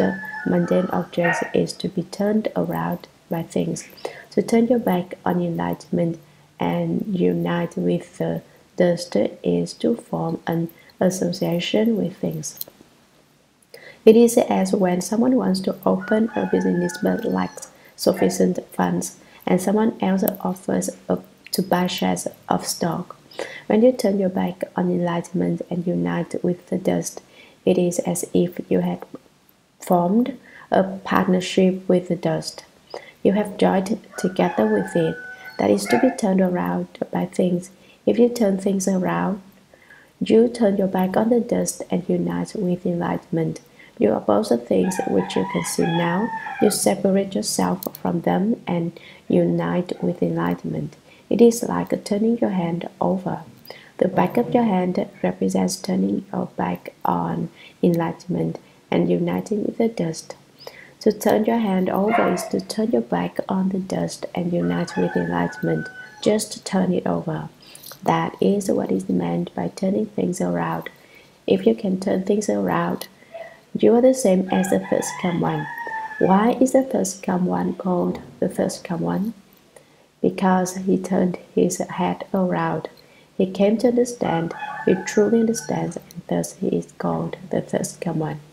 If you understand the true mind, then you are the same as the first come one. Sutra, with your body and mind perfect and right, you are an unmoving blazer of the way. Commentary: how can the body and mind be perfect and right? You have obtained a kind of enlightenment and are the same as the first come one, and so you have light and are especially perfect. You are an unmoving blaze of the way. Then, whatever you are in a blaze of the way, every blaze is the Dharma body. A blaze of the way is a place to cultivate the way. For example, the place where the Buddha sat beneath the Bodhi tree, cultivated the way, and opened enlightenment is called the Bodhi place of the way. Now, we are in the Buddhist lecture hall, and so it is called the Buddhist lecture hall place of the way. If you can turn things around, then wherever you are is the Dharma body. Wherever you are is in a state of unmoving suchness. Wherever you go, there is no difficulty. Wherever you go is an unmoving place of the way. Unmoving signifies a kind of samadhi power. You can turn things around because you have samadhi power, the power of great Shurangama Samadhi. Sutra: the tip of a single fine hair can completely contain the length of the 10 directions. Commentary: the tip of a single fine hair refers not to hair on the head, but to a fine hair on the body. It can completely contain the lands of the 10 directions. The lands of the 10 directions are all contained on the tip of a single strand of fine hair. Such a small place can contain the lands of the 10 directions. How vast would you say those lands are? I don't believe this principle, you say. One of my fine hairs couldn't even hold a single person, let alone the lands of the 10 directions. Not to mention a person, it couldn't support even a small particle of something. How could it possibly contain all the lands of the 10 directions? That is just how wonderful the Buddha Dharma is. Your lack of understanding is the Buddha Dharma lies just here. Although the tip of a fine hair is small, the small can contain the great. In the small can appear the state of the lands of the 10 directions. If you have opened the Buddha eye, you can see this state very clearly. You have that kind of spiritual penetration, that kind of wonderful function. In the midst of the small, the great appears. The place is small, but it can manifest a large state. How? Because you are the same as the third command. The third command can manifest the great in the midst of the whole. He can manifest limitless, unbounded lands. That is how wonderful the Dharma is.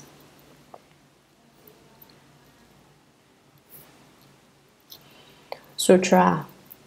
Ananda said to the Buddha, "World Honored One, if this in essence is indeed my wonderful nature is now in front of me. If the thing is truly me, what then are my present body and mind? Yet it is my body and mind which make distinctions, whereas the thing does not make distinctions and does not discern my body." Commentary. The Buddha expounded this kind of wonderful principle, wonderful Dharma, wonderful Samadhi, and Ananda still did not understand. Instead, he kept talking. Ananda said to the Buddha, "World Honored One, if this thing essence is indeed my wonderful nature is now in front of me. The thing essence which can see is certainly my wonderful nature, and it is before me. Now he says it is in front of me. If the thing is truly me, what then are my present body and mind? If my thing sees me, what then are my present body and mind called? What things are they?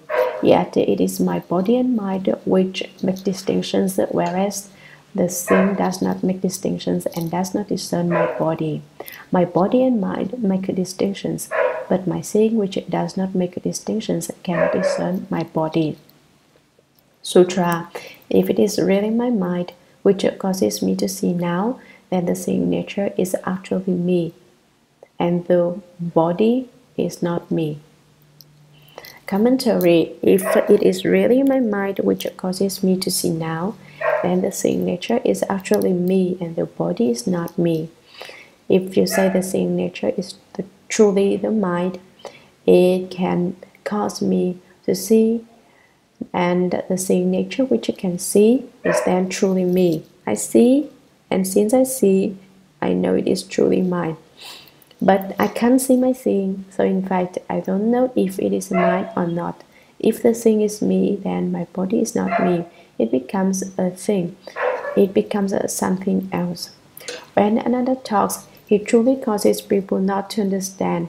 It is fortunate that the Buddha has great knowledge and great wisdom, which enables him to answer as he does.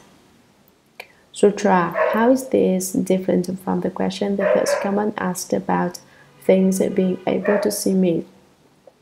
I only hope the Buddha will let fall his great compassion and explain for those who have not yet awakened. Commentary. How is this different from the question of the first command asked about things being able to see me? How is this different from what you, World Honored One, asked me earlier? You said, if seeing is a thing, things should be able to see me. Now the seeing is in front of me, and it is the same as doctrine the Buddha spoke earlier. I only hope the Buddha will let fall his great compassion and explain for those who have not yet awakened. World Honored One, I hope you will bring forth a mind of great compassion and explain to me the doctrines which I have not yet understood. Sutra. The Buddha told Ananda, what you have now said, that the thing is in front of you, is actually not the case. Commentary. You could say that Ananda is confused within confusion. Actually, though Ananda is certainly not confused, but he manifests the appearance of being confused in order to cause living beings not to be confused. He is actually as a model for living beings. He enables them to see that Ananda, confused to such an extent, is able to become enlightened. Now, as we look into the meaning of the sutra, some sutra may be more intelligent than Ananda. Some people may be more intelligent than Ananda. They will be even less confused. That is the meaning of it. Earlier in the sutra, Ananda said that his seeing was in front of him and had no connection with his body. Then he asked the Buddha to instruct him about this doctrine. The Buddha told Ananda. Since Ananda asked, Shakyamuni Buddha is now going to tell him. What you have now said, that the thing is in front of you, is sutra. If it were actually in front of you, it would be something you would actually see, and then the seeing essence would have a location. It wouldn't be that there is no evidence of it. Commentary. If it were actually in front of you, if it really were the case that the seeing is in front of you, it would be something you would actually see. You should see the seeing, but you haven't seen the seeing. So what you have said is wrong. If you actually could see it, then the seeing essence would have a location. To be in front of you would be to have a location. It wouldn't be that there is no evidence of it. If the seeing is in front of you, what indication is there of it that makes you think it is there? Sutra. Now, as you sit in the Jeta grove, you look about everywhere at the grove, the ponds, the holes as far as the sun and moon, with the Ganges river before you. Now, before my lion seat, point out these various appearances. What is dark is the groves, what is bright is the sun, what is obstructing is the walls, what is clear is emptiness, and so on, from the grasses and trees to the finest particle of hair. Their sizes vary, and since they all have appearances, none cannot be located. Commentary. This section of text is spoken to break up Ananda's attachment. Now, as you sit in the Jeta grove, you look about everywhere at the grove, the ponds, the holes, as far as the sun and moon, with the Ganges river before you, sitting in the Prince Victor's grove, among small pools of water here in the sublime abode, looking upward to the palaces of the sun and moon, and facing the Ganges river. Now before my lion seat, point out these various appearances. With your hand, point to these various forms, these various shapes and appearances. What is dark is the groves. What the places in darkness are the groves of trees. What is bright is the sun, the places where the sun is shining. What is obstructing is the walls, which impede and do not allow things to go through.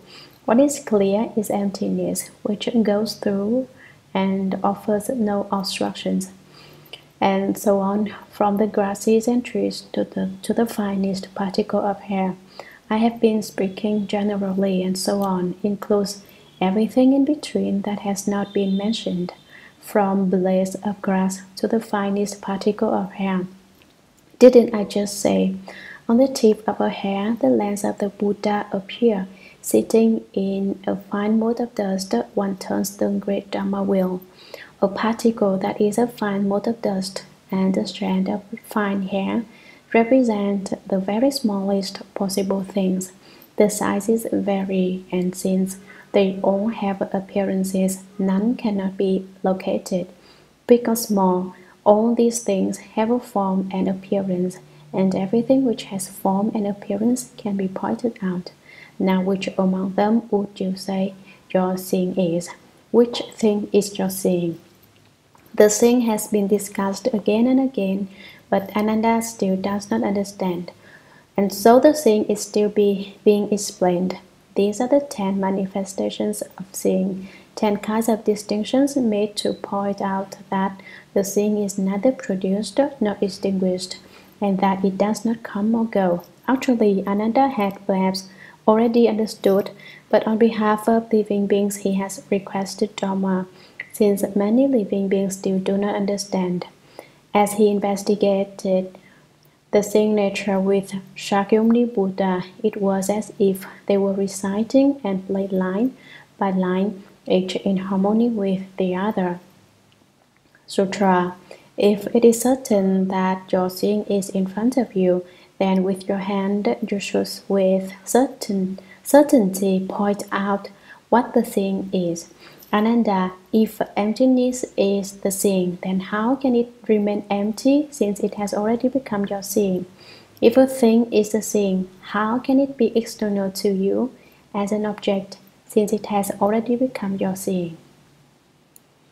Commentary. If it is certain that your seeing is in front of you, if you definitely want to say that your seeing is a thing that appears before you, then certainly it is like an object which has been placed there.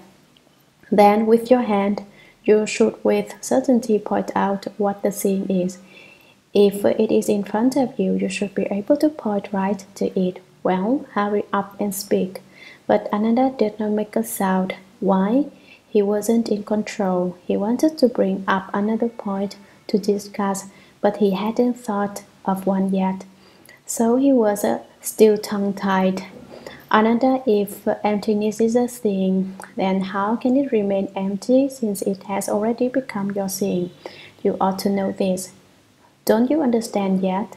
At this point, the Buddha gets nervous. Basically, the Buddha hasn't any fire, but by now it seems likely that his fire rose up. If emptiness is the seeing, it should not have the name emptiness. Where has emptiness itself gone off to? Where there is seeing, there should not be emptiness. If your seeing is located there, emptiness should not be there. So which is the emptiness? Emptiness or seeing? If a thing is the seeing, how can it be external to you as an object, since it has already become your seeing? Perhaps you say it's not that my seeing is the emptiness. It's rather that all the things I see before me are my seeing. Well then, what are things? If things are your seeing, they should not be called things. If they aren't things, what are? Speak up. The Buddha confronts him directly and presses him to answer. Sutra. You can cut through and peel away the myriad appearances to the finest degree in order to distinguish and bring forth the essential brightness and pure wonder of the source of seeing, pointing it out and showing it to me from among all these things so that it is perfectly clear beyond any doubt.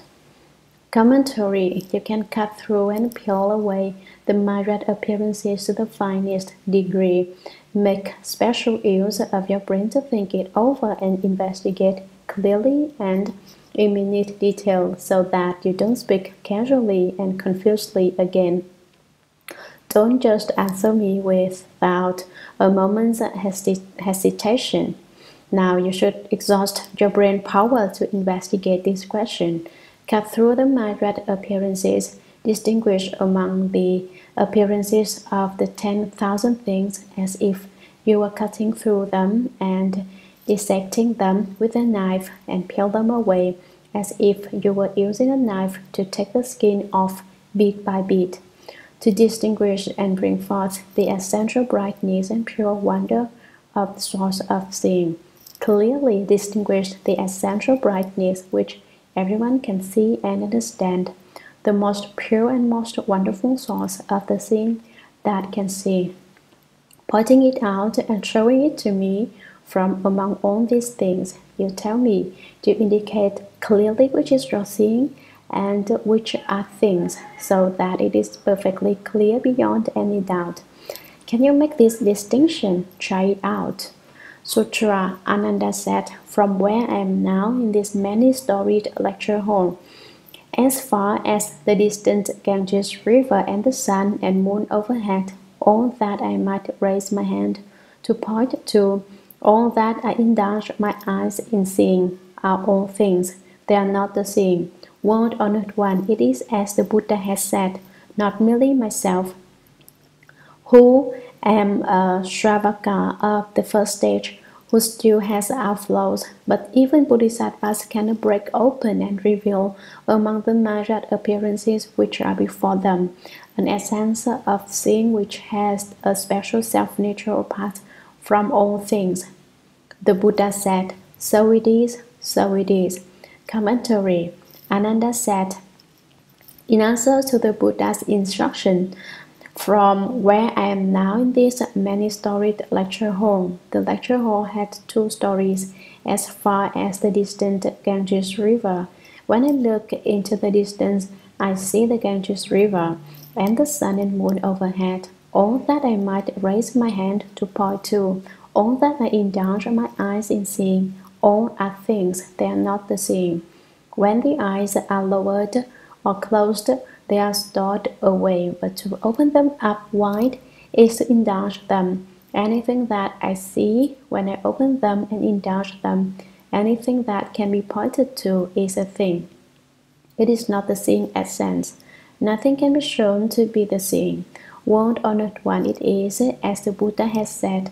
It is like the doctrine which the Buddha explained before, namely that not merely myself, who am a Shravaka of the first stage, who still has outflows, but even Bodhisattvas cannot break open and reveal, among the myriad appearances which are before them, an essence of seeing which has a special self-nature apart from all things.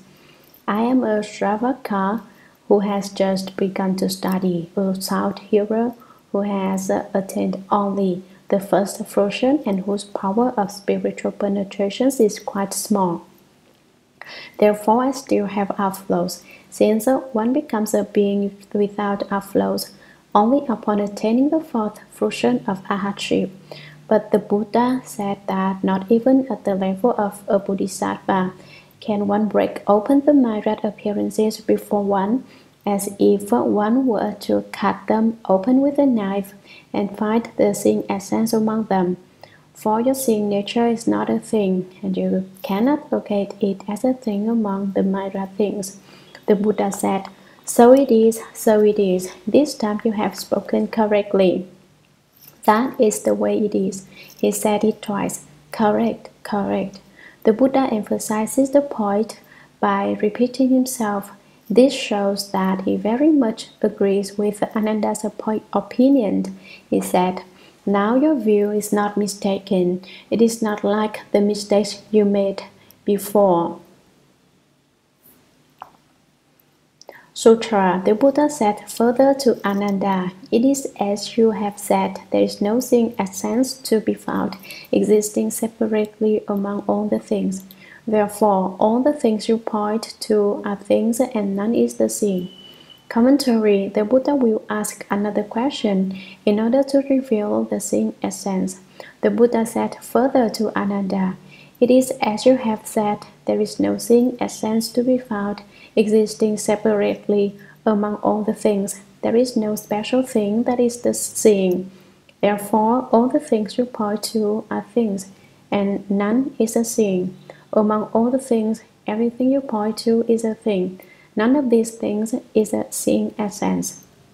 Sutra. Now I will tell you, you and the thirst come one sit in the Jeta grove, and look again at the groves and gardens, as far as the sun and moon, and at all the various different appearances. And it is certain that the seeing essence is not among whatever you point to. You can go ahead and reveal what among these things is not your seeing. Commentary. Now I will speak another doctrine for you. Now I will tell you, you and the thirst come and sit in the Jeta grove. Ananda and the Buddha and everyone else are sitting in the Jeta grove, and look again at the groves and gardens. As far as the sun and moon, the flower gardens, everything that can be seen from here to the sun and moon in the sky above, at all the various different appearances, and it is certain that the seeing essence is not among whatever you point to. You can go ahead and reveal what among these things is not your seeing, which among all these things is not your seeing. The Buddha is joking, you say. He said before that things were not the seeing, and now he asks Ananda to tell him which things are not the seeing. That's how the Shurangama Sutra is. If you don't understand this place in the text clearly, you will become confused. It said before that the things were not the seeing, and now it says they are the seeing. You say, now it asks which aren't the seeing, but before it said none of them was the seeing. Sutra. Ananda said, I see clearly all over this Jeta grove, and I do not know what in the midst of it is not my seeing. Commentary. Ananda knew earlier that they were not his seeing, but now the Buddha has asked him which are not his seeing. He is confused again. He doesn't understand the question again. Ananda said, I see clearly all over this Jeta grove. I can see everywhere all around this grove of trees of Prince World Victor, and I do not know what in the midst of it is not my seeing. Which isn't my seeing, now I don't know. As soon as the Buddha asked that last question, Ananda got confused again. Thus, the Shurangama Sutra is just confusion upon confusion until the very end, when it is all made clear. So don't be afraid of confusion and say, I don't understand, I don't know what is going on now. The Buddha is just turning the principle back and forth, explaining it over and over. It is a thorough investigation of the principle. He brings up one doctrine and says, do you think that's right? He explains that it isn't right, and he brings up another doctrine and says, do you think that's wrong? And he shows how that too is not correct. It is simply to reveal the principle. What is not the seeing? The Buddha asks, speak up and tell me. Ananda says, I don't know which isn't the seeing. Now I'm confused again. Sutra. Why? If trees are not the seeing, why do I see trees? If trees are the seeing, then what becomes of trees? The same is true of everything up to and including emptiness. If emptiness is not the seeing, why do I see emptiness? If emptiness is the seeing, then what becomes of emptiness? Commentary. Why? If trees are not the seeing, why do I see trees? Ananda says that if the trees are not the seeing, then he wouldn't see the trees. So he can't say that the trees are not the seeing. If trees are the seeing, then what becomes of trees? If I were to say the trees are the seeing, then where would the trees have gone off to? Originally, the trees were simply trees, but now he is saying that they are the seeing, and so now he can't find a name for them. As for myself, I would just say they were wood. The same is true of everything up to and including emptiness. Trees are by nature things with form, but it is not only true of things which have an appearance. It is the same with emptiness and of all the things in between, which he doesn't mention by name because there would be no time to explain them all. It is the same with my explanation of the sutra. To lecture the entire sutra in 3 months means that many doctrines within it must go unspoken. If emptiness is not the seeing, why do I see emptiness? My seeing of emptiness is a seeing. If I say that emptiness is not the seeing, then why do I see emptiness? If emptiness is the seeing, then what becomes of emptiness? If it is the seeing, how can it also be called emptiness? So I don't know how this doctrine is to be explained. Now Ananda has a mouth but finds it difficult to speak. Sutra, as I consider it again and review the subtlest aspects of the myriad appearances, none is not my seeing. Commentary. As I consider it again, Ananda has once again taken hold of his conscious mind that makes distinctions. Earlier, he constantly trotted out the sixth mind consciousness to debate with the Buddha, and now he has brought it out again. So he says, I am thinking again, and I reveal the subtlest aspects of the myriad appearances. I think about them in minute detail. I think it over and over, backwards and forwards, up and down, and I think I have reached it. In the subtlest aspects of the myriad appearances, none is not my seeing. All alike are the seeing. None is not the seeing. Every single thing is the seeing, which is to say, I see them after all. Sutra, the Buddha said, so it is, so it is.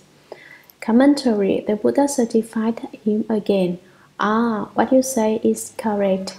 That is the way it is. You understand what I mean. The Buddha was happy and said, so it is, so it is. What do all of you say? Ultimately, what is the seeing and what are the things?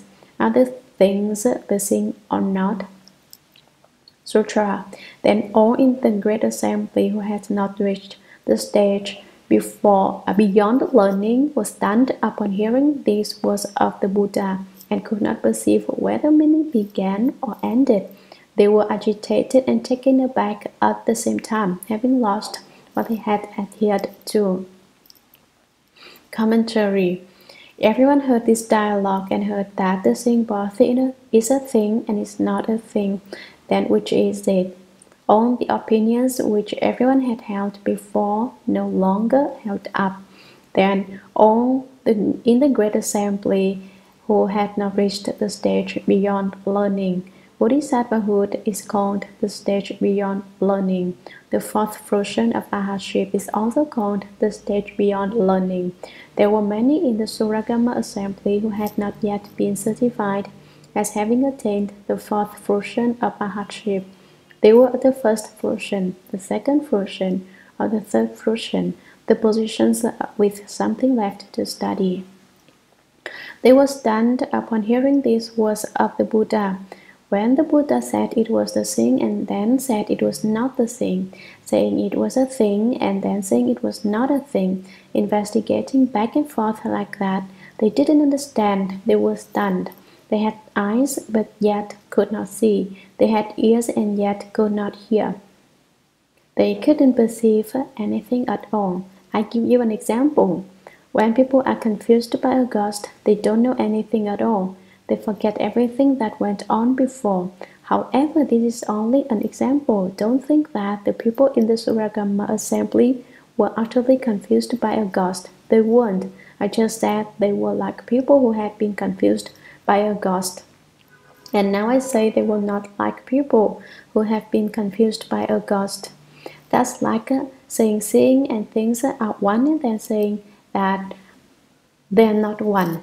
That's the same principle. They were stunned and could not perceive where the meaning began or ended.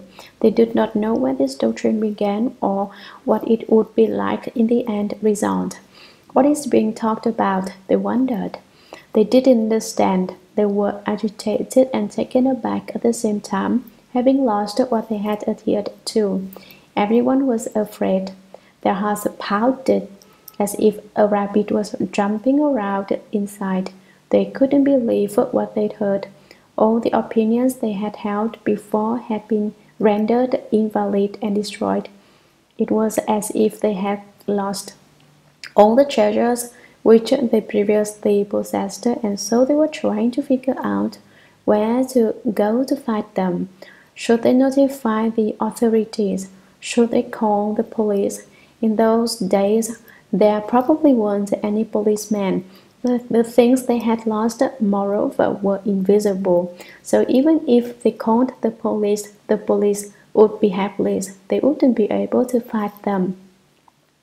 Sutra, the first common knowing, they were anxious and uneasy in spirit. Let pity rise in his heart as he consoled Ananda and everyone in the great assembly. Good pupil, what the unsurpassed Dharma King says is true and real. He speaks things as they are. He does not deceive. He does not lie. He is not Maskari Goshaliputra with his four kinds of non-dying theories that are deceptive and confusing. You should consider this attentively. It is no disgrace to pity or to implore. Commentary. When the Buddha saw that the great assembly was agitated, he gave rise to compassion in his heart and took pity on everyone. Ah, you people are truly pitiable. The first come one, knowing they were anxious and uneasy in spirit, let pity rise in his heart as he consoled Ananda and everyone in the great assembly. He knew that their spirits were not at peace, so he compassionately gave a little of a gift of fearlessness. He said, "None of you should be frightened. I will now speak to you. Good people." The Buddha addressed everyone in the great assembly as good children. Good children, listen carefully. Don't be rambunctious. Now I will tell you what the unsurpassed Dharma King says. What the Buddha says is true and real. What he says is really so. You should have no doubts about that. There is a decided principle in what I said earlier, that the thing is a thing and is not a thing. I am truly and really telling you something reliable. I am not cheating you. He speaks things as they are. What I say is in accord with principle. I rely on the principle in expressing my doctrines. It is impossible for it not to be in accord with principle. He does not deceive. He does not lie. He does not say deceptive or untrue things. He is not Maskari Goshaliputra. Maskari is a Sanskrit name which is interpreted to mean not seeing the way. His mother's name was Goshali. Putra means son of. Maskari Goshaliputra is one of the 6 masters of external paths. He was called not seeing the way because he did not understand the way. He could not see it and could not walk it. All he did was traverse a confused way. He ran around with his eyes closed and eventually he walked right into the sea where he drowned. It was because he did not see the way. That is what I think. Several thousand years later, it is for certain the salt water was very uncomfortable. It was not as comfortable as drinking wine or drinking pure water. Once he had drunk the salt water of the sea, it is likely that no doctor could cure him. With his 4 kinds of non-dying theories that are deceptive and confusing, what did he say? It is both changeable and constant. Things both change and are permanent. It is both defined and pure. It is both clean and unclean. It is both produced and extinguished. It gets born and dies. It both increases and decreases. These are his 4 theories. Originally, the Buddha said, it is neither produced nor extinguished, but Maskari said, it is both produced and extinguished. His theory is off by just that much. The Buddha said everything is unmoving. Unmoving it occurs with conditions. It occurs with conditions but does not move. But Maskari said it neither changes nor is constant. Maskari's theories are just talking out of both sides of his mouth. He says one thing has principle and also says its opposite has principle. And right down the line, he is in direct opposition to the doctrine the Buddha explained. So the Buddha refers to his 4 kinds of non-dying as deceptive and confusing theories. Deceptive means that they go to the other extreme and in so doing confuse people, but his theories are not correct, they are wrong. To reassure the assembly, the Buddha says that His doctrines are not like the confused and deceptive theories propounded by Mascari. You should consider this attentively. You should think about this in detail. It is no disgrace to pity or to implore. Don't worry. Don't be afraid. Don't be sad. Pity refers to what the Buddha expressed. I am very sympathetic. Manjushri asks a question. Sutra. Then Manjushri, son of the Dharma king, took pity on the four assemblies, rose from his seat in the midst of the great assembly, bowed at the Buddha's feet, placed his palms together respectfully, and said to the Buddha, "World honored one, the great assembly has not awakened to the principle of the first Karma's twofold disclosure of the essence of seeing as being both form and emptiness, and as being neither of them." Commentary. Then Manjushri, son of the Dharma king, Manjushri, the great wise Bodhisattva, had already understood, but he looked at those in the assembly who had something left to learn, the first stage, second stage, and third stage arhats, and saw that they were extremely pitiful. So he brought up a question. Manjushri is a Sanskrit name that means wonderful virtue. He is also called wonderfully auspicious. The Buddha is the Dharma king, and a Bodhisattva is a son of the Dharma king. Manjushri was an elder among the sons of the Dharma king. He was a leader among the Bodhisattvas. He took pity on the four assemblies. The bhikshus, bhikshunis, upasakas, and upasikas rose from his seat in the midst of the great assembly and bowed at the Buddha's feet. He stood up and then bowed down to the Buddha and held the Buddha's feet with his two hands. This is a gesture of utmost respect. People's feet are most unclean, and so to use one's hands to hold the Buddha's feet indicates, "I am beneath your feet." So when you bow to the Buddha, you turn your palms up, and in this position you should contemplate that your two hands are under the Buddha's feet. This represents the purity of the body karma, because while showing respect in this way, you are not committing any offenses of your body. He placed his palms together respectfully. This represents the purity of the mind karma. In your karma, you also give rise to thoughts of true respect. Placing your palms together with the 10 fingers placed carefully side by side represents single-minded respect. It means that you turn to one and give undivided attention to revering the Buddha. Placing the palms together is also called uniting the 10 to become one, and said to the Buddha. This represents the purity of mouth karma. Body, mouth, and mind all pay respect. The karma of the body, the karma of the mouth, and the karma of the mind are all pure. This is the purity of the three karmas. Why do people commit karmic offenses? Offenses are most often committed by the mouth. It is said, calamities come forth from the mouth, sickness enters by way of the mouth.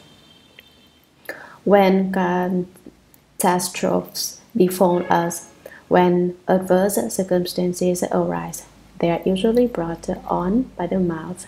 You say someone is wrong, and that person comes and treats you rudely. Isn't that a disaster brought about by the mouth? Sickness enters by way of the mouth. When we eat things, we should be careful what we take in. If you are not careful about what you eat, you can get sick. The sickness referred to, it means that over a long period of time, what you eat as well as other conditions can cause your breath and blood to be out of balance. When that happens, sickness arises. World honored one, the great assembly has not awakened. He says that no one understood, but did Manjushri Bodhisattva understand? He understood, but he still wanted to ask on behalf of those who had the opportunity to be present in the great assembly. If he had not asked, no one else would have known how to phrase the question. The Buddha could have explained it, but if no one knew how to ask, there would have been no way to take advantage of the Buddha's knowledge. We know that Manjushri understood because the text says that he took pity on the four assemblies. But even if it weren't for that phrase, we would know that he understood because he has the greatest wisdom and is referred to as the greatly wise Manjushri Bodhisattva. His question was asked on behalf of those who have not awakened to the principle of the Third Command's twofold disclosure of the essence of seeing as being both form and emptiness, and as being neither of them. This refers to the doctrine involving the seeing essence, things, and emptiness. Ultimately, is the seeing a thing or is it emptiness? Nobody else knew how to ask about this doctrine. So Manjushri Bodhisattva decided to ask about it. Sutra, World Honored One, if the causal form, emptiness, and other phenomena mentioned above were the seeing, there should be an indication of its distance, and if they were not the seeing, there should be nothing visible to be seen. Now, we do not know what is meant, and this is why we are alarmed and concerned. Commentary. Do you see how Manjushri phrases things completely differently from Ananda? Ananda is not clear about what is going on, but when Manjushri Bodhisattva speaks, his reasoning is quite complete. He says, World Honored One, if these conditions before us, the appearance of form and emptiness alike, were the seeing, one would be able to point to it.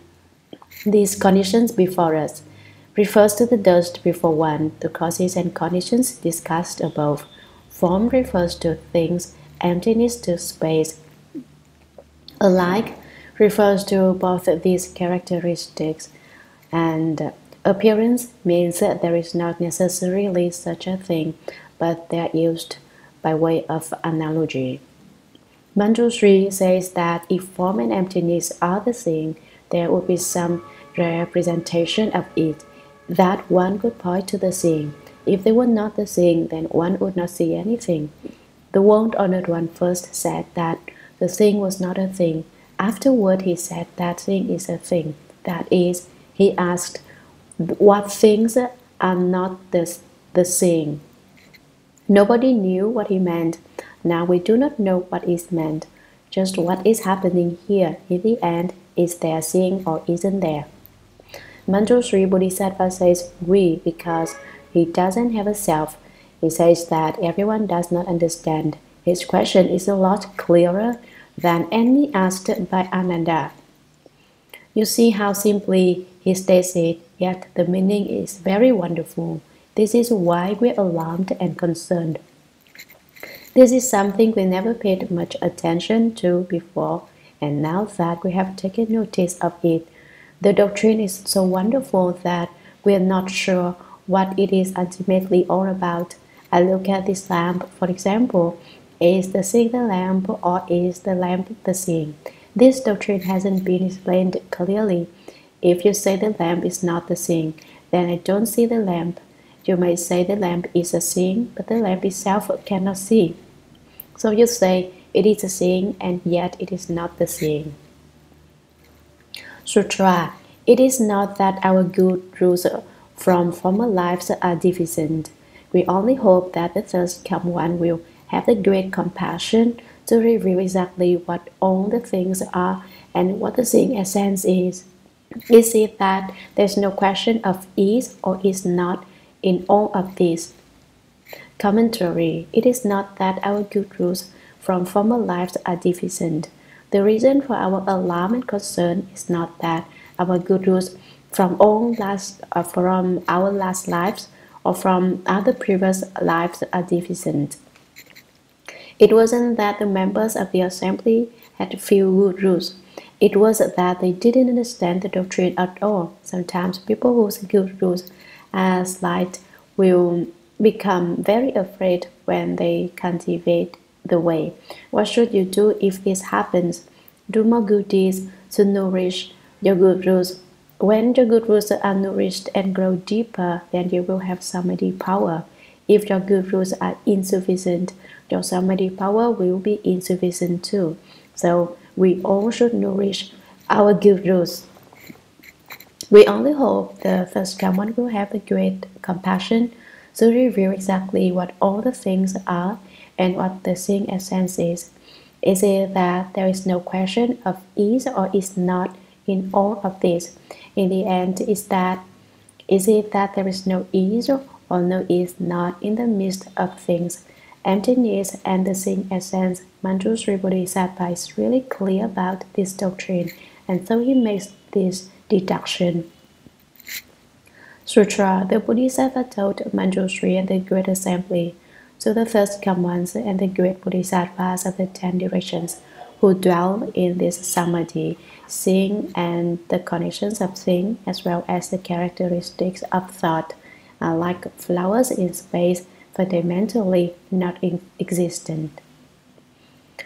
Commentary. The Buddha told Manjushri and the Great Assembly, so the first come ones and the great Bodhisattvas of the 10 directions, who dwell in this samadhi, in the great Shurangama Samadhi, seeing and the conditions of seeing, the causes and conditions which arise in their seeing, as well as the characteristics of thought, as well as the things they think about, are like flowers in space, fundamentally non-existent.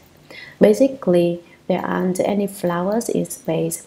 When your eyes are defective, you see them. But if there's nothing wrong with your eyes, there are no flowers in space. Or perhaps if you look at the sun for too long, you may see flowers all over empty space. That is one way to explain it. Another way to explain it is that if you open the Buddha eye, whatever flowers you want to look at exist in space. These are flowers in space also. So there are two principles here. Are the flowers seen by those who have opened their Buddha eye real? No, they are not real either. They are also illusory transformations, but if you think you want to see them, they come into being. Then, are there any flowers in space? No. Basically, there isn't anything at all. Basically, they do not exist. Basically, there isn't anything. What are you trying to find? Why are you trying to find out if the thing is a thing or if it is emptiness or what? What are you looking for? You are all caught up in seeking outside, in running outside yourself to look for things. Sutra, this thing and its conditions are originally the wonderful pure bright substance of Bodhi. How can one speak of is and is not? Commentary. The Buddha said, this thing and its conditions are originally the wonderful pure bright substance of Bodhi. The thing and the conditions of thing are themselves the wonderful pure bright substance of your Bodhi mind. It is also the pure nature and bright substance of the everlasting true mind. Here, for purposes of literary style, the name Bodhi has been used instead. How can one speak of is and is not? How can you say that is and is not can be found within the true mind, which defies duality? There is nothing dual about the true mind. It is absolute and not in the realm of opposites. And so how can you be so confused as to speak of an is and is not there? Sutra Manjushri. Now I ask you, take yourself as an example. Manjushri, is there still another Manjushri? Is there a Manjushri who is and a Manjushri who is not? Commentary. Now the Buddha asks Manjushri Bodhisattva a question. Manjushri, I now ask you, take yourself as an example, Manjushri. Is there still another Manjushri? Is there a Manjushri who is and a Manjushri who is not? You say, this is Manjushri. That's what is meant by a Manjushri who is. Then, is there Manjushri who is not? What do you say? That is what the Buddha asked Manjushri Bodhisattva, and he wished to see what Manjushri Bodhisattva will answer. You should learn to ask questions like Manjushri Bodhisattva. Don't imitate Ananda's way of asking questions. Ananda's questions are really obtuse. Sutra, so it is. Won't Honored One, I am truly Manjushri. There is no Manjushri who is. Why? If there was still another Manjushri who is Manjushri, there would be two Manjushris. But it is not that. Now I am not Manjushri. In fact, neither of the two characteristics is and is not exist. Commentary. So it is, Won't Honored One. Manjushri Bodhisattva says, it is just as you explain it, Buddha. There is no Manjushri who is and no Manjushri who is not. There isn't any is or is not. I am truly Manjushri. I am the real Manjushri. There is no Manjushri who is. There isn't anyone beyond me that is Manjushri. There isn't anything else. I am just Manjushri. There isn't any is Manjushri or is not Manjushri. Why? Why do I say that? If you say this Manjushri is, then what Manjushri is not? If there were two Manjushris, then that would be acceptable. If there was still another Manjushri who is Manjushri, there would be two Manjushris. If there is an is, then there is an is not, and that becomes two Manjushris. But it is not that now I am not Manjushri, but it certainly isn't that I am not Manjushri today. There is a Manjushri, but there is no is Manjushri. In fact, neither of the two characteristics is and is not exist. In terms of myself, Manjushri, a particular person, the two aspects of is and is not do not exist. And to speak of one that is Manjushri and that one that is not Manjushri is incorrect. At that time, he caused everyone in the Great Assembly to understand that there isn't something that is the thing and something that is not the thing. The thing is the everlasting thing. There is no such thing as saying that things are the thing or that emptiness is the thing. The thing is the wonderfully pure, bright substance of the nature of Bodhi, so you cannot set up is and is not with regard to it.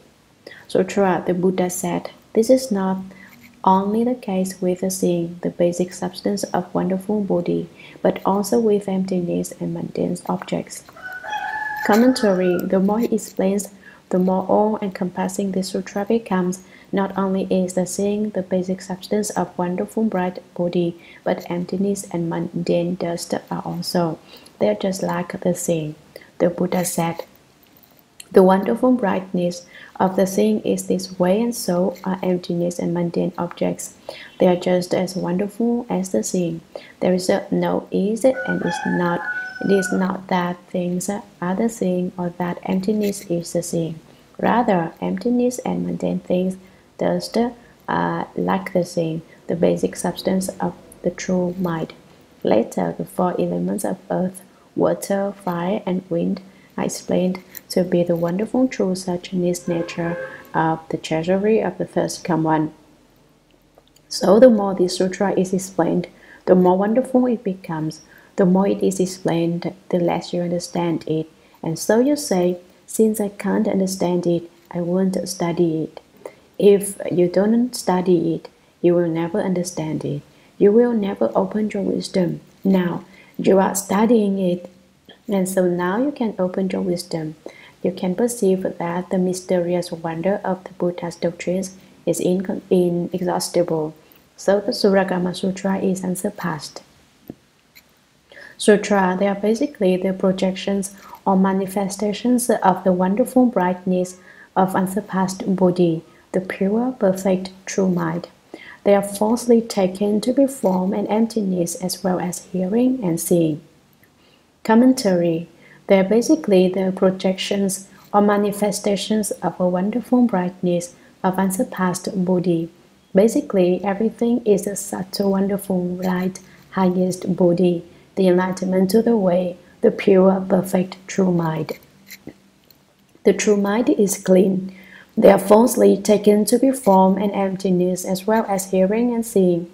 Originally, the basic substance is the pure true mind, but with the production of a single thought, of false dust, mundane objects, one is turned around by form, that is, by things, and by emptiness.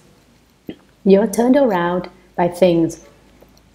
Earlier I said, if you can turn things around, you are the same as a thirst-come one, because they are false thoughts. One is turned around by form and emptiness. You also do not understand your hearing nature and your seeing nature. Why don't we understand? Because of the production of false thoughts. When one thought is wrong, thought after thought becomes wrong. There is a saying, in one false move, you lose the whole chess game. Likewise, because of one wrong thought, you recognize the false as true. You take false things to be the real one. Sutra, just as with the second moon, which one is the moon and which is not the moon. Manjushri, there is only one true moon, and within it there is not a moon that is or a moon that is not. Commentary, just as with the second moon, basically it is one moon, but if you look at it with defective eyes, you see two moons. Which one is the moon and which is not the moon? Which moon is not the moon? Manjushri, there is only one true moon, and within it there is not a moon that is or a moon that is not. When you have is and is not, you have relative dramas. But what is spoken of now is absolute. The basic nature of Bodhi is beyond the opposites.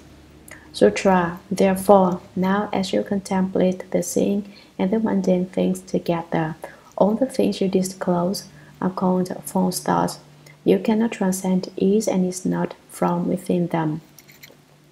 Commentary, therefore, because of this, now as you contemplate the seeing and the mundane things together, all the things you disclose are called false thoughts. You contemplate your seeing and things, and you disclose all kinds of forms and appearances. They are all false thoughts. They appear because of your false thoughts. You cannot transcend is and is not from within them. Within emptiness, you cannot find something that is emptiness and something that is not emptiness. Emptiness is simply emptiness. How could there further be an emptiness that is and an emptiness that is not? Nor can you say of things that a thing is and is not. It is the same with a thing. You cannot say there is a thing that is a thing or is emptiness, or that the thing is or is not seen. This will not work. In this you cannot find an is or an is not. Sutra, with the true essence, the wonderful, enlightened, bright nature, you can get beyond trying to point out or not point out. Commentary, with the true essence, the genuine seeing essence, the wonderful, enlightened, bright nature, the subtle, wonderful, inconceivable, bright nature, you can get beyond trying to point out or not point out.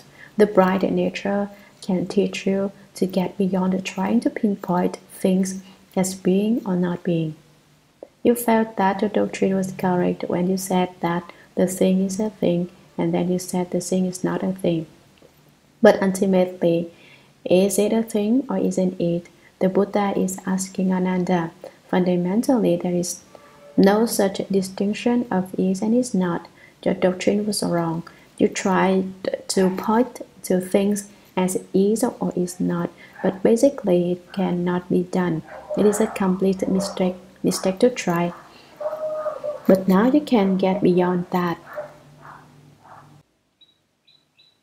Sutra.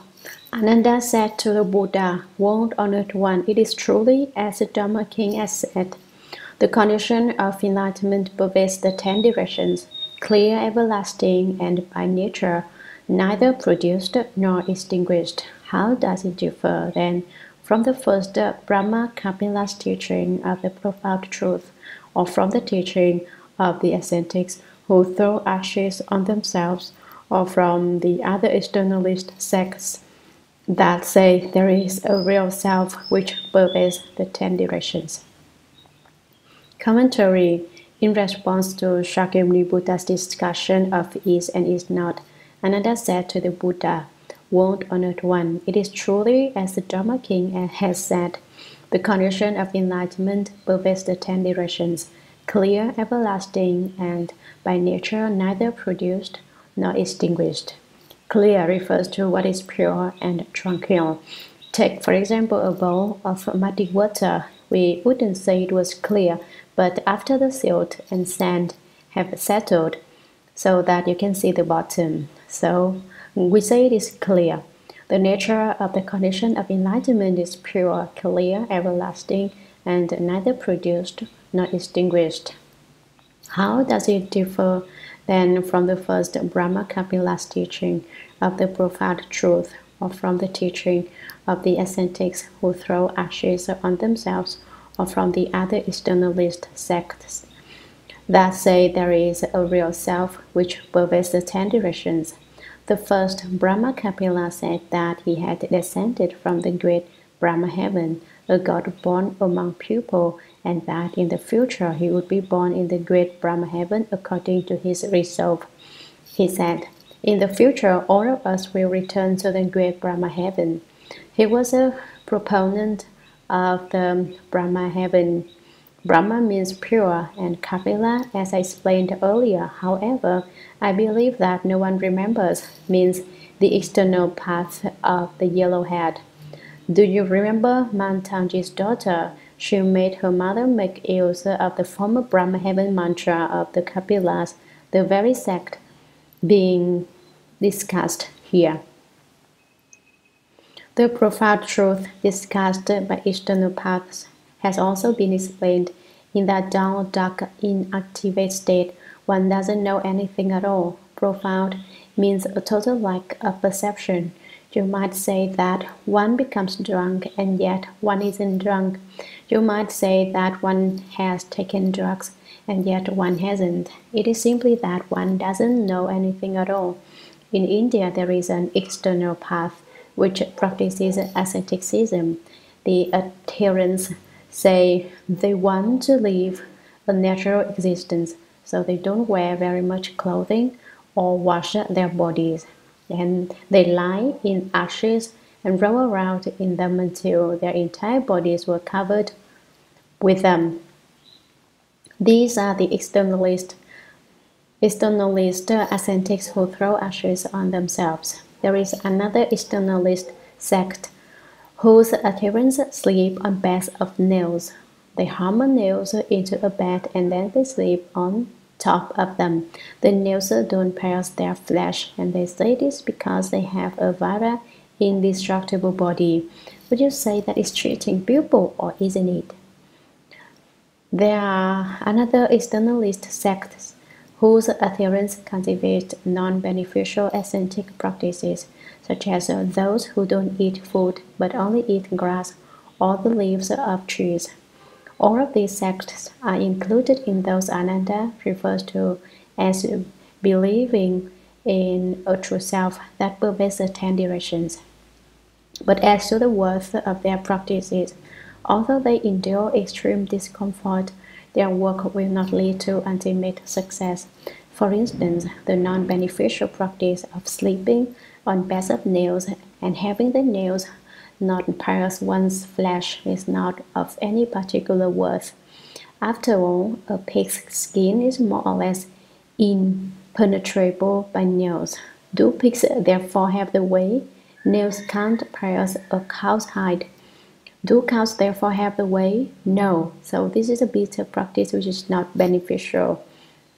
You should not make a mistake here and think they are necessarily endowed with a very indestructible body just because I said they consider themselves endowed with one.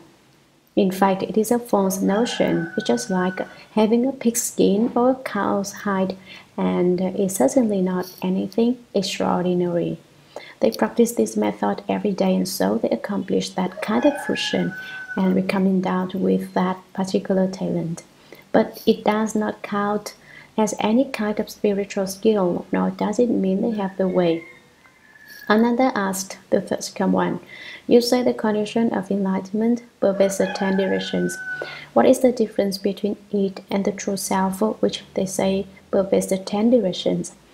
Sutra. Also in the past, the world-honored one gave a lecture on Mount Lanka explaining the principle thoroughly for the sake of great wisdom Bodhisattva and others.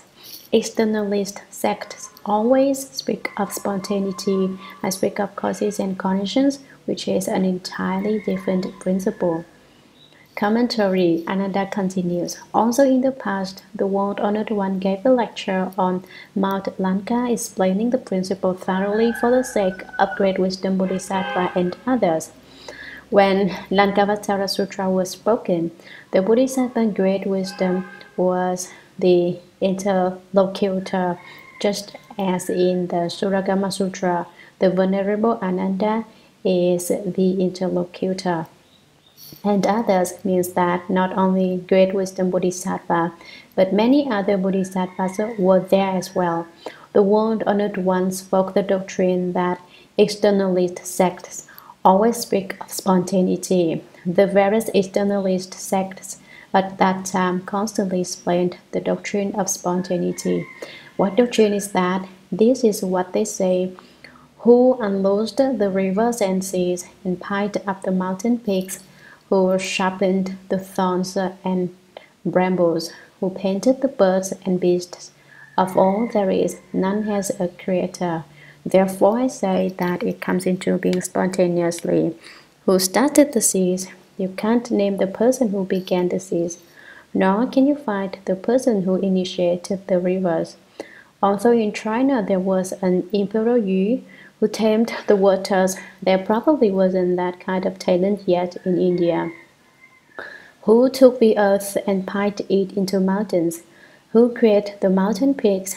Who is it? How is it they are so high? By asking who made them, they come to the conclusion that they arose spontaneously. Spontaneously a river appeared, a sea came into existence. Spontaneously there were mountains, the thorns and brambles, the birds and beasts, absolutely everything, without any help from people, is produced of itself. Of all there is, none has a creator. Therefore I say that it comes into being spontaneously. But I speak of causes and conditions. Here, Ananda is quoting what the Buddha said earlier. Buddha, you explained the drama of causes and conditions, which is not the same state. It is not the same as the externalist sect's view of spontaneity. However, the doctrine I hear you speaking now seems the same as the doctrine spoken by externalist sects. You say that the condition of enlightenment pervades the 10 directions, and the externalist sects say that the true self also pervades the 10 directions. Isn't that the same? The name is different, that's all. Your condition of enlightenment is more than likely the true self, and their true self is more than likely the condition of enlightenment. Isn't that the way it is? What is meant by the cause and the condition that the Buddha speaks of?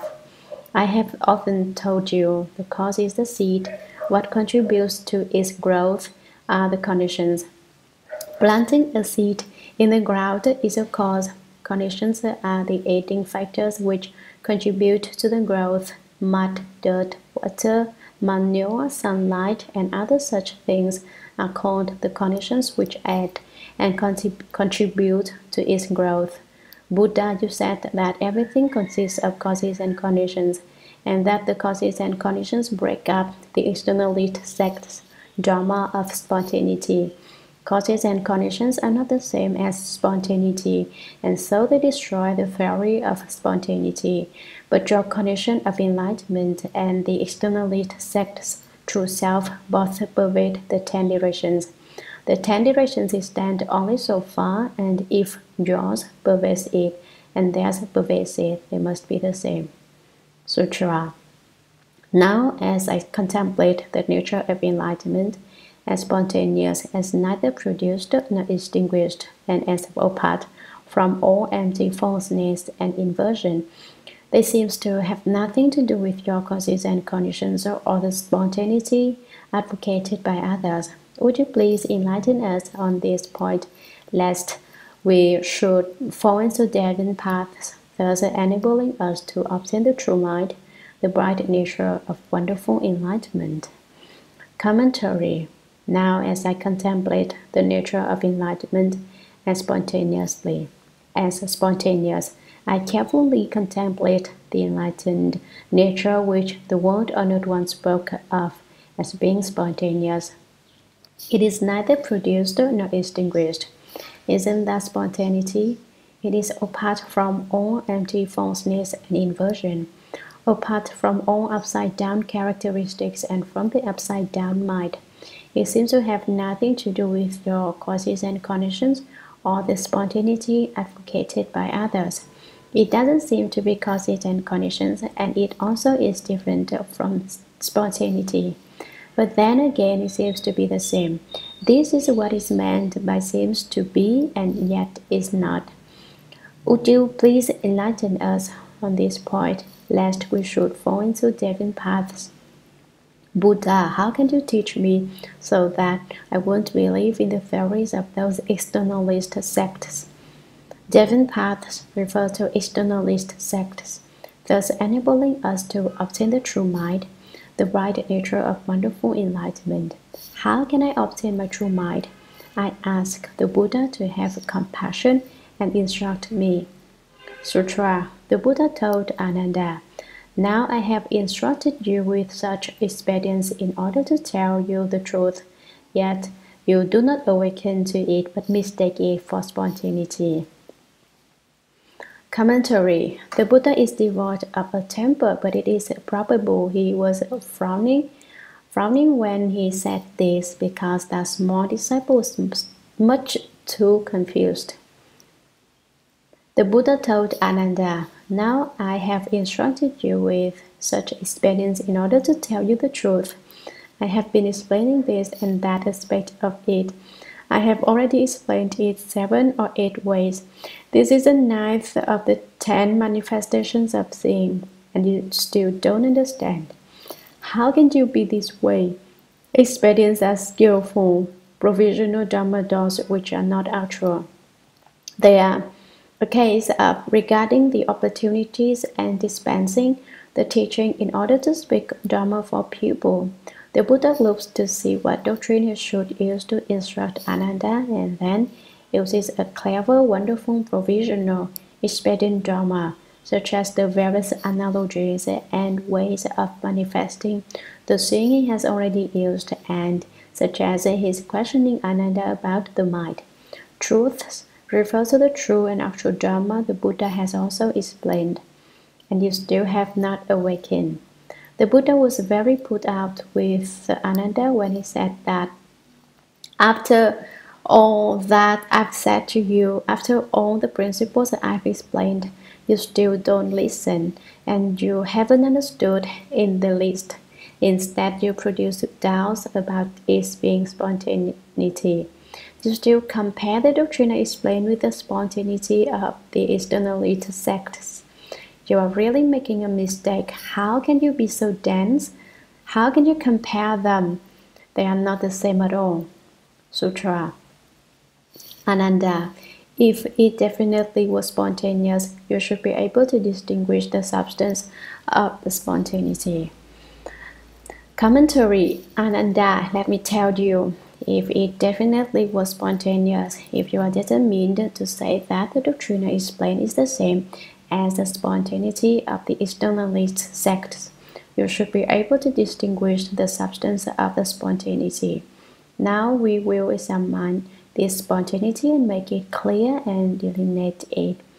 The spontaneity has a substance, they say. For example, who loosed the rivers? Rivers come into existence spontaneously, and so there is still a river. Who loosed the seas? They say the seas exist spontaneously, and so there is still a sea. The sea is the basic substance of spontaneity. It still has a substance. They say, why pile up the mountains? No person could make a mountain, so the mountains are spontaneously born. So there is still the substance of a mountain. So the substance of the mountain is the substance of spontaneity. Now, where is the spontaneous substance of my Dharma? Speak up. Sutra. Now you look into the wonderful bright seeing. What is its self? Does the seeing take bright light as itself? Does it take darkness as itself? Does it take emptiness as itself? Does it take solid objects as itself? Commentary. You still have not understood, so I will explain it for you further. You listen. The Buddha presents another theory to reveal to him that it is separate from all ordinary seeing. Now you look into the wonderful bright seeing. What is itself? Use your mind again to take a look. What self is there in the condition of your enlightened seeing's wonderful brightness? What is your seeing's basic substance? You say the seeing is spontaneous. If it is spontaneous, it must have a substance. What is the basic substance of the seeing? Tell me. Does the seeing take bright light as itself? Does the seeing take light as its spontaneous basic substance? Does it take darkness as itself? Does darkness make up the spontaneous substance of the seeing? Does it take emptiness as itself? Does it take emptiness to make up its spontaneous basic substance? Or does it take solid objects as itself? Or does a form make up its spontaneous basic substance? Speak up. Now, he has asked Ananda, and Ananda will have a comeback. But before he can speak, the Buddha offers his own refutations. Sutra. Ananda, if itself consists in light, you should not see darkness. Moreover, if it takes darkness as the substance of itself, you should not see solid objects. Continuing in the same way, if it takes all dark appearances as itself, then when it is light, the seeing nature is cut off and extinguished, and how can you see light? Commentary. The Buddha explains it for Ananda a little more deeply. Ananda, if itself consists in light, you should not see darkness. If you take light to be the basic substance of spontaneity, and if you say seeing is the same as spontaneity, then when it is dark, the light should be cut off and extinguished. That is, it should disappear, and so you should not see darkness. After all, you say light is its basic substance, so how could it see when it is dark? Moreover, if it takes emptiness as a substance of itself, you should not see solid objects. By solid objects is meant places which cannot be seen through. If you take emptiness to be the spontaneous basic substance of your seeing should disappear in the face of solid objects. Without emptiness, its own substance is gone. Continuing the same way, if it takes all dark appearances as itself, then when it is light, the seeing nature is cut off and extinguished. And how can you see light? The principle holds in every case. The seeing nature would be extinguished when there is light. Thus, to say that darkness is its basic substance is also a mistake. Sutra. Ananda said, I am certain that the nature of this wonderful seeing is not spontaneous. Now I discern that it is produced from causes and conditions, but I do not yet have it clear in my mind. I now ask the first one how this idea is consonant with the nature of causes and conditions. Commentary. Ananda said before that it was not causes and conditions. Now he says that it is. Ananda can fluctuate. Ananda said, I am certain that the nature of this wonderful seeing is not spontaneous. Certainly, just as you say, the subtle wonderful seeing essence which sees everything is not spontaneous, because it has no substance. Now I discern that it is produced from causes and conditions. He doesn't say now that he considers. He says he discerns the doctrine. But I do not yet have it clear in my mind. I think the thing is produced from causes and conditions. But then again it seems not be in accord with principle.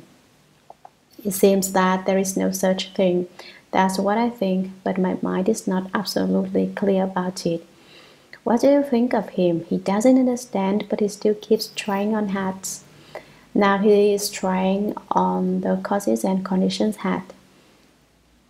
I now ask the first one how this idea is consonant with the nature of causes and conditions. World Honored One, how can this doctrine be explained? How can it fit with the nature of causes and conditions? Please explain this to me, Buddha. Now it was not the Buddha who said that the thing essence is produced from the nature of causes and conditions. It was Ananda who said it. And he himself doesn't understand. He wants the Buddha to explain it. Basically, what Ananda said lacks principle. He doesn't understand the doctrine. First, he says it is spontaneity. Then he says it is causes and conditions. And then, because he doesn't understand how it could be, he wants someone else to explain it. Meeting someone like Ananda is enough to give one a headache. Sutra. The Buddha said, you say it is causes and conditions. I ask you again, because you are now seeing the seeing nature manifests, is it because of light that the seeing exists? Is it because of darkness that the seeing exists? Is it because of emptiness that the seeing exists? Is it because of solid objects that the seeing exists? Commentary. The Buddha said, you say it is causes and conditions. You want me to explain to you how it is consonant with the nature of causes and conditions. But it's you who say it is causes and conditions. Well, I will explain about causes and conditions for you. But first, I want to ask you something. I ask you again. Because you are now seeing the seeing nature manifests, your seeing nature appears before you. Is it because of light that the thing exists? Is it because of darkness that the thing exists? Is it because of emptiness that the thing exists? Is it because of solid objects that the thing exists? In the end, how does your seeing essence come into being? The Buddha is truly one of great kindness and great compassion. He encounters someone who keeps needing the bean curd, so to speak, who keeps going back and forth around and about, and with the utmost compassion, he still keeps explaining to him. It's probably the case that Ananda has been spoiled by the Buddha. He was the Buddha's favorite cousin, and he was in the habit of being allowed to say and do as he pleased. He's just like these disciples of mine now who are not afraid of their teacher. They dare to say anything at all, right, to the teacher's face. When I was in Hong Kong, my disciples didn't dare open their mouths when they were around me. They were very afraid of me. You American disciples are not afraid of your teacher, and I don't wish to make you afraid of me. So for now, it's yes, okay. Sutra Ananda, if light brings it into existence, you should not see darkness, and if it exists because of darkness, you should not see light. It is the same with emptiness and solid objects. Commentary. Ananda, you should know that I have already explained many similar doctrines. Now I will explain it once again for you. Ananda, if light brings it into existence, if you say the seeing exists because of light, you should not see darkness. When it is dark, you should not be able to see darkness. If it exists because of darkness, you should not see light. If you say, it is not because of light that exists, but because of darkness, there is seeing because of darkness, then when it is light, your seeing would disappear. Why? You rely on the darkness in order to see. Now that the darkness is gone, your seeing is also gone. The very same doctrine applies in other cases. If it is because of emptiness that the seeing exists, then where there are solid objects, it would disappear. If it is because of solid objects that the seeing exists, then where there is emptiness, it would disappear. But that isn't how it is with you. You can see when it is light, you can see when it is dark, you can see where there is emptiness, and you can see where there are solid objects. How could your suggestion that the seeing is based on causes and conditions be correct? Sutra. Moreover, Ananda, does the seeing derive from the condition of light? Does the seeing derive from the condition of darkness? Does the seeing derive from the condition of emptiness? Does the seeing derive from the condition of solid objects? Commentary. I spoke before about causes. Now I will ask you about conditions. I will explain it a little more clearly for you. Do you see how compassionate the Buddha is?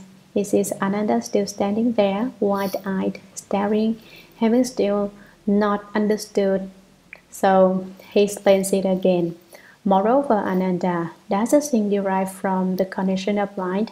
Does the seeing derive from the condition of darkness? Does the seeing follow upon light, or does it follow upon darkness? Does the seeing derive from the condition of emptiness? Does the seeing derive from the condition of solid objects? Is it from the causal condition of emptiness that there is seeing, or is it from the causal condition of solid objects that there is seeing? Sutra. Ananda, if it exists because of the condition of emptiness, you should not see solid objects. If it exists because of the condition of solid objects, you should not see emptiness. It is the same with light and darkness.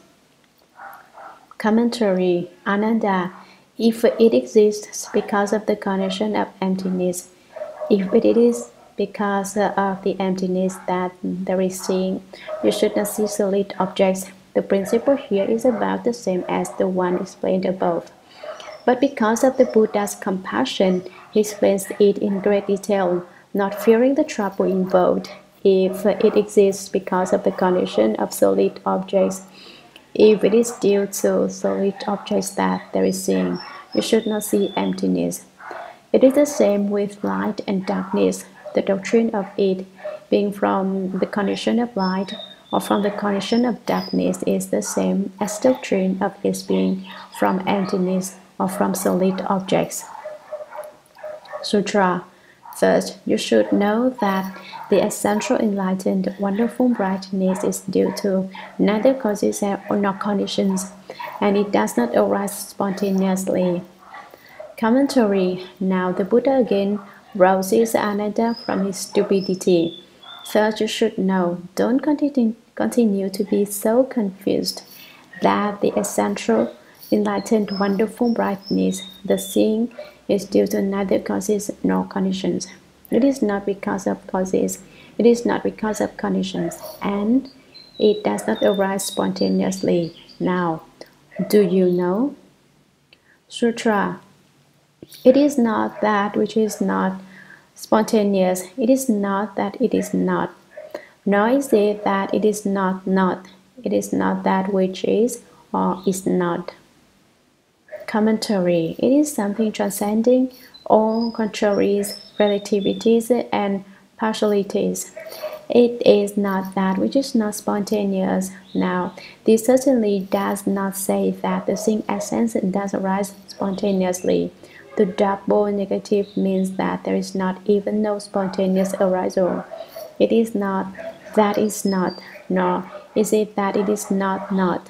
There is neither a negation nor a lack of negation. There is no is, and there is no is not. It is not that which is and is not. There isn't any correct and incorrect. You can't think about this with your mind that makes distinctions. Once you think about is and is not, you have left the doctrine of the seeing essence. Then what is there? Sutra. Any Dharma is that which is apart from all characteristics. Commentary. If you separate from all empty and false characteristics, that is the true and actual Dharma. Don't base your skill on empty and false characteristics. Any Dharma is that which is apart from all characteristics. If you can be separate from all empty and false characteristics, that is your genuine seeing essence, that is the genuine wonderful Dharma. What are these characteristics? They are the characteristics of false thought. To be apart from false thought is the wonderful Dharma of true centeredness. If you do not separate yourself from the characteristics of false thinking, Sutra. Now, in the midst of dharmas, how can you use your mind to make distinctions that are based on worldly sophistries, terms, and characteristics? That is like grasping an empty space with your hand. You only succeed in tiring yourself out. How could empty space possibly yield to your grasp? Commentary. The World Honored One continues speaking to Ananda. Now, in the midst of dharmas, how can you use your mind to make distinctions that are based on worldly sophistries, terms, and characteristics? Why do you dwell in false thoughts and use your mind? Why do you base your skill on false thought? Worldly doctrines of spontaneity and causes and conditions are sophistries. Sophistries are clever discussions of unreal things. You use the terms and characteristics of sophistries to make distinctions about my wonderful Dharma, to make distinctions about my wonderful Shurangama Samadhi. How can you do that? That is like grasping at empty space with your hand, to use your mind which has false thinking. Your conscious mind that makes distinctions to fathom the wonderful Shurangama Samadhi is like trying to grab hold of empty space and stroke it with your hand. How can you capture empty space? Were you to ask a child if empty space can be grasped, even the child would say it can't be done. What are you doing now is grasping at empty space. It is like a Tong Hua Feng who said, first capture empty space, then you can capture Tong Hua Feng. He said it to a ghost which had captured him. Upon being captured, he reasoned with the ghost, wait a bit, can't you? He said, there's a more matter I haven't finished attending to. When I have finished that up, I'll accompany you to see King Yama. Who was Tong Hua Feng? He was a cultivator of the way, a monk with samadhi power. When he was in samadhi, the ghosts and spirits couldn't see him, but he was visible to the ghosts and spirits when he left the samadhi. That time he had left samadhi, and the ghost of impermanence paid him a visit. What is a ghost of impermanence? When your time comes to die, it is the friend who comes to accompany you to see King Yama. That friend came and captured Tong Hua Feng and said, your life should end. Come with me to see King Yama. And he locked Tong Hua Feng up in handcuffs and iron chains. Tong Hua Feng said to him, friend, don't be so impolite. I still have one thing to attend to, and then I will go with you. The ghost thought, you're opposing me for having captured you. Well, it doesn't matter if I show you a little courtesy. So he said, what do you have to attend to? Whereupon Tong Hua Feng folded up his legs into full lotus posture, and as soon as he was settled, he entered samadhi. The samadhi he entered was no thought samadhi. Just before he entered it, he said, now go and capture empty space, and then you can take along Tong Hua Feng, he said. If you can capture empty space, then come back and take me to see King Yama. Once he had entered samadhi, the ghost had no way of capturing him. So everyone should know that samadhi power is extremely important. Samadhi power is not being turned around by things, but being able to turn everything around. Didn't it say earlier in the text, if you can turn things around, then you are the same as a thirst-come one. Cultivating to develop samadhi power is the same. You have it no matter what circumstance you encounter. I will explain a doctrine to you which is not a joke, but is true. If a man truly has samadhi power, when he sees a woman, no matter how pretty she is, he can refrain from moving his mind. He can avoid giving rise to emotional desire. That is samadhi power if as soon as you see a woman, you grow unsteady and start to shake, and a hand suddenly grows right out of your throat. That's lack of samadhi power. We can switch the sentence around and say that it's the same for women when they see men. They should remain in a state of unmoving suchness, and if they are able to remain unturned by the emotional desire, they have samadhi power. That's just the first step. You shouldn't think that that is something extraordinary in itself. That's the first step. The first step is to gain the ability to not be turned around by emotional desire, so that seeing is the same as not having seen. You face situations without a mind. You're confronted with the experience and still haven't any mind. That is samadhi power. You can measure the extent of your samadhi power by yourself. For example, if you can remain unmoved when the emotional desire between men and women comes to mind, then you have a little bit of samadhi power. To take it further, if you can remain in the company of your girlfriend without the arising of the least incident, that is a genuine skill, but the skill is not easily developed. If you have that kind of samadhi power, you certainly can cultivate and develop a very indestructible body. If you like that samadhi power, what is to be done? Don't be satisfied with the status quo, saying, I haven't got that much samadhi power, so forget it. I'm not going to cultivate, I'll just give in to it. That's useless. You're just writing for a phone. The less samadhi power you have, the more you must cultivate. For instance, I sit in meditation and the pain comes. The more pain there is, the more I want to sit. I will force myself to do what is difficult. That is also samadhi power. You only succeed in tiring yourself out. The Buddha tells Ananda that using his mind to invent sophistries about the same nature is like trying to grasp empty space. All you do is toil bitterly to no avail. You wear yourself out and exhaust your own energy. You lose your strength. After all, if you continually paw at empty space with your hand, can you deny that your arm would get tired? Eventually, your hand would hurt and would start to ache from weariness. You need and clutch and grasp and can't get hold of empty space. You grasp it and there's nothing. You grasp again and again, there is nothing. It would truly be a case of having nothing to do and going to look for something to do. And that's the way Ananda was. He didn't have anything to do. It was probably the case that as a monk he ate his fill, and for lack of anything to do, he began clutching at empty space. How could empty space possibly yield to your grasp?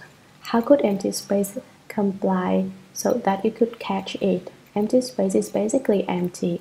How could you capture it? If there was something you could grasp, then it would not be empty space. There has to be a thing before you can grasp it. For instance, this cup. Because there is a cup, I'm able to grasp it. If the cup wasn't there, you could grasp back and forth and up and down, and there still wouldn't be anything. So the Buddha likens Ananda, who develops his skill based exclusively on the conscious mind that makes the distinctions, to someone who grasps at empty space. The principle is the same, to just increase your own wariness, which is not of the least benefit to the self-nature. Sutra. Ananda said to the Buddha, if the nature of the wonderful enlightenment has neither causes nor conditions, then why does the world-honored one always tell the bhikkhus that the nature of thing derives from the four conditions of emptiness, brightness, the mind, and the eyes? What does that mean? Commentary. How much gold would you say Ananda has? He asks his teacher. He really tries to argue publicly with the Buddha. More than anything else, it's like a game of chess.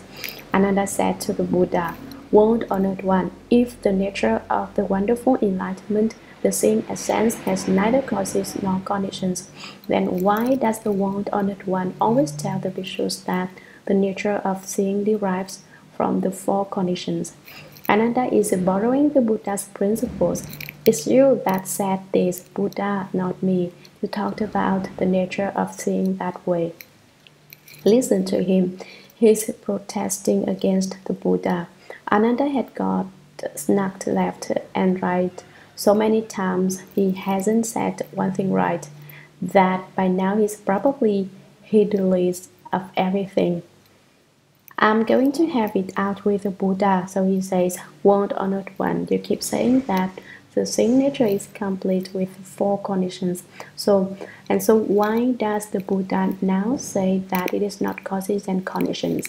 He certainly must have had enough gall to fill the skies to be prompted to argue with the Buddha like this. What are the four conditions? Emptiness, brightness, the mind, and the eyes. What does that mean? How do you explain this doctrine? In the past, you explained it according to these four conditions, and now you are going back on what you said. How can you do that? Is it possible for the Buddha to say things which don't count? The Buddha doesn't lie. How can you say it is that way and now say it isn't? Yeah, you can see that meeting up with this kind of disciple is not an easy task. Thank goodness the Buddha is the Buddha. If it were I'd have no way to handle him. Sutra, the Buddha said.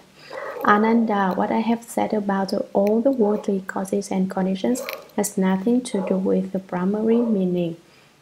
Commentary, Ananda's ability in debate is so good that he has subdued the Buddha.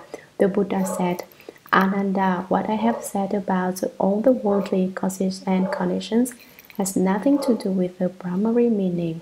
It is not the principal doctrine. What I said then was a provisional and expedient. You should not think that the things I said then are true. At that time it was as if I were rearing little children by telling you to be good and not be rambunctious. When you grow up, you can be an official. You can do important things. It was an expedient and provisional Dharma door. Doesn't it seem from the tone of what it says that the Buddha has been subdued by Ananda? In the Vimalakkhati Sutra, Manjushri Bodhisattva asks the layman, Vimalakkhati, what is the primary meaning? What do you suppose the layman Vimalakkhati said? Can you guess? If any of you know, then you are truly a present-day Vimalakkhati. Do any of you know what the primary meaning is? Anyone who has read the Vimalakkhati Sutra will know, but if I tell you, you should not go around posturing in front of people, imitating the layman Vimalakkhati's gesture because you haven't reached his status. Don't be like some people who make the mistake of pretending to be what they aren't. Vimalakkhati closed his eyes and did not open his mouth. He didn't say a word. Manjushri Bodhisattva said, Oh, you understand. That's the way it was, but you can't do the same thing when you go someplace and someone asks you what the primary meaning is. That is unacceptable. It's fine to know about it, but to be aware of the principle, but you can't go about putting on airs as if you were the same as the Vimalakkhati. That is impermissible. The same is true when reading the 6th Vajra Sutra, which contains a lot of principles. Sometimes people make verbal zen out of these principles. If you genuinely understand the doctrine, then it is all right, but it is not all right to indulge in verbal zen. I will repeat this because it is very important. You can't go around trying to carry on chun banter with people. What is chun banter? Someone points a finger or makes a fist or some other such gesture that is impermissible for you to do. Why? You haven't the experience. You are not enlightened. It's not you who can make these kinds of gestures. One who makes these kinds of gestures is one who is enlightened. One who is enlightened has the penetrating understanding of absolutely everything. I had an encounter recently with someone who was so confused that he acted like he was drunk and supposed himself to be enlightened. So I told him to explain the 7 kinds of sutra titles and the 6 realizations. And he couldn't come up with one title. He could not complete one realization. What enlightenment do you suppose he had attained? If he were an enlightened person, then even if he didn't know the answer to the question, he would have been able to expound principle. Why? Because all principles come forth from the mind. If he were an enlightened person, his mind would be full of light, and he would have penetrated to the understanding of all principles, so that even if he didn't know the particulars, he could explain it with principle. That's what is meant by enlightened. So you decidedly cannot steep tea in cold water and drink the dregs. Someone who forces the issue and announces that he is enlightened is totally shameless, completely without a sense of shame. There can be no such people in Buddhism. They are a useless lot, I tell you. Sutra. Ananda, I ask you again. People in the world say, I can see. What is meant by seeing? What is not seeing? Ananda said, due to the light of the sun, the moon, lamps, people in the world can see all kinds of appearances. What is called seeing? That is called seeing. If it were not for these three kinds of light, they would not be able to see. Commentary. The Buddha felt that Ananda was his little cousin and he should always take pity on him. So again he calls out, Ananda, I ask you again. Child, I will again ask you. People in the world say, I can see. Everyone says he can see. The text does not have the Buddha saying he can see. It is each person speaking of himself. What is meant by seeing? What is seeing? What is not seeing? Tell me the doctrine involved. Ananda has now heard the Buddha subdued by him. He has been victorious, and so he doesn't stop to think. He just speaks out. Ananda said, due to the light of the sun, the moon, and lamps, people in the world can see all kinds of appearances. That is called seeing. Without them, we can't see. If it were not for these three kinds of light, they would not be able to see. Sutra. Ananda, if it is called not seeing, when there is no light, you should not see darkness. If in fact you do see darkness, which is none other than the lack of light, how can you say there is an absence of seeing? Commentary. Whenever Ananda says something, he contradicts himself. He slaps his own cheek, as it were. He opposes his own principle. Thus he says that if these three kinds of light are lacking, there isn't any seeing. The Buddha challenges him, his essential point. You say there is no seeing, and ask you about that. Ananda, if it is called not seeing, when there is no light, you should not see darkness. Didn't you say that in the absence of light, shed by sun, moon, and lamps, you cannot see?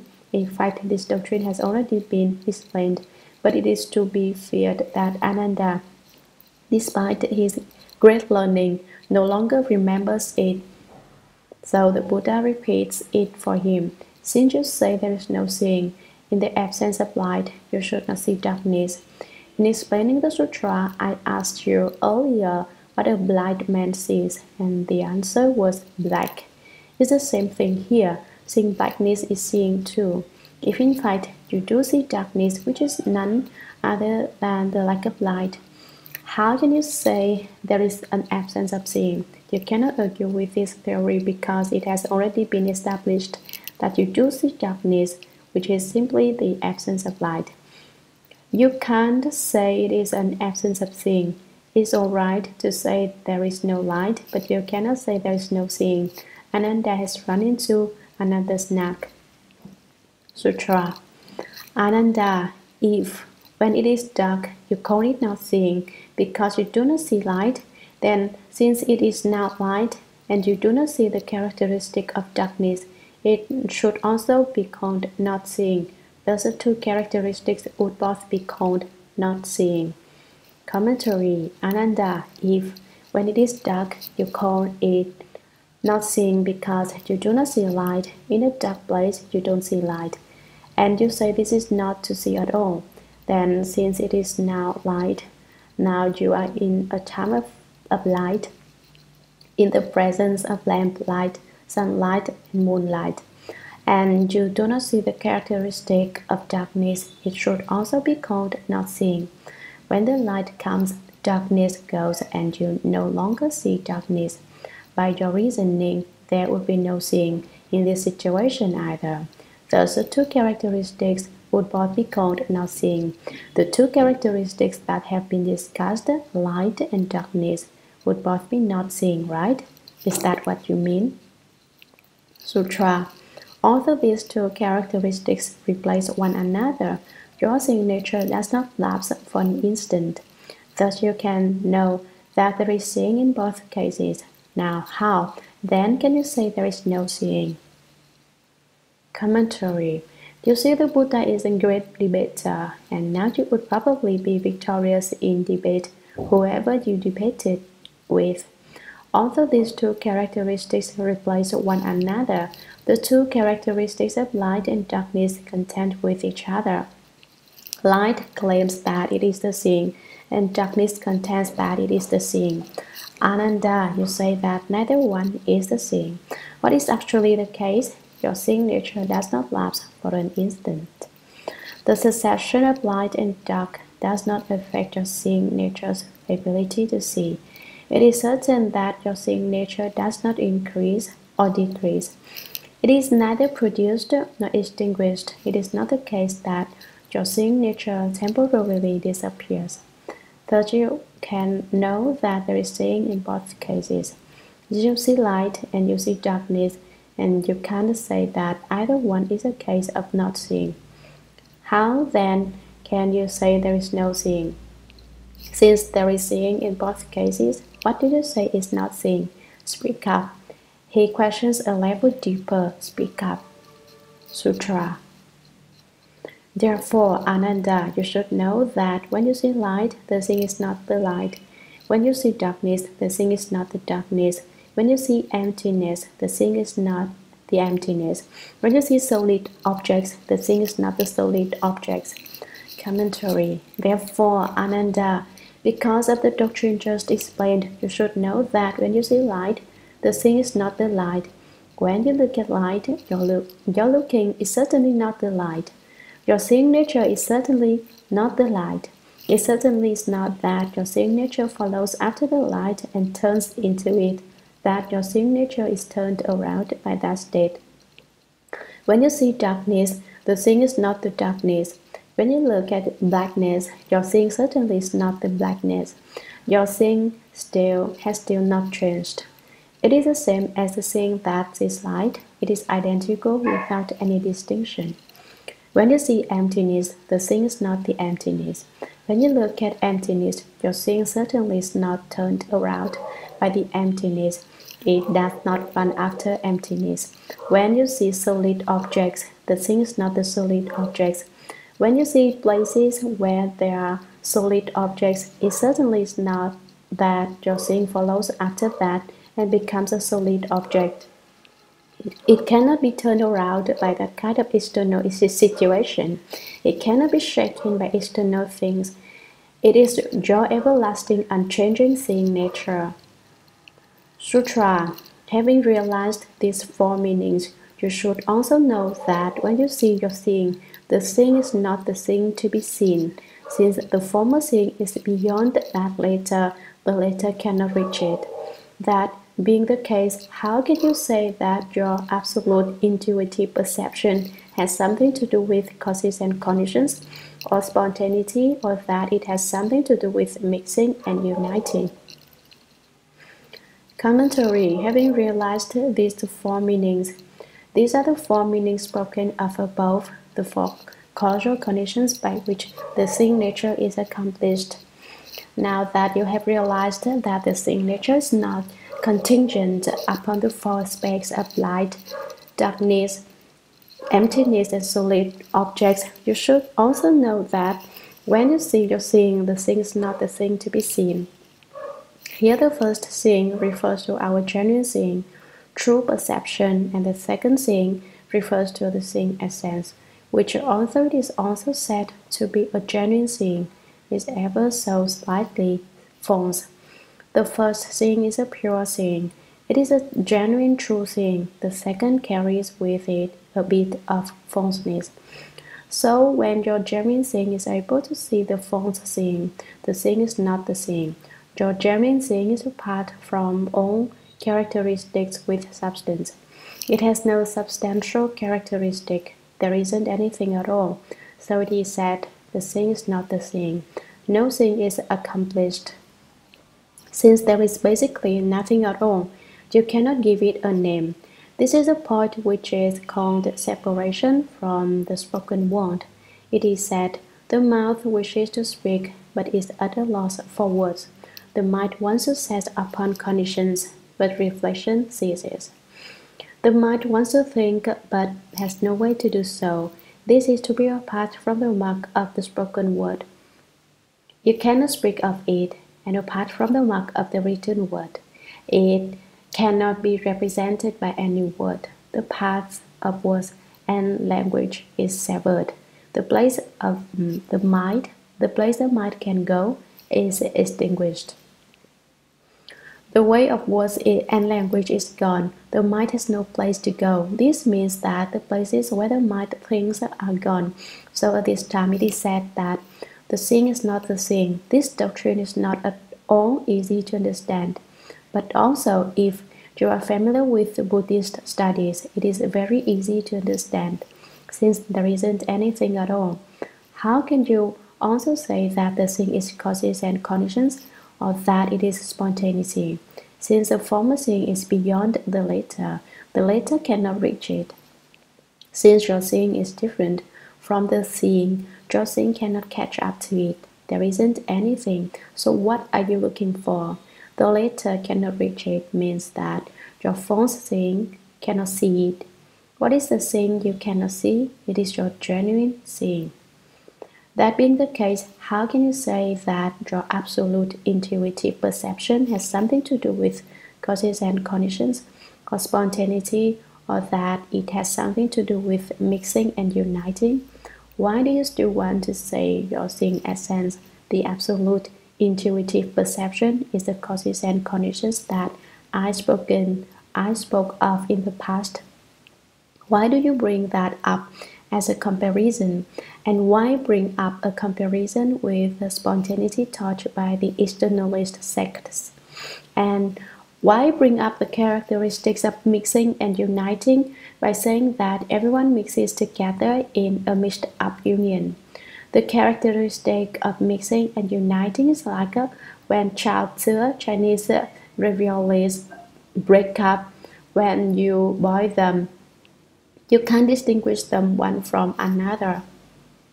The Buddha tells Ananda that when he spoke the drama of causes and conditions, it was for the sake of those who had first begun to study, people of the small vehicle, that is, the provisional vehicle of the self-hearers and the conditioned enlightened ones, and also for the adherents of externalist sects to refute the doctrine of spontaneity. Now I am explaining the Shurangama Sutra in order to manifest and display the great Shurangama Samadhi. That kind of wonderful meaning absolutely cannot be compared to causes and conditions. How can you still bring up causes and conditions and compare it to the primary meaning? How can you compare it to the great Shurangama Samadhi? That's like mistaking copper to gold. Sutra. You narrow-minded self-hearers are so inferior and ignorant that you are unable to penetrate through to the purity of the characteristic of reality. Now I will teach you. You should consider it well and do not become weary or negligent on the wonderful road to Bodhi. Commentary. Shakyamuni Buddha said, you narrow-minded self-hearers, you people of the two vehicles are so inferior and ignorant. Your minds are very narrow and small. Your awareness is quite inferior. You are completely without knowledge. You self-hearers know only how to benefit yourselves and not how to benefit others. You know only how to attend to yourselves, and you pay no attention to the pain and suffering of other living beings. You are self-ending or hearts. Ignorant means to have no genuine knowledge. The knowledge spoken of here, however, is not that of ordinary worldly knowledge, but the genuine knowledge of the great vehicle Buddha Dharma. You lack knowledge of genuine great vehicle Buddhism. This also refers to the wonderful samadhi of the Shurangama's primary meaning.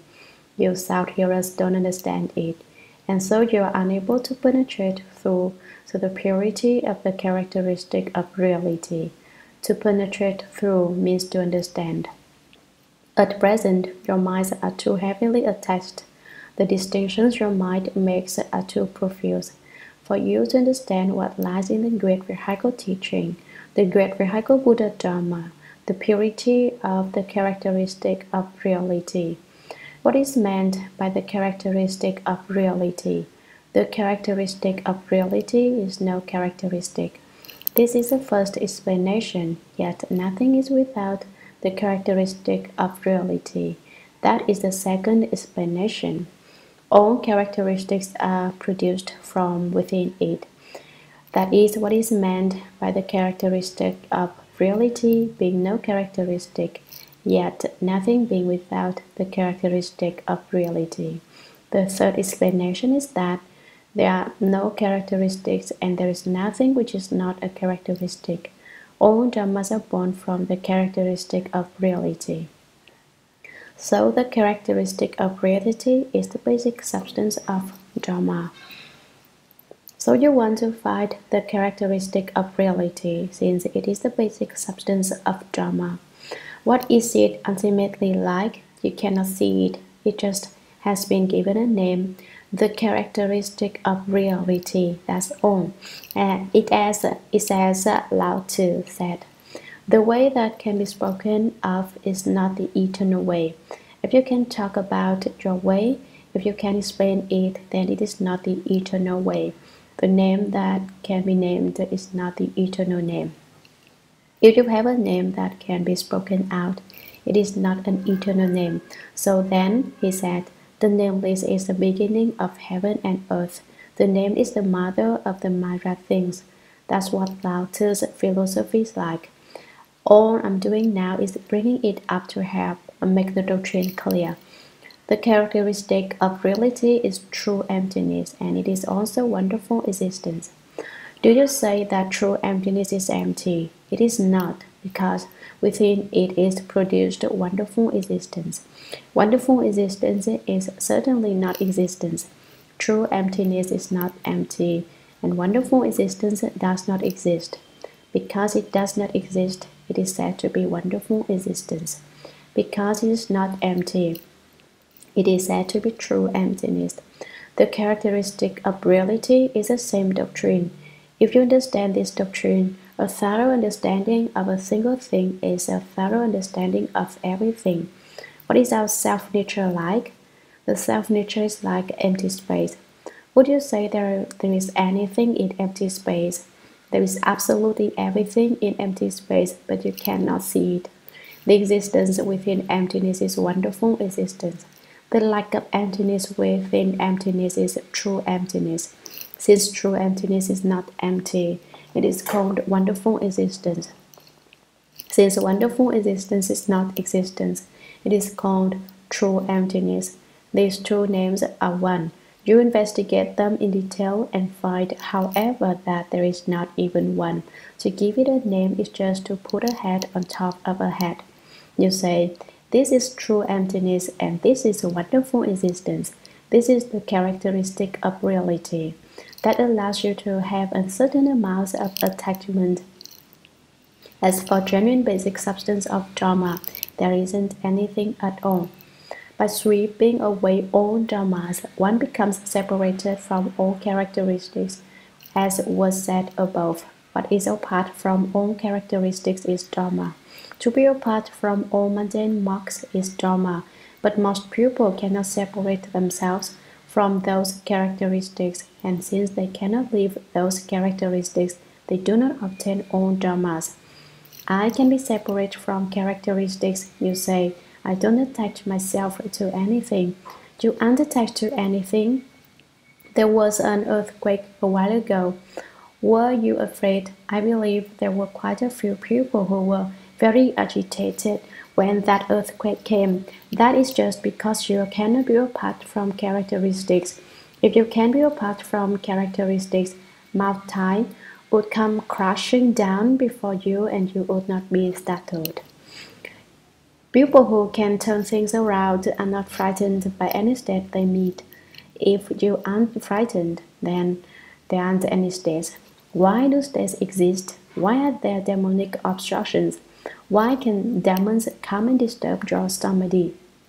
Because you move. As soon as you move, they slip right in. If you don't move, no demon in existence will have any way to get at you. There won't be any mantra they can recite to move you. You say, then why was Mantaji able to recite a mantra and confuse Ananda in this sutra? It was just because he didn't have any samadhi. If he had samadhi, if Ananda had had the genuine Shurangama samadhi, there would have been no need for the Buddha to speak the Shurangama Sutra or the Shurangama mantra, and you and I would not be able to listen to the Shurangama Sutra now or study the Shurangama mantra. So those were the causes and conditions. But if someone has samadhi, no matter what state arises, he or she will not be frightened.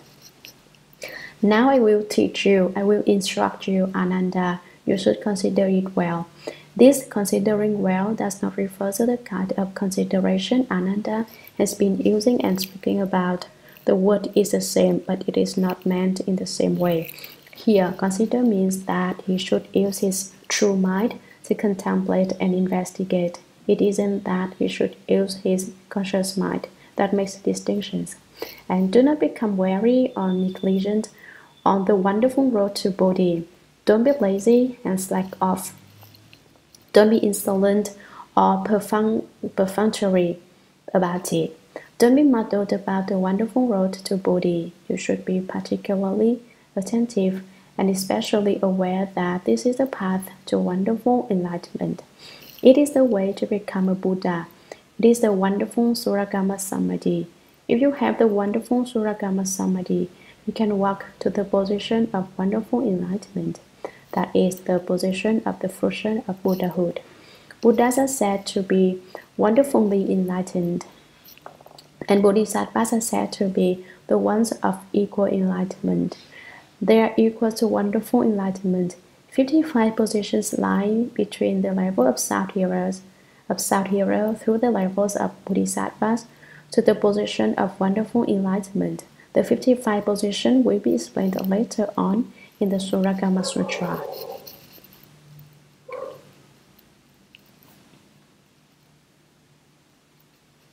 The Two False Views, Chapter 2, Sutra.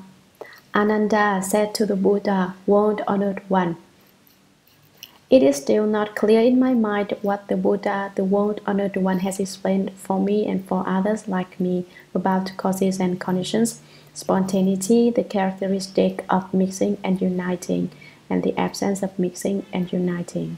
And now to hear further that, to see seeing is not seeing adds yet another layer of confusion. Commentary. Another said to the Buddha, World Honored One, it is still not clear in my mind what the Buddha, the World Honored One, has explained for me and for others like me. Buddha, for the sake of me, a South-hero, and for the sake of the conditioned enlightened ones, you have explained about causes and conditions, spontaneity, the characteristic of mixing and uniting, and the absence of mixing and uniting, characteristics which do not mix and unite. It is still not clear in my mind, Buddha.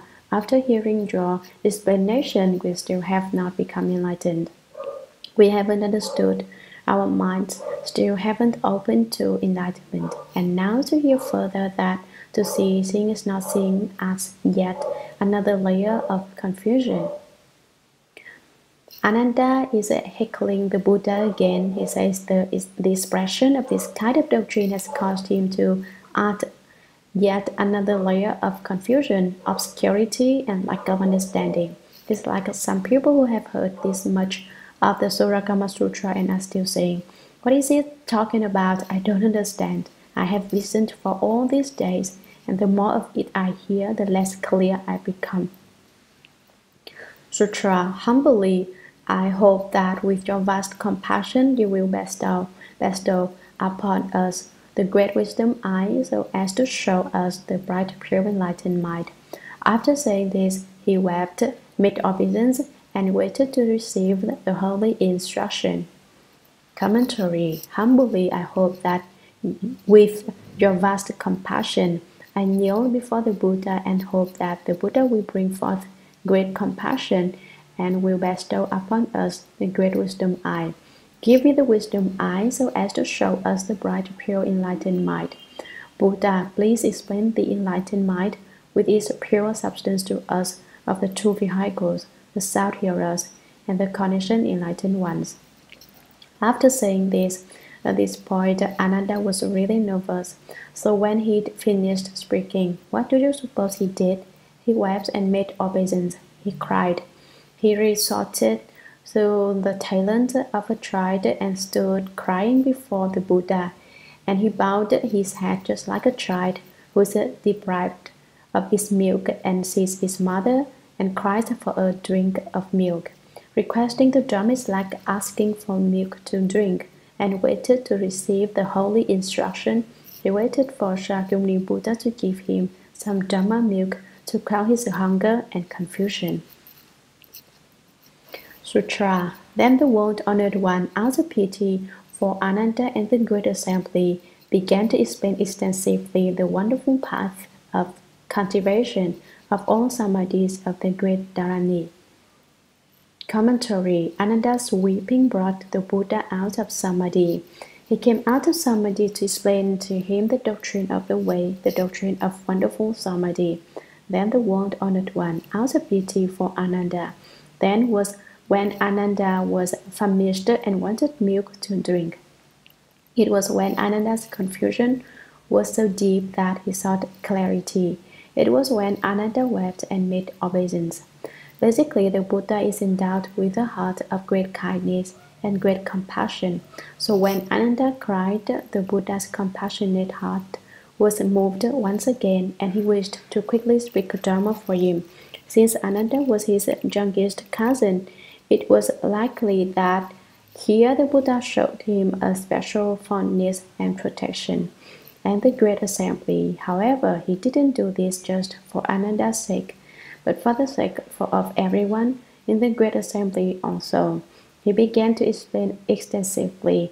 Extensively means that he categorized and made distinctions as he explained the wonderful path of cultivation of all samadhis of the great Dharani. The Sanskrit word Dharani refers to mantras. Sometimes the word mantra will be used, and sometimes Dharani when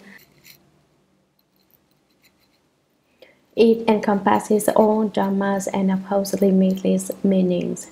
That is, all dharmas are contained within the mantra, and the limitless wonderful meanings are produced from the mantra.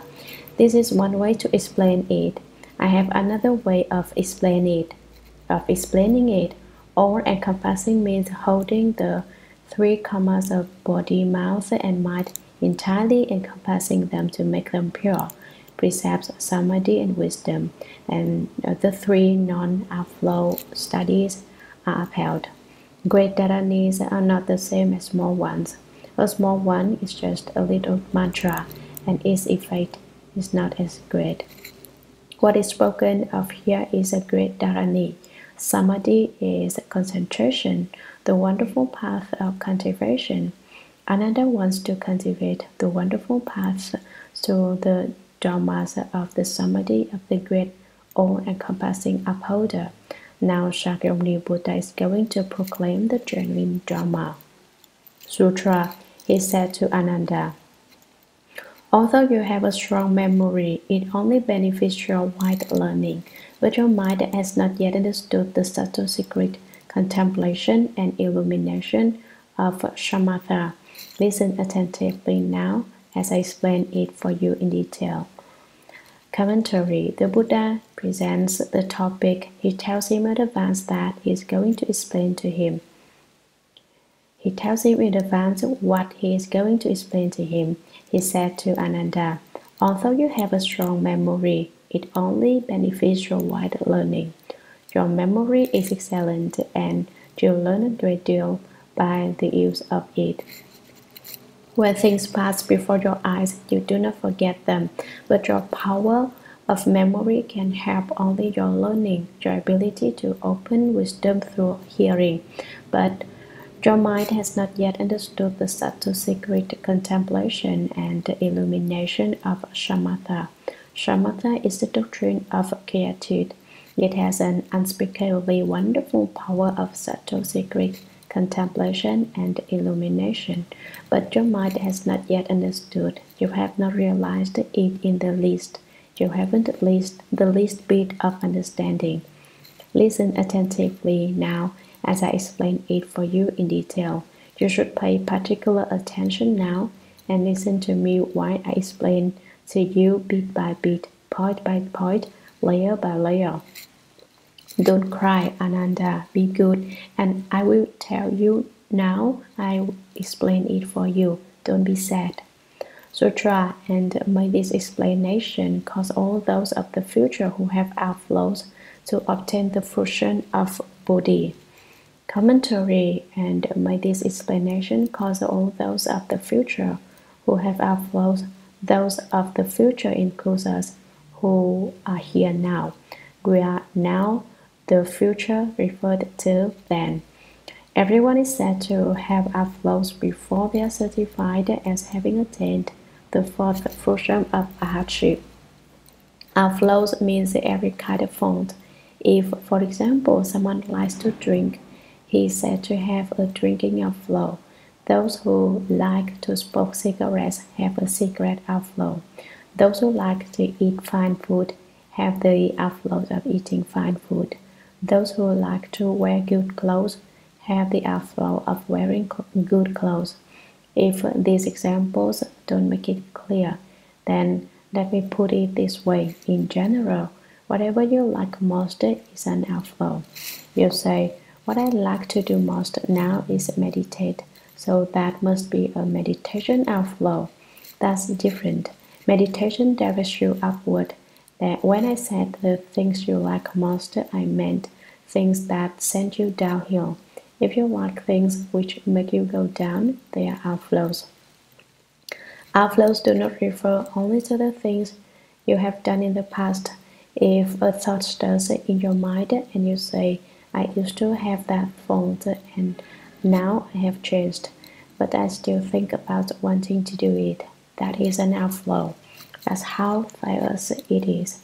All you have to do is let the thought stir in your mind and you float down. If you don't move your mind, you ascend upward. Our hearts is of the first, second, and third fruitions cannot be said to have no outflows, but when one attains the fourth fruition of arhatship, there are no more outflows. Now the Buddha speaks of causing all those who have outflows to obtain the fruition of Bodhi. How can the enlightened fruition of Bodhi be obtained? You need to have no outflows. If you have outflows, you cannot expect to obtain the enlightened fruition of Bodhi. Do you want to try things out? You have outflows because you have been trying things out from beginning this time until now. So don't continue to be so confused. Don't act as if you hadn't even heard that what I have said, thinking the Dharma Master probably wasn't referred to me. There are so many people here that he is undoubtedly talking about someone else. The little phones I have don't matter that much. I'm fond of that phone and I don't need to give it up just yet. Why? Because the Dharma Master is not talking about me. He's probably talking about someone else. But you shouldn't fool yourself. If you fool yourself, you will miss the opportunity to become a Buddha. From beginning this time onward, you have flowed through birth and death in this world, getting born and dying, roaming around and forgetting to return. That's really upside down. Now that you have met the Buddha Dharma, you should quickly resolve to be courageous and vigorous and wake up. Don't continue to roam around and forget to return.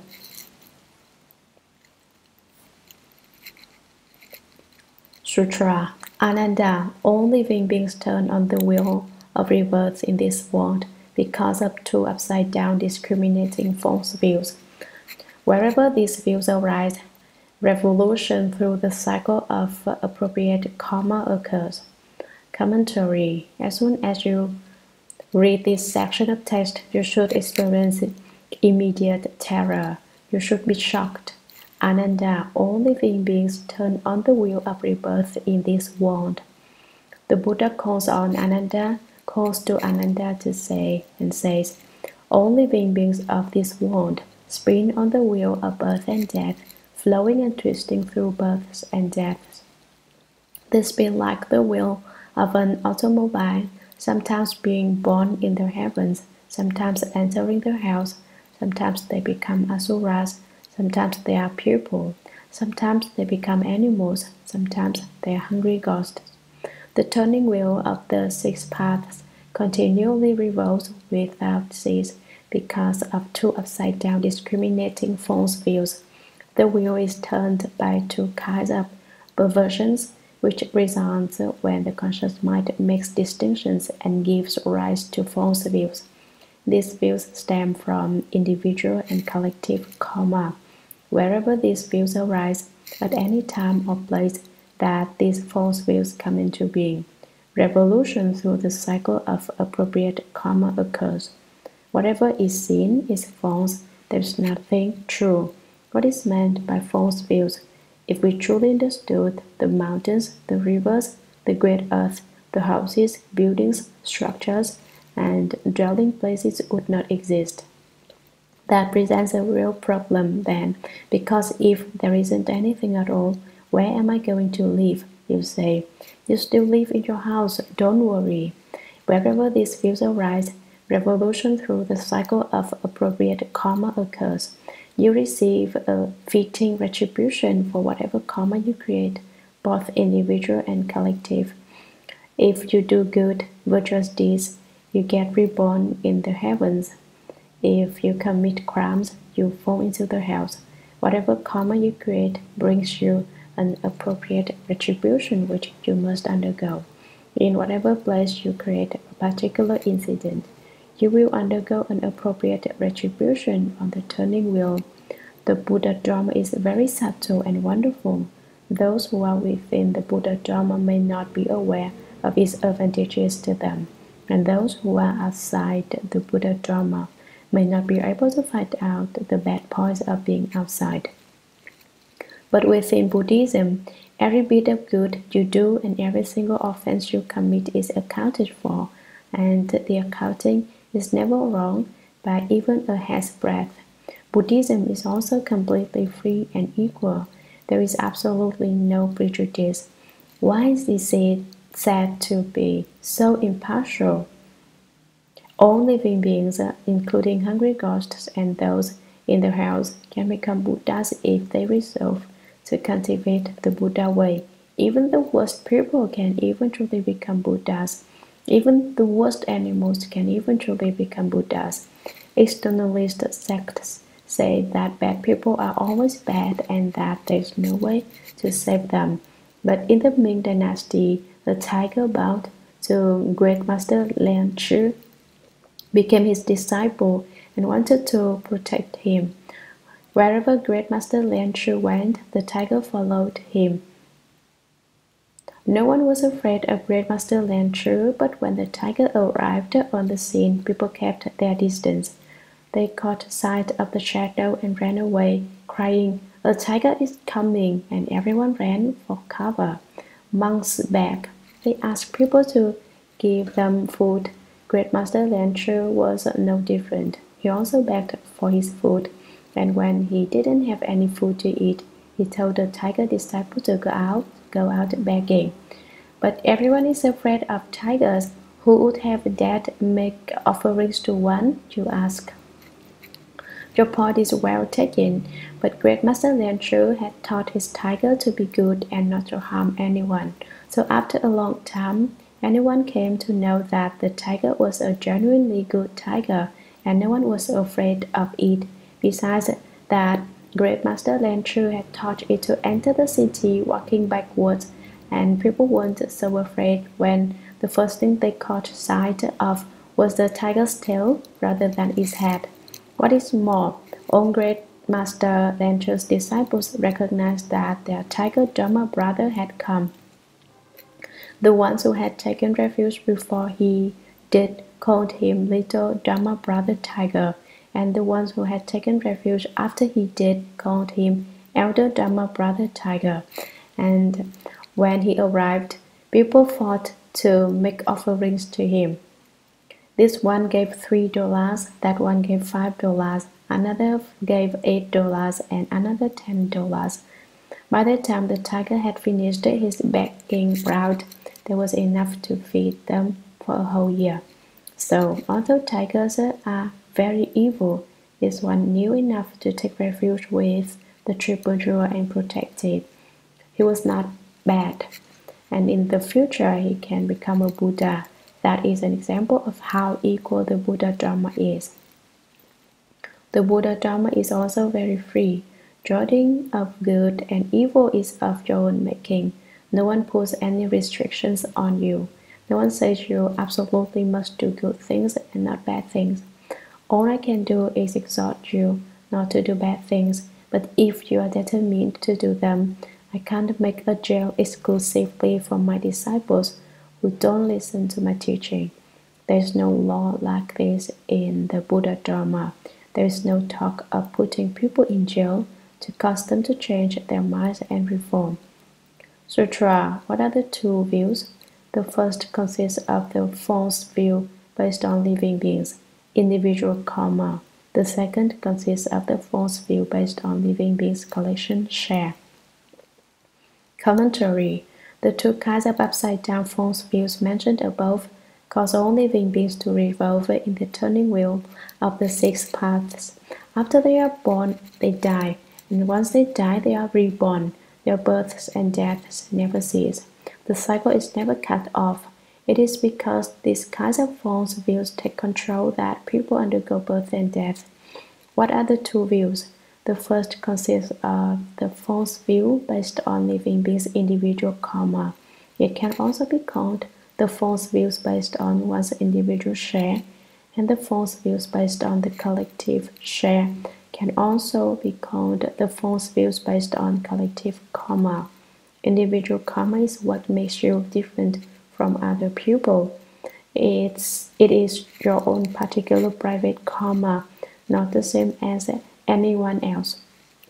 False views based on the individual karma means that you have your own particular opinions and activities, and so the karma you create is particular to you. People's false views based on individual karma make them display their differences and exhibit their peculiarities.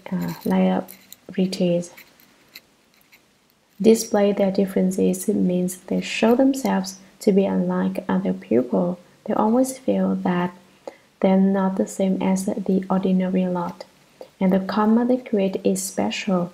How? Absolutely everyone wants to be number one. Everyone likes to be first, and this is because each person's karma is different from everyone else. This, too, is a false view. To display differences and exhibit peculiarities are both instances of false views. They are instances of false thought, false deeds, and false behavior. The individual karma which results is all created from false thoughts in the mind, false thoughts of great expectations for the self. The higher the better. People put on a special style, and individual karma is the result. The second consists of the false view based on living beings' collective share. The collective share is what is the same as everyone else. It can also be called public karma, which includes such things as natural disasters, drought, and starvation, and man-made calamities. The heavens fall and the earth revolves, and innumerable people are killed. 100,000 or 1,000,000 or even 10 million people are all killed at once in a single place. That is public karma, false views based on the collective share. False thoughts create this kind of collective karma because living beings confuse things for themselves and recognize a thief as their son. They create the false views of the collective share, that is collective karma. It is false views created from false thinking. Views here does not necessarily mean what is seen, but refers to opinions. People's opinions are shared collectively. Everyone's opinions are identical. Living beings' false thinking creates this kind of false karma, and then they undergo a false retribution. It is said they give rise to delusions, create karma, and undergo a retribution. In the beginning, they don't understand, and that is why they create karma. Once they create the karma, they must undergo the retribution. I will tell you about a response resulting from collective karma. In China, in the 33rd year of the Republic, 1944, there was a drought in the province of Honan. Not only was there no rain, but incalculable swarms of locusts came raining from the skies. Each locust was about 3 or 4 inches long. They flew through the air and did nothing but eat the crops in the fields. They would swoop down and strip the fields of sprouts and shoots, no matter what kind of crops were growing. The locusts were fierce. They came in droves, which covered the skies and blocked off the sun. People could catch a whole butterfly net full with a single swipe, and they'd bring them home to eat. Because they didn't have any rice or any other food, then people ate the locusts. The locusts ate the crops, and so people ate the locusts.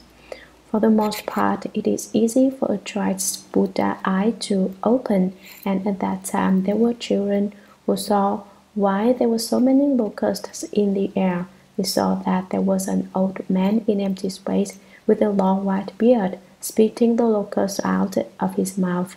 As his spit fell, he turned into locusts. There would be no way to estimate how many there were once they fell to the ground. They were more than a foot thick, not just at one place, but for a radius of several hundred miles. Wouldn't you say this was strange? This is truly an example of collective karma, of the false views from the collective share. The people caught the locusts and brought them home to cook them, but when they put them on the table to eat them, they turned into human excrement. The locusts turned into human excrement by themselves. They didn't wait to be eaten to turn into it. Wasn't that strange? No matter how hungry people are, they cannot eat their own excrement.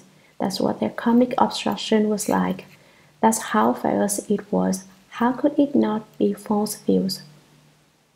People fled from Honan to western capital of Chang'an, a distance of more than 800 miles.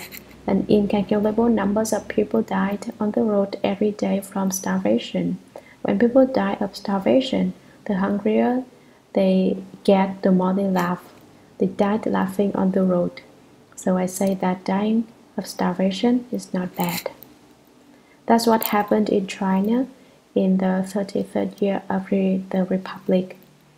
Not just one person, but many people told me about it.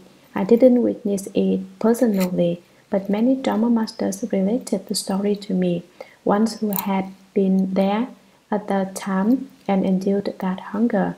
I didn't ask whether they ate the locusts, so there is no need. Sutra. What is meant by false views based on individual karma? Ananda. It is like a person in the world who has red cataracts on his eyes, so that at night he alone sees around the lamp a circular reflection composed of flares of 5 colors. Commentary. Above I gave a very general explanation of the false views of individual karma and of the collective share. Now, the Buddha is going to give a detailed explanation of the false views of individual karma. What is meant by false views based on individual karma? Ananda, it is like a person in the world, like any person in the world who has red cataracts on his eyes. A red film has grown over his eyes and covers them, so that at night he alone sees around the lamp a circular reflection composed of layers of 5 colors. Individual karma is special and makes people different from other people, because the person in the Buddha's example wanted to display his differences and exhibit his peculiarities. He has obtained a karmic retribution which is not the same as others. There is a saying, all you do is bend your strength at the threshold of a reflection of light. This person's eyes are diseased, and so when he looks at the lamp, it changes. It produces a circular reflection. Around the lamp is a circle of iridescent light, yellow, red, white, black. It is complete with every color. Layers means there were not just 5 colors. There were 10,000 purples and 1,000 reds. Every color there is, every one you have never seen before. Would you say these colors and the circular reflection are true or false? For instance, there basically isn't any problem with people's eyes, and people proceed to create a problem. What problem? They don't see things clearly. They give rise to an illusory seeing. They look at the wall, and it transforms into colors. The 5 hues and the 6 colors. Opal listened. How do I know this? I met a man once who may have been taking LSD or some other hallucinogen. I don't know, but there he was looking at a wall and laughing. Ha ha ha, a big guffaw that didn't stop. Why are you laughing like that? I asked him. Look, he said, different colors. Oh, different colors. Now, wouldn't you say he was like the man with the red cataracts? Basically, there was nothing wrong with his eyes, so he took some drug or other, or turned himself upside down so that when he looked at the wall, it wreathed with color. Basically, it was just a wall, but he saw different colors.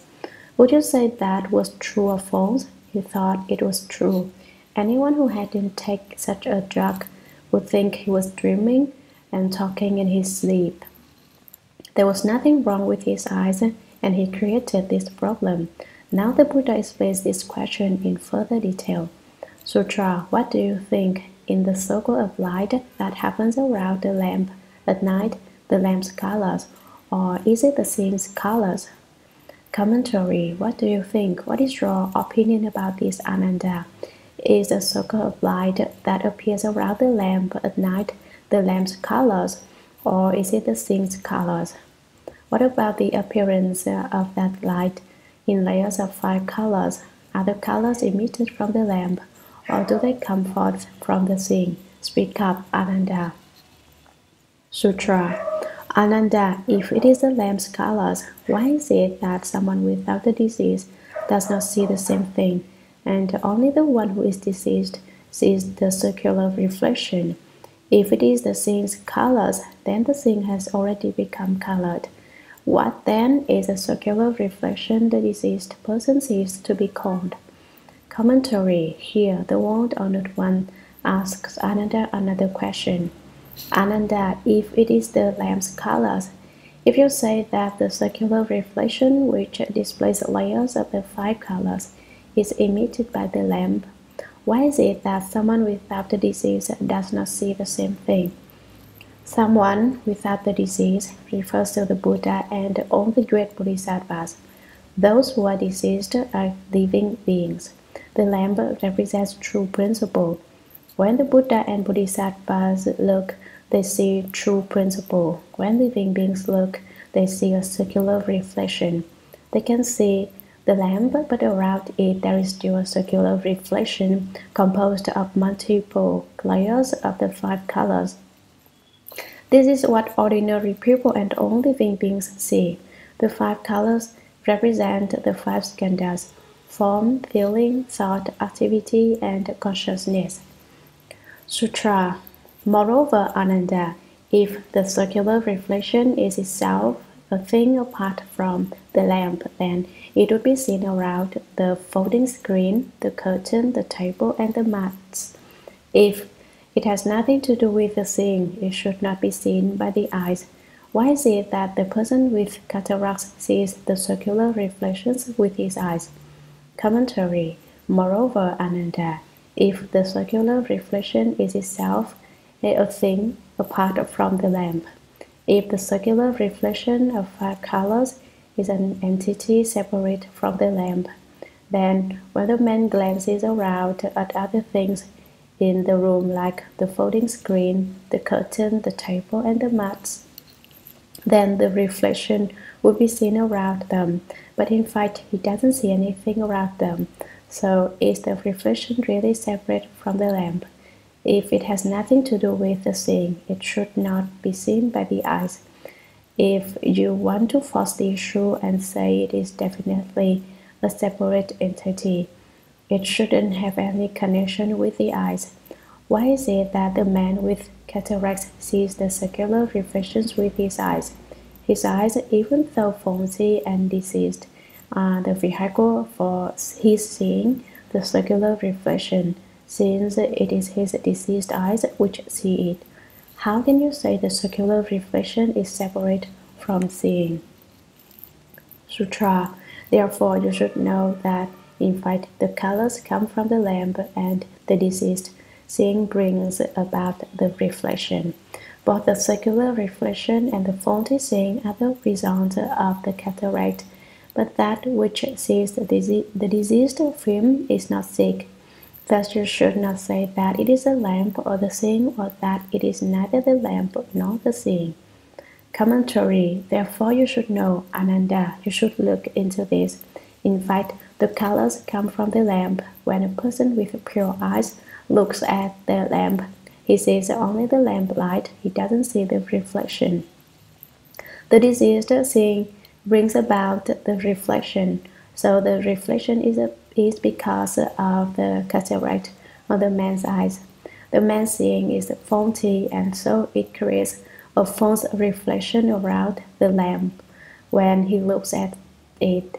Since the colors come from the lamp, you can't say that the reflection is separate from the lamp, or that it is merely from the eye. Since the diseased seeing brings about the reflection, you can't say that the reflection is separate from the seeing, or that it is merely from the lamp. Both the circular reflection and the faulty seeing are the result of the cataract. The seeing referred to here is the faulty seeing. The lamp's reflection and the faulty seeing are both due to the diseased eye, the red cataract. But that which sees the diseased film is not sick. That which sees in this case refers to the pure seeing, the true sight, not the false, faulty seeing. This pure seeing which can see the cataract is like the Buddhas and Bodhisattvas who can see living beings. Thus you should not say that it is the lamp or the seeing, or that it is neither the lamp nor the seeing.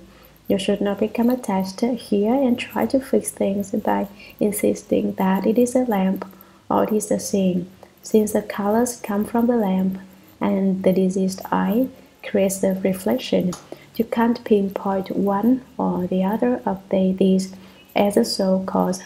Once again, the colors come from the lamp, so it is not that the lamp is not the cause.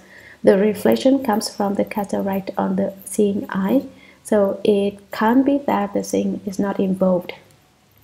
The Buddha continues to be quite explicit in his compassionate explanation for Ananda. Sutra. It is like a second moon often seen when one presses on one's eye while looking up into the sky. It is neither substantial nor a reflection, because it is an illusory vision caused by the pressure exerted on one's eye. Hence, a wise person should not say that the second moon is a form or not a form, nor is it correct to say that the illusory second moon is apart from the seeing or not apart from the seeing. Commentary: it is like a second moon, often seen one presses on one's eye while looking up into the sky. It is neither substantial nor a reflection because it is an illusory vision caused by the pressure exerted on one's eye. The second moon is analogous to the circular reflection seen by the person with cataracts. The second moon is not substantial in the same way that the circular reflection is not created from the seeing alone, nor is the second moon a reflection in the same way that the circular reflection is not just based on the lamp's colors. Pressure exerted on one's eye is analogous to the cataract on the person's eye. You can try this out yourself if you are not clear about what the analogy means. Take your finger and press it in the corner of your eyes. The pressure will give you double vision, and so you will see a second moon. Hence, a wise person, if you use your wisdom to regard this, you should not say that the second moon is a form or not a form, nor is it correct to say that the illusory second moon is apart from the seeing or not apart from the seeing. Basically, what results from the pressure against the eye is false to begin with. To use it as a basis for arguing further about what it is and what it is not is just adding falseness to falseness. Would a wise person do that? Sutra. It is the same with the illusory created by the diseased eyes. You cannot say it is from the lamp or from the seeing. Even less can it be said not to be from the lamp or the seeing. Commentary: it is the same with the illusion created by the diseased eyes. The second moon is not real. It only exists because of the pressure on the eye. The circular reflection is not real. It only exists because of the cataract. They are both empty and false. You cannot say this from the lamp or from the seeing. Even less can it be said not to be from the lamp or the seeing. It originated from the cataract on the man's eye, so you can't say it comes from the lamp or from the seeing. But the circular reflection only appears around the lamp and is only seen when the man uses his eyes to look at it. And so you can't say it is not from the lamp and not from the seeing. The circular reflection is totally illusory to begin with. Why squabble about what it is and is not?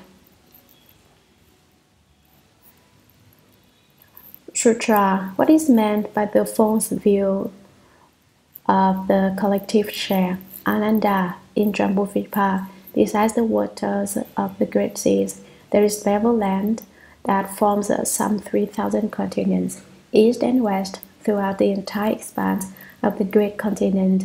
There are 2,300 large countries.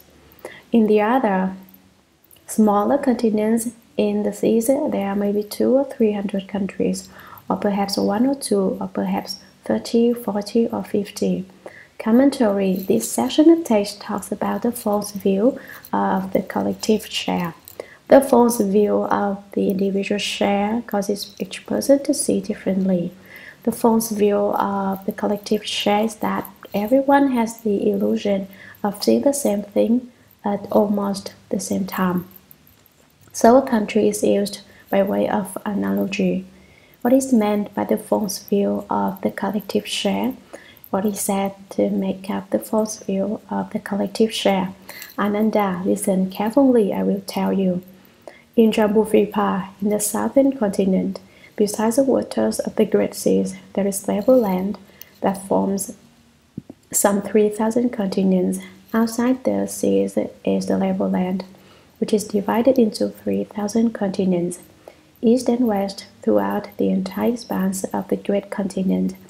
In the middle of these 3,000 continents, there is a great continent, and north, south, east, and west.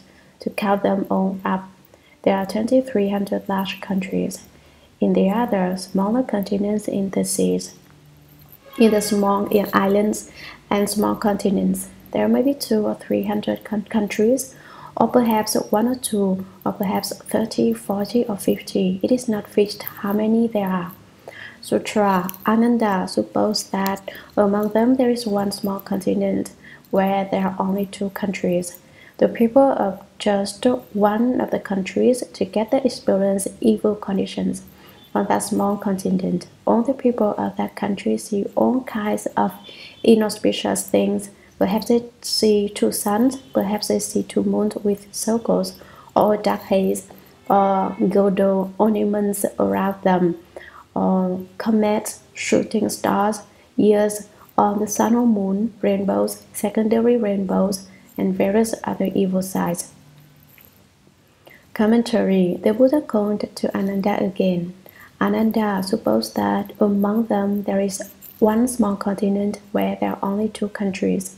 Suppose in Jambudvipa there is an island, a small continent, with only 2 countries on it. Now, although these 2 countries are on the same island, there is a boundary between them, and the karmic retribution the inhabitants experience is not the same. The people of just one of the countries together experience evil conditions. The people of one of the countries undergo a certain retribution altogether, and they experience evil conditions. Evil conditions refers to inauspicious circumstances and many kinds of disasters and difficulties. Great winds, for example, or heavy rains. Recently, in America, there were tornadoes that blew people off into space, killing several hundred in all. That is an example of an inauspicious circumstance. That's what is meant by an evil condition.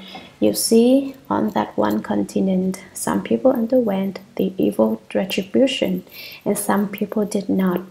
In the same way, people in San Francisco did not undergo the evil condition of the tornado.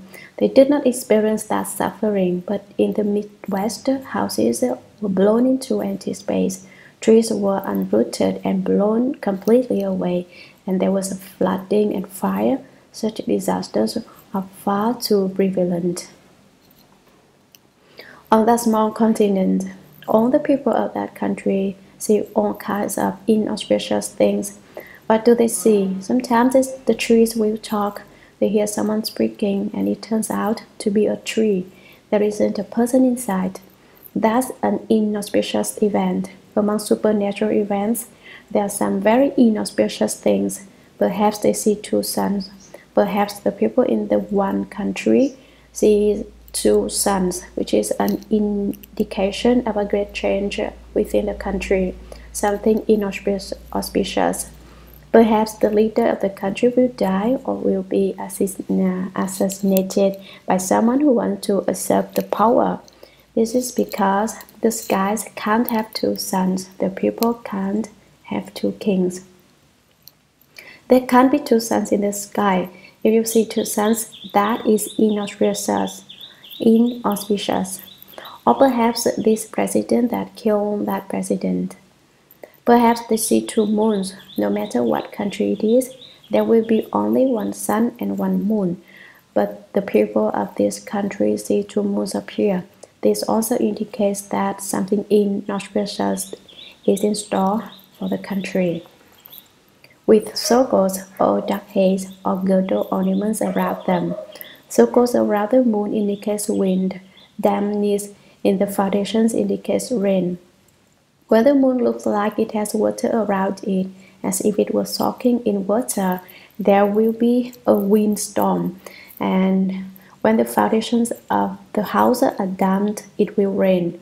Circles indicate the presence of an evil energy surrounding the moon. Just looking at it makes one uncomfortable. It is very unusual.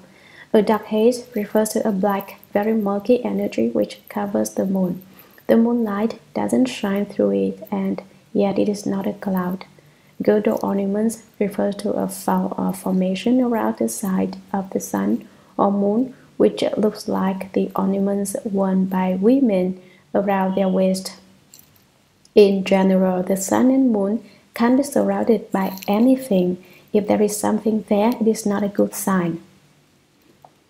Or comet, shooting stars, the light of a comet extends over a great distance.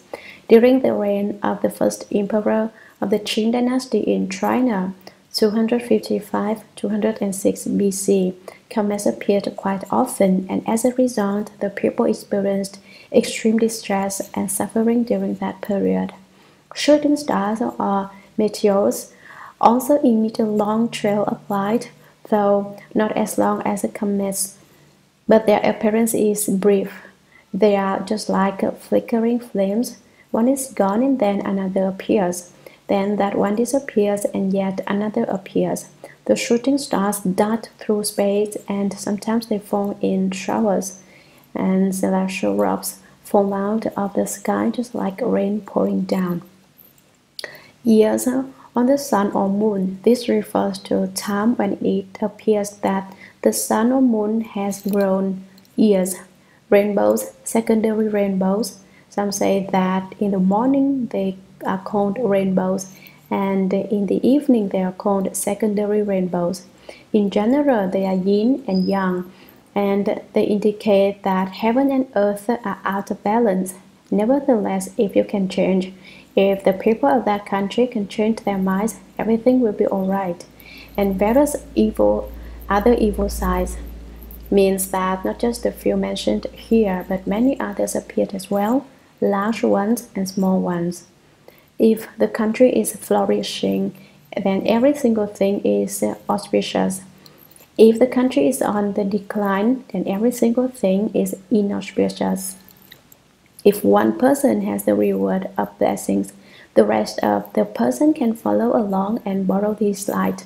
If the people follow someone who likes blessings, they will undergo suffering. Take a look at the country's leader, the country's president. If he has blessings, the people will follow him and have blessings as well. If he hasn't any blessings, the people will follow him and endure suffering. It can be said that the head of a country is responsible for every circumstance. Sutra. Only the people in that country see them. The living beings in other countries from the first do not see or hear anything unusual.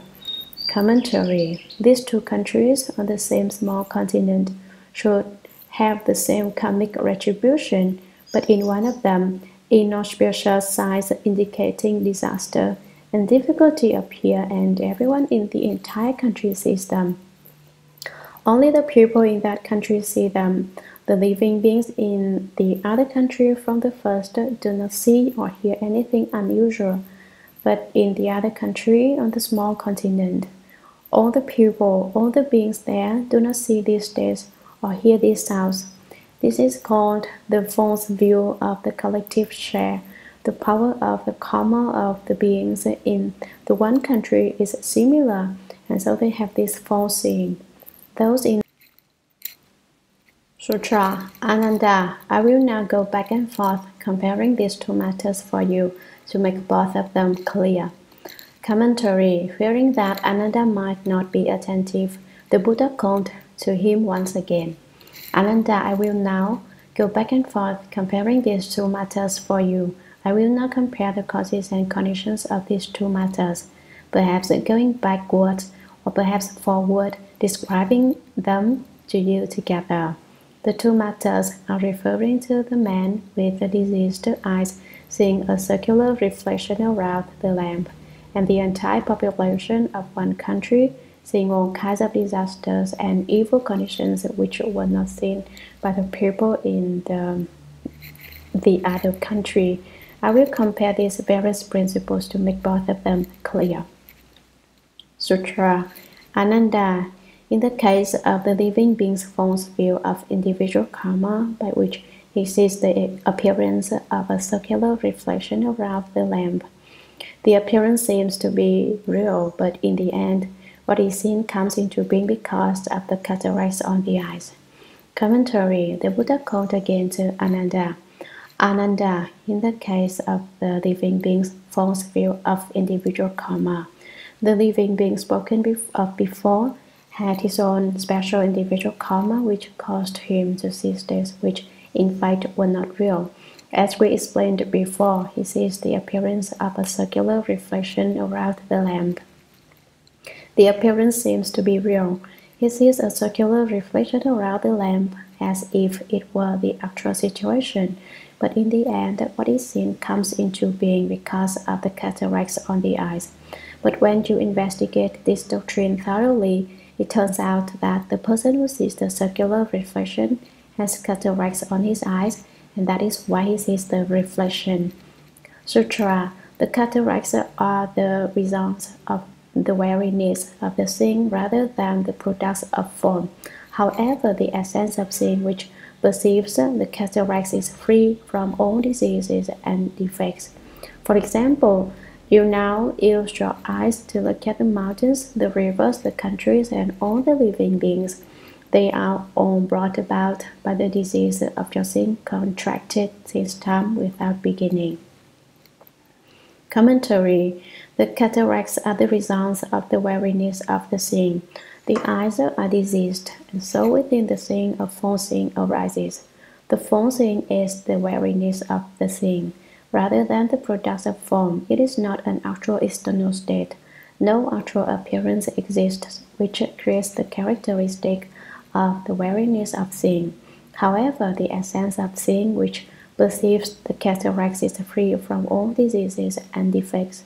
What is more, seeing circular reflections around the lamp and the disease of the eyes having nothing to do with the fundamental seeing of the seeing nature.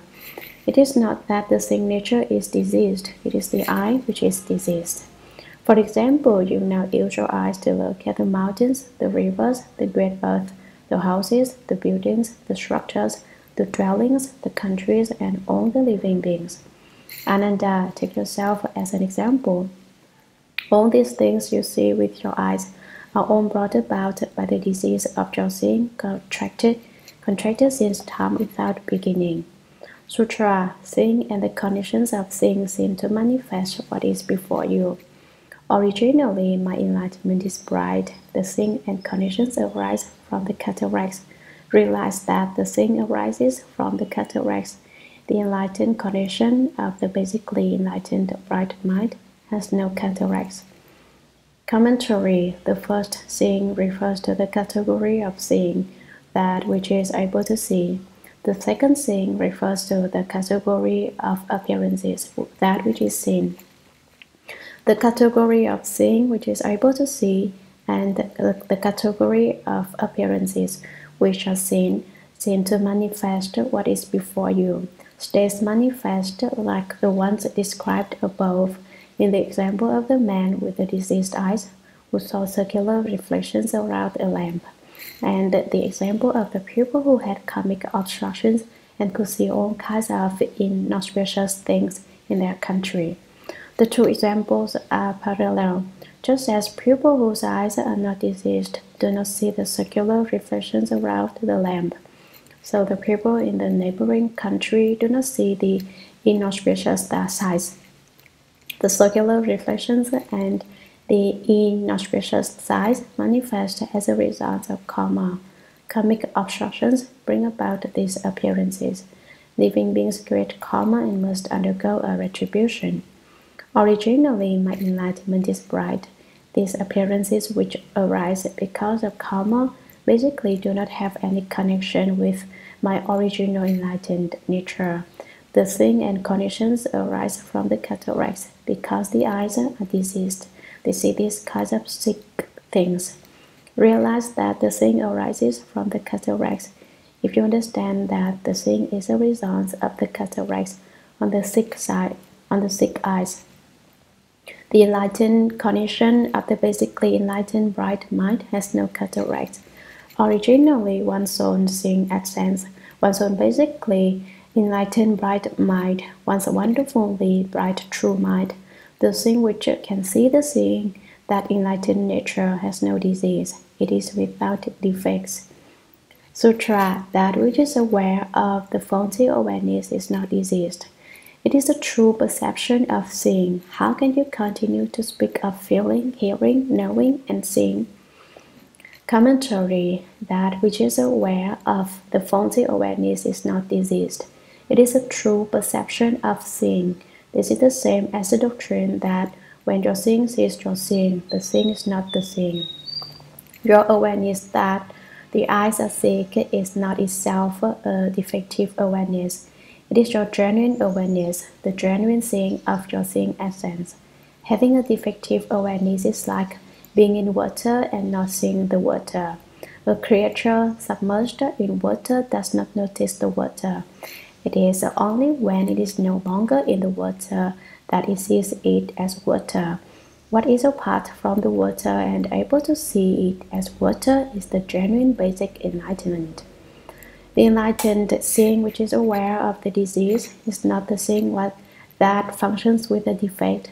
Only when you are separate from the defect can you know of it. This is the real seeing. How can you continue to speak of feeling, hearing, knowing, and seeing? Why do you still want to remain within those faculties and make distinctions and seek? This is the seeing. What other seeing are you looking for? Sutra. Therefore, you now see me and yourself and the world and all the 10 kinds of living beings because of the disease in the seeing. What is aware of the disease is not diseased.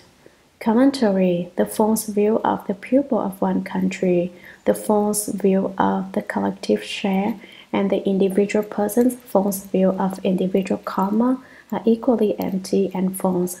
Therefore, because of this doctrine, you now see me, Ananda, says the world honored one. You see me, referring to himself and yourself, your own body and the world, all the forms and appearances in the world, and all the 10 kinds of living beings because of the disease in the sea. There are actually 12 classes of living beings, but those lacking thought and lacking form are left out because they cannot be seen. All these things are the empty and false defect of your seeing, the false views of individual karma and the collective share. It is our false views, our discriminating views, a problem which develops in the seeing. What is aware of the disease is not diseased. It is not that your true seeing, your originally enlightened bright mind, has a problem. The problem is with the false seeing, which arises in the false views of your collective karma and which makes you see false characteristics. Sutra. The true essential seeing by nature has no disease. Therefore, it is not what we normally call seeing. Commentary. The true essential seeing by nature has no disease. Its seeing essence has no problem. Its basic substance is without defects. So the eyes which sees a circular reflection are not the seeing essence, since the seeing essence doesn't have any problem. Therefore, it is not what we normally call seeing. It not only has no problem, it does not have anything at all. Was it called then not seeing? No, there isn't any seeing and there isn't any not seeing. What's being discussed here? It is your inherent genuine seeing essence which comes from our inherent enlightened nature. It comes from the place of basic enlightenment. But basic enlightenment is also a name, and basically there isn't even a name. If you give it a name, you are adding a head on top of a head again. If you call it basic enlightenment, you've already said too much. Sutra. Ananda, let us compare the false views of those living beings' collective share with the false views of the individual karma of one person. Commentary. Ananda, why do I say that it is all simply the manifestations of the false views of living beings? I will tell you. Let us compare the false views of those living beings' collective share with the false views of the individual karma of one person. They are the same. The seeing that sees the circular reflection composed of multiple layers of the 5 colors surrounding the lamp is a false view of individual karma. The false view of collective seeing is all the citizens of a country seeing the inauspicious sights. This is 2 guns, 2 moons, comets, shooting stars, rainbows and secondary rainbows, and all kinds of inauspicious astrological signs. In China in the past, every time there was a shift in dynastic rule, Every time the dynasty or the emperor changed, these kinds of innocuous things always appeared. Long ago in China, an emperor who saw some innocuous, auspicious signs asked Qin Tianchan, an astrologer, what their meaning was. Qin Tianchan answered that they pointed to the death of the king. But I have a way for you to pass off the calamity of the prime minister. That would not be permissible, said the emperor. If I am meant to die, how can I pull it off on the prime minister? The prime minister looks after important matters in the country. It would never do for him to die. Qin Tianchan said, well, if you don't want the prime minister to die in your place, you can have the people die in his place. It can be turned on the populace at large. The people are the foundation of the state, said the emperor. If the people were to die, what meaning would my imperial reign have? That's also impermissible. He didn't want to do that either. Qin Tianchan said, then you can transfer the calamity to the year. This year the people will starve to death. That would also be possible. But that won't do either, said the emperor. I don't want to starve the people. It's meaningless to be that kind of an emperor. So then Qin Tianchan bowed to the emperor. You are truly a just emperor, so with so much good in your heart, I'm certain that you will not die. There has been an evil omen, but it can change and become auspicious. And the next day, the evil omen disappeared. It is clear from this incident that although evil omens manifest, the evil can be transformed into something lucky. It all lies in a single thought of pupils' minds. If a single thought you change, then what might have been evil can turn into something auspicious. The practice of lighting incense and reciting the Buddha's name before something is about to happen is another method for bringing about a change. Calamities and blessings lie in a single thought to change. Lao Tzu said, if the mind brings forth good, that good affects what has not yet happened and turns it into something auspicious. If the mind brings forth evil, that evil affects what has not yet happened and turns it into something horrendous. In this connection, there are auspicious spirits and evil spirits. You should not think that all spirits are good. The business of evil spirits is repayment in kind. They punish whoever does something wrong. Good spirits protect people who do good. Each spirit has its responsibilities. So the changing of a single thought is extremely important. The fact that that emperor could take responsibility for his own death and not have the prime minister or the people stand in for him or cause the year to be a bad one allowed him to encounter the evil and turn it into good. So these matters are all subject to change. They are certainly not fixed. I am reminded of Yuan Liao Fan, originally called Yuan Xiaohai, who was an official of the Ming Dynasty. After he finished school, his father told him to study to be a doctor because doctors can save people's lives as well as making a good living. After he began studying medicine, he met an old man named Kung, who had a long beard and who was skilled in physiognomy and divination. When he saw Yuan Xiaohai, he said, "You should go to school. You are an official." Yuan Xiaohai said, "But my father, mother, and family all want me to be a doctor." "Don't study medicine," was the reply. "You can go to school, and in such and such a year you will achieve such and such a rank in the emperor examination, and in such a year you will become a high-ranking official. Then in such and such a year, on such and such a day, you will become a magistrate, and you will become well-known. Then when you are 54, on the 14th day of the 8th month at midnight, your life will come to an end. You will have no sons."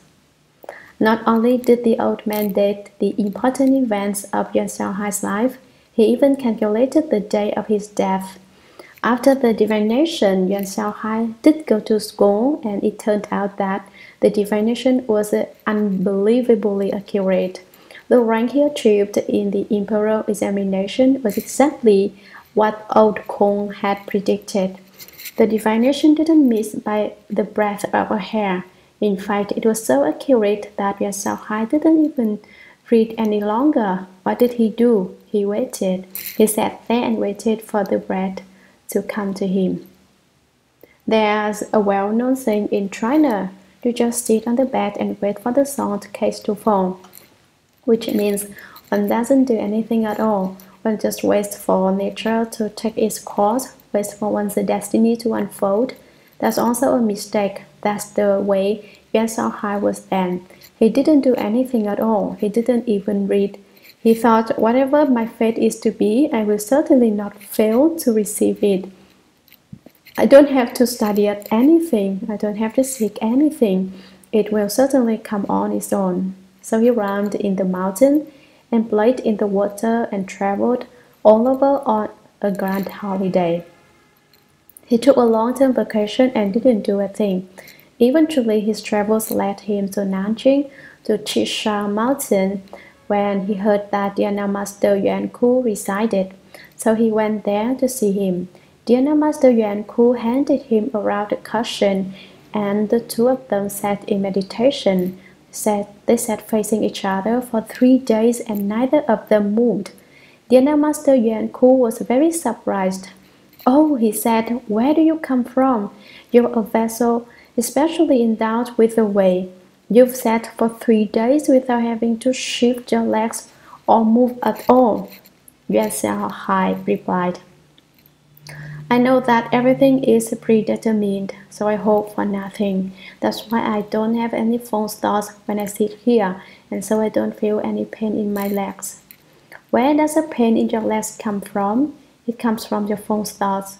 That is, the false views which this sutra discusses. Because of false views, your legs ache. If you haven't any false views, if you have true views, your legs will not hurt." Yuan Xiaohai said that since he didn't have any greed and didn't seek for anything, he didn't have any false thinking, and so when he said it was not necessary to move. Dharma Master Hsuan Hua said, "I thought you were an extraordinary person, but as it turns out, you're just an ordinary person." That upset Yuan Xiaohai. "Why do you say I'm an ordinary person?" Everyone wants to come out on top, and Yuan Xiaohai didn't want to finish second either. As soon as he was called an ordinary person, he was unhappy. Dharma Master Hsuan Hua said to him, "If you weren't an ordinary person, you wouldn't have been tied down by your fate for the last several decades. You're bound up by your destiny and haven't transcended it in the least." Yuan Xiaohai said, "Can one transcend fate? Is it possible not to be bound by one's destiny?" Dharma Master Hsuan Hua said, "You're a scholar. Doesn't the Yi Ching say, bring out the auspicious and avoid the evil? That's what the emperor I just told you about did.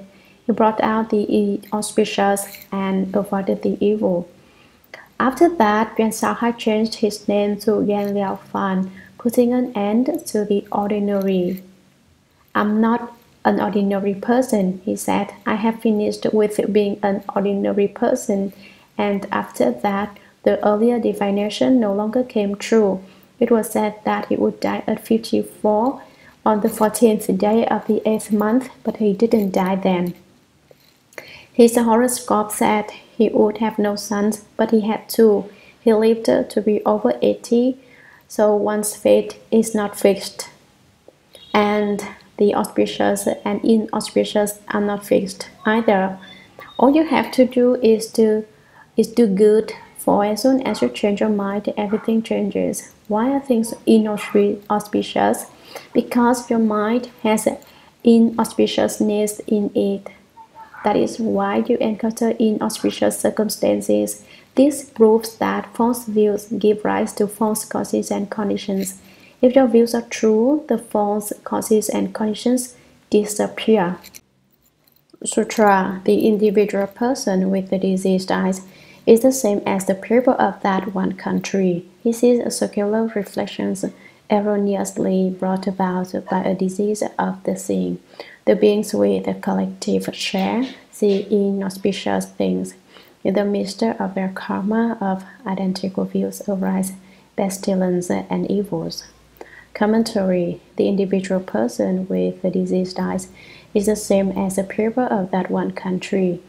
The one sick man and the population of that one country all have an empty false seeing. He sees circular reflections erroneously brought about by a disease of the seeing. The one man sees circular reflections, and all living beings of that country see all kinds of disasters and difficulties. It is all because of a defect that the empty falseness arises. The beings with a collective share see inauspicious things. The multitude of people in that one country, with their collective share of karma, see evil omens which are not seen at all in the neighboring country. In the midst of their karma of identical views arise pestilence and evils. The karmic obstacles, the evil conditions bring about the pestilence and evils, because a lot of false views can accumulate and become blocks and misfortunes. Sutra, both are produced from a beginningless falsity in the seeing. It is the same in the 3,000 continents of Jambudvipa, throughout the 4 great seas, and in the Saha world, and throughout the 10 directions. All countries that have outflows and all living beings are the enlightened, bright, wonderful mind without outflows. Because of the false, diseased conditions that are seen, heard, felt, and known, they mix and unite in false birth, mix and unite in false death. Commentary: the false view of individual karma and the false view of the collective share. These 2 different kinds of karmic responses spoken of above are both produced from a beginningless falsity in the seeing. They all arise from ignorance, which from beginningless time onward has given rise to an empty false seeing. That is how these states come into being. Falsity in the seeing is just the production of false views. Not to have any false views and to turn one's back on the dust and unite with enlightenment and get rid of false thinking is just the true mind. Why is it that you have a true mind but cannot make use of it? Why can't you be in control of things? It is because of false views. It is the same in the 3,000 continents of Jambudvipa, throughout the 4 great seas. The one country and one person spoken of above are compared to Jambudvipa with its 3,000 continents, and to the Saha world, the world known as able to bear. Throughout the 10 directions, all countries that have outflows, that is, all the countries in which the living beings have not ended birth and death, and all living beings are the enlightened, bright, wonderful mind without outflows. They are all the seeing, hearing, awareness, and knowing found within the enlightened, bright, wonderful mind without outflows. Because of the false, diseased conditions that are seen, heard, felt, and known, they mix and unite in false birth, mix and unite in false death. All countries and living beings are the seeing, hearing, awareness, and knowing of empty false conditions. When the multitude of conditions mix and unite, they are falsely born. When the multitude of conditions mix and unite, they falsely die. Sutra: if you can leave far behind all conditions which mix and unite, and those which do not mix and unite, then you can also extinguish and cast out the causes of birth and death, and obtain perfect Bodhi, the nature which is neither produced nor extinguished. It is a pure, clear, basic mind, the everlasting fundamental enlightenment. Commentary: dependent retribution and proper retribution were discussed above. Dependent retribution refers to the mountains, the rivers, the great earth, to to the houses, buildings, structures, and dwellings. Proper retribution refers to the human body. Dependent retribution undergoes production, dwelling, decay, and emptiness. Proper retribution undergoes birth, old age, sickness, and death. What is meant by production, dwelling, decay, and emptiness? In this world, one development and one decline are called one kampa. When the human lifespan reaches its peak of 84,000 years, then every 100 years, the average height decreases by 1 inch and the lifespan decreases by 1 year. This continues until the human lifespan reaches 10 years. Then it begins to increase again. Once again, every 100 years, the lifespan increases by 1 year and the average height increases by 1 inch. When the lifespan has increased to 84,000 years, that is called one kampa. 1,000 kampas make one small kampa. 20 small kampas make a middle kampa. 4 middle kampas make a great kampa. It takes 20 small kampas for this world to come into being. It dwells for 20 small kampas. It decays for 20 small kampas, and it is empty for 20 small kampas. That is what is meant by production, dwelling, decay, and emptiness. The 20 small kampas of production make one middle kampa. The 20 small kampas of dwelling make a middle kampa. The 20 small kampas of decay and the 20 small kampas of emptiness each make one middle kampa. So production, dwelling, decay, and emptiness take 4 middle kampas, which together make one great kampa.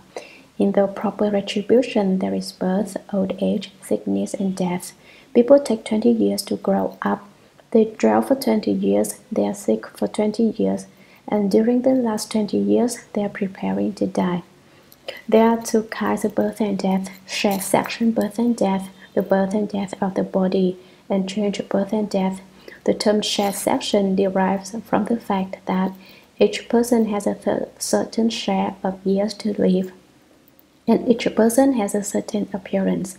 For example, your height may be 5 feet 6 inches and mine may be 5 foot 9, while another person's height may be 3 feet. Every person has his own appearance. Ordinary people are subject to shared section birth and death. Those are the two vehicles. The Shravakas and conditioned enlightened ones have ended shared section birth and death, but they are still subject to change birth and death. What is meant by change birth and death? Their thoughts flow on in continuous succession. Thought after thought is born, thought after thought dies. The cause of birth and death is ignorance, and its conditions are karmic activity. This cause, ignorance, and this condition, karmic activity, mix and unite, and there is birth and death. Thus the Buddha said, if you can leave far behind all conditions which mix and unite, the mixing and unite of the conditions of ignorance and the karmic activity and those which do not mix and unite, and any connection with those which do not mix and unite, then you can also extinguish and cast out the causes of birth and death. In that way, you can extinguish and cast out shared section birth and death, and continual change birth and death, and obtain perfect Bodhi, the nature which is neither produced nor extinguished. When the cause of birth and death is extinguished and cast out, you obtain the wonderful fruition of Nirvana, the perfection of Bodhi, whose nature is neither produced nor extinguished. It is the pure, clear, basic mind, the everlasting fundamental enlightenment. It is also the basic mind, and it is the fundamental enlightenment which dwells permanently and does not change. That is the self-nature.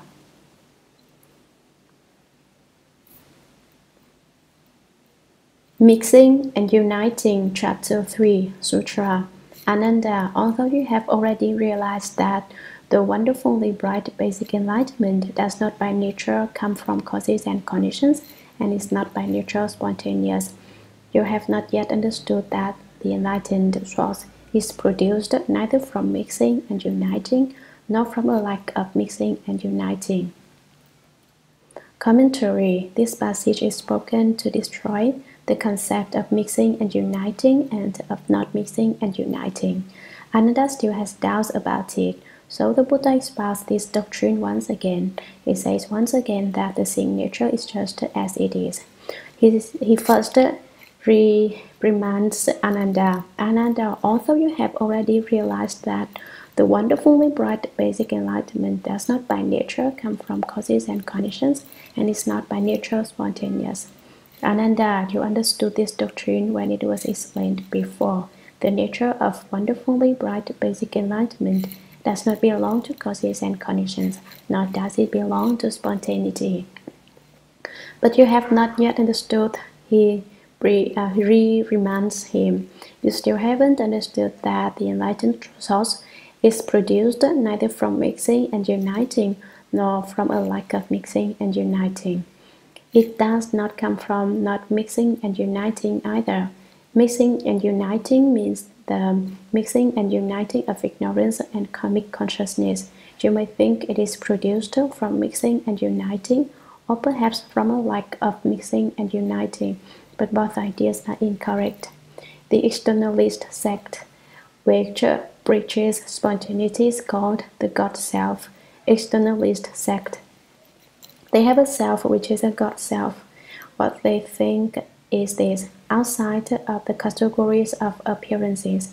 In the eighth consciousness, there is a category of seeing, which is what they refer to as the God Self, that changes it into the knowledge and views of an externalist sect. The externalist sect that preaches causes and conditions holds that there is no category of seeing beyond the categories of appearances. So they say that there is no self. There are only appearances, the division of appearances. There are also those who preach mixing and uniting. They say that when ignorance and karmic consciousness mix and unite, there is production and extinction. Characteristics that are subject to production and extinction, and the nature which is not subject to production and extinction, are all mixed up together. The two cannot be distinguished clearly. That is what they think, and so they preach mixing and uniting. Those who preach a lack of mixing and uniting think that the characteristics which are subject to production and extinction and the nature which is not subject to production and extinction are not the same and have nothing to do with one another. So they preach a lack of mixing and uniting. Those are the four kinds of ideas advocated by externalist sects. They are not the doctrines spoken by the Buddha.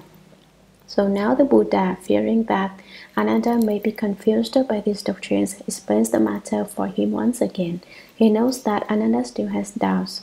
It is just when there is a false that the true is not separate from it. When there is the true, the false is still there. It is not absent. It is just like a hand, which has a back and a palm. Although the palm and the back are two, they are both right there. All you have to do is flip your hand over. It is the same with the characteristics which are subject to production and extinction, and the nature which is not subject to production and extinction. These two are also one, just as affliction is body and birth and death are nirvana. It is the same kind of principle. People who study the Buddha Dharma should certainly investigate the Shurangama Sutra and gain a thorough understanding of it. The Shurangama Sutra is for bringing forth great wisdom. If you want to have right knowledge and right views and open great wisdom, you should certainly understand the Shurangama Sutra. The Shurangama Sutra breaks up the devon and reveals the proper. It smashes all the heavenly demons and those of externalist sects and reveals the innate human capacity for right knowledge and right views. But when the Buddha Dharma is just about to become extinct, the very first sutra to vanish will be the Shurangama Sutra. So if we wish to protect and maintain the proper Dharma, we should investigate the Shurangama Sutra, come to understand the Shurangama Sutra, and protect the Shurangama Sutra. When the Buddha is about to become extinct, weird demons and strange ghosts will come in the world, people with devon knowledge and devon views. They will be wise to be ways of the world and will be endowed with powers of debate and keen intelligence.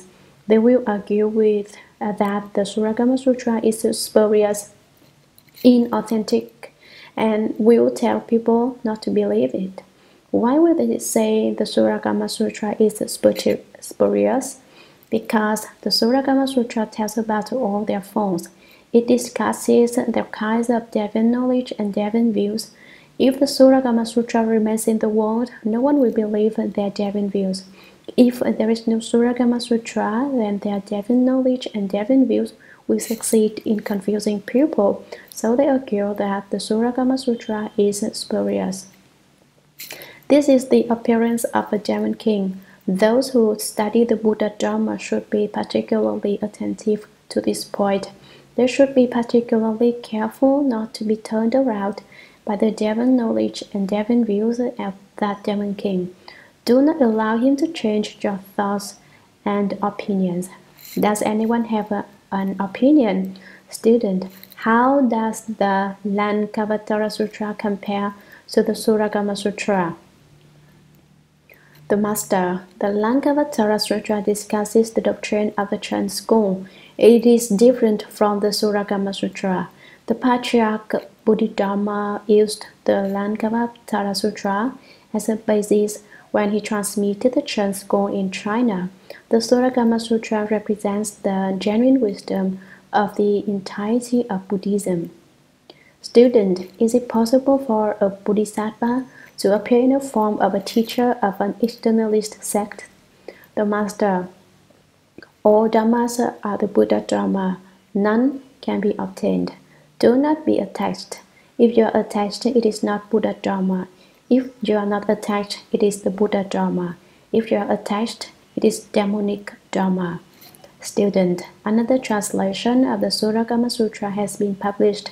Is it basically correct? If not, what would you suggest that English-speaking people read? The Master, we are in the process of translating the Shurangama Sutra now. As for the other translation you mentioned, it is correct in some places and incorrect in many other places, and it is not at all in accord with the basic intent of the sutra. For instance, the translator says that the Westerners wouldn't like the Shurangama mantra and that they would not study the mantra. That is a complete mistake. He omits the mantra from his translation. But if there hadn't been any Shurangama mantra in the Shurangama Sutra, then basically there wouldn't have been any reason to speak the sutra. The importance of the Shurangama Sutra is just to praise the Shurangama mantra. The translator took it upon himself to dispense with the mantra. That is in total discord with the purport of the Buddha's explanation of the Shurangama Sutra.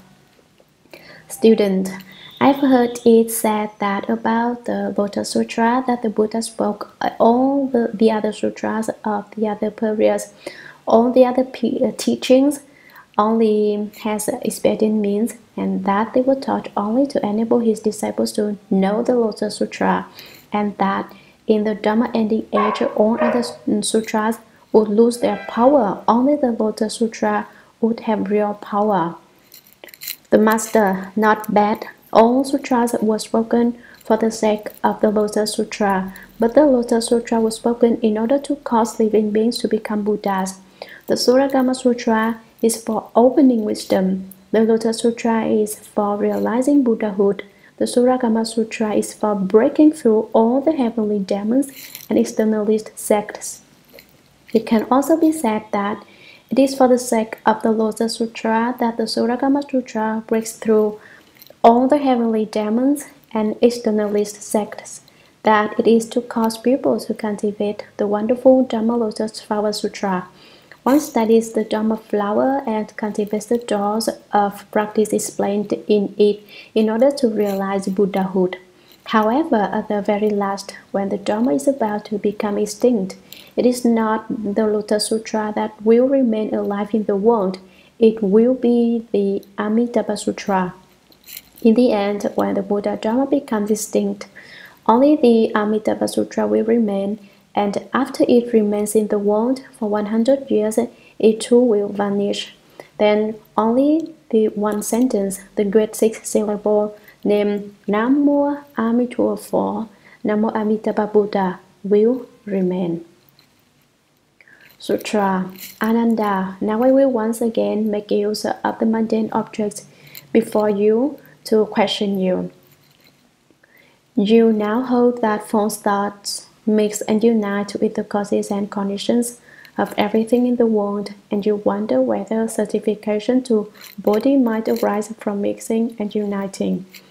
Commentary. Since the Buddha had not dealt with one of the major theories propounded by those of externalist sects, he suspected his small disciples might be wandering in that direction. So he says, Ananda, now I will once again make use of the mundane objects before you to question you. You now hold that false thoughts mix and unite with the causes and conditions of everything in the world, and you wonder whether certification to body might arise from mixing and uniting. You keep bringing up the theories of those externalists and comparing them to my Dharma. So now we will make the comparison for you. Sutra. Accordingly, right now, does the wonderful pure seeing essence mix with light? Does it mix with darkness? Does it mix with emptiness? Or does it mix with solid objects? If it mixes with light, look further at the light. What place there in the light before you is combined with the seeing? If you can distinguish the characteristic of seeing, what does it look like in combination?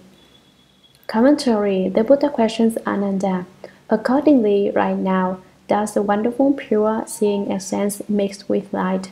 Does it mix with darkness? Does it mix with emptiness? Or does it mix with solid objects? As you are at present, does your subtle, wonderful, pure, and clear seeing essence mix with light or darkness, with emptiness or solid objects? Which does it mix with? If it mixes with light, look further at the light. What place there in the light before you is combined with the seeing? If you say it mixes together with the light, then when you are looking at the light in front of you, tell me which part of it is the seeing. Point it out to me, which place is mixed and united with the seeing. If you can distinguish the characteristic of seeing, what does it look like in combination? If it is possible for you to determine the form and appearance of your seeing, if you can recognize it, what form and appearance does it have when it is mixed together with the light? For instance, if you combine red and white, the result is neither red nor white. When you combine your seeing and light, what does the end result look like? Sutra. If it is not the seeing, how can you see the light? If it is the seeing, how can the seeing see itself?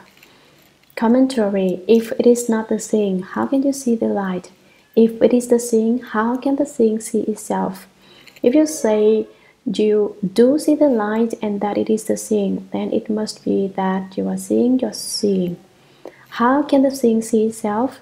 How can you do that? What's your method? Once again, Ananda has to think over the doctrine. Sutra. If it is certain that the seeing is complete, what room will there be for it to mix with the light?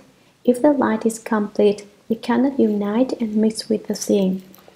Commentary. If it is certain that the seeing is complete, what room will there be for it to mix with the light? If you definitely know the seeing to be complete and not deficient, neither lacking nor in excess, how can you combine it with light? If the light is complete, it cannot unite and mix with the seeing.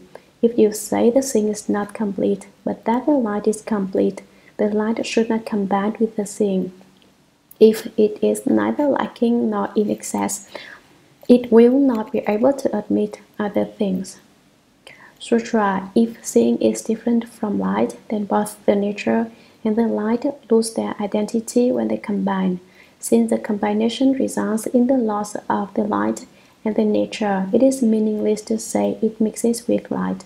The same principle applies to its mixing with the darkness with emptiness, or with solid objects. Commentary: if seeing is different from light, then both the nature and the light lose their identity when they combine.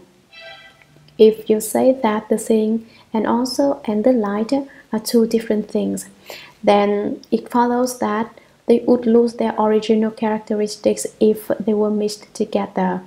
The identity of the seeing nature and the identity of the light, the basic nature of the light, would both be lost. Since the combination results in the loss of the light and the nature, it is meaningless to say it mixes with light.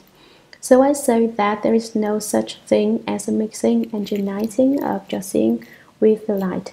To say they do mix and unite has no basis in principle.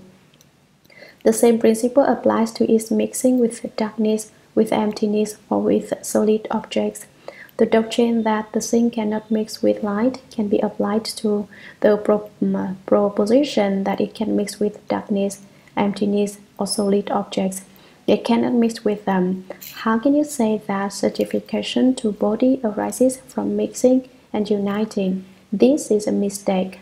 Earlier, Ananda had wondered whether the seeing is based on causes and conditions. The Buddha broke up this idea. Now he had decided that the seeing is the result of mixing and uniting. Step by step, the Buddha has broken up Ananda's confusion.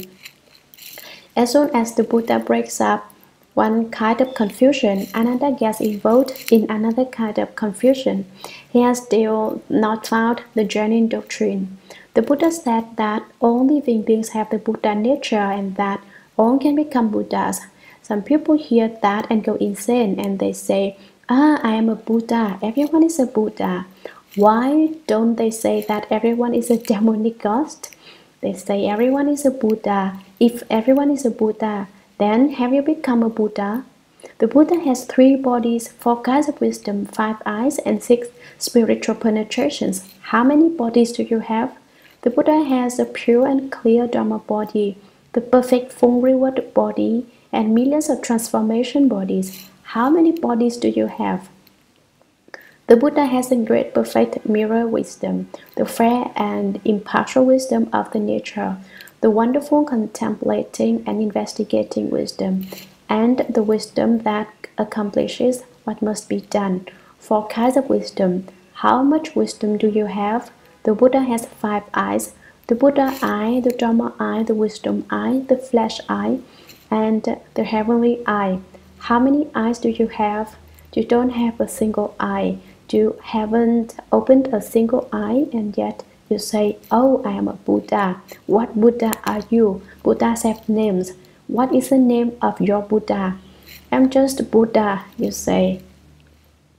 If you don't even have a name, what kind of Buddha are you? Buddhas have names too, and there is no nameless Buddha. So to go around saying, everybody is Buddha is to be someone who has gone insane.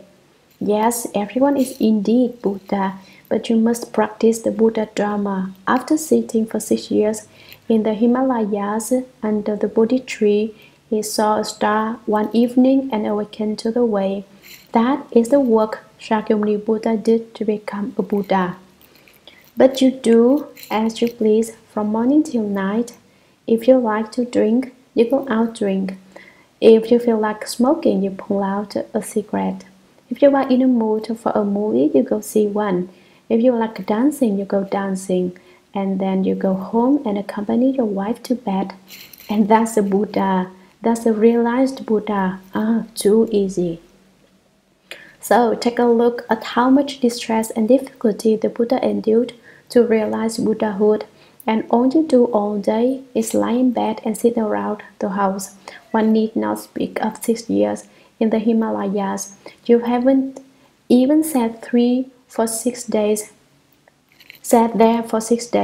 If you could sit there in a state of unmoving suchness for 6 days, I would consider you a Buddha. But you haven't even sat for 6 hours, and yet you say of yourself that you have realized Buddhahood. How could that not be called Sutra? Moreover, Ananda, as you are right now once again, does the wonderful pure thing essence unite with light? Does it unite with darkness? Does it unite with emptiness? Or does it unite with solid objects? Commentary. Uniting is different from mixing. Mixing is when two kinds of things are blended together. Uniting is like when a lid is placed on a round pot. They unite and become one. So he says, moreover, I will explain yet another doctrine for you. Ananda, as you are right now, once again, does the wonderful pure thing essence unite with light? The substance of your thing essence is subtle, wonderful, clear, and pure. Does it unite with light? Does it unite with darkness? Does it unite with emptiness? Or does it unite with solid objects? Sutra. If it unites with light, then when darkness comes, the characteristic of light is extinguished. How will you be able to see darkness, since the thing does not unite with darkness? If you do see darkness and yet at that time there is no union with darkness, but rather a union with light, then you ought not have seen light. Since you ought not have seen light, why is it that when there is union with light, you are able to know clearly that it is light and not darkness? Commentary. If it unites with light, if you say the thing and the characteristic of light are united, then when darkness comes, the characteristic of light is extinguished. How will you be able to see darkness, since the thing does not unite with darkness? When it gets dark, when the characteristic of light disappears, since the thing is not united with darkness, why can it see darkness? If you do see darkness and yet at that time there is no union with darkness, if you say that when you see darkness, the thing does not unite with darkness, although it does see darkness, it is not united with it, but rather a union with light, then you ought not have seen light. If you say the thing is united with light, then it should not see light. That is, you say it can see what it is not united with, in this case darkness, then it should not see what it is united with, that is light. Since you would not have seen light, why is it that when there is union with light, you are able to know clearly that it is light or not darkness? You can see light and understand perfectly well that it is not darkness. According to your argument, then you should not see light.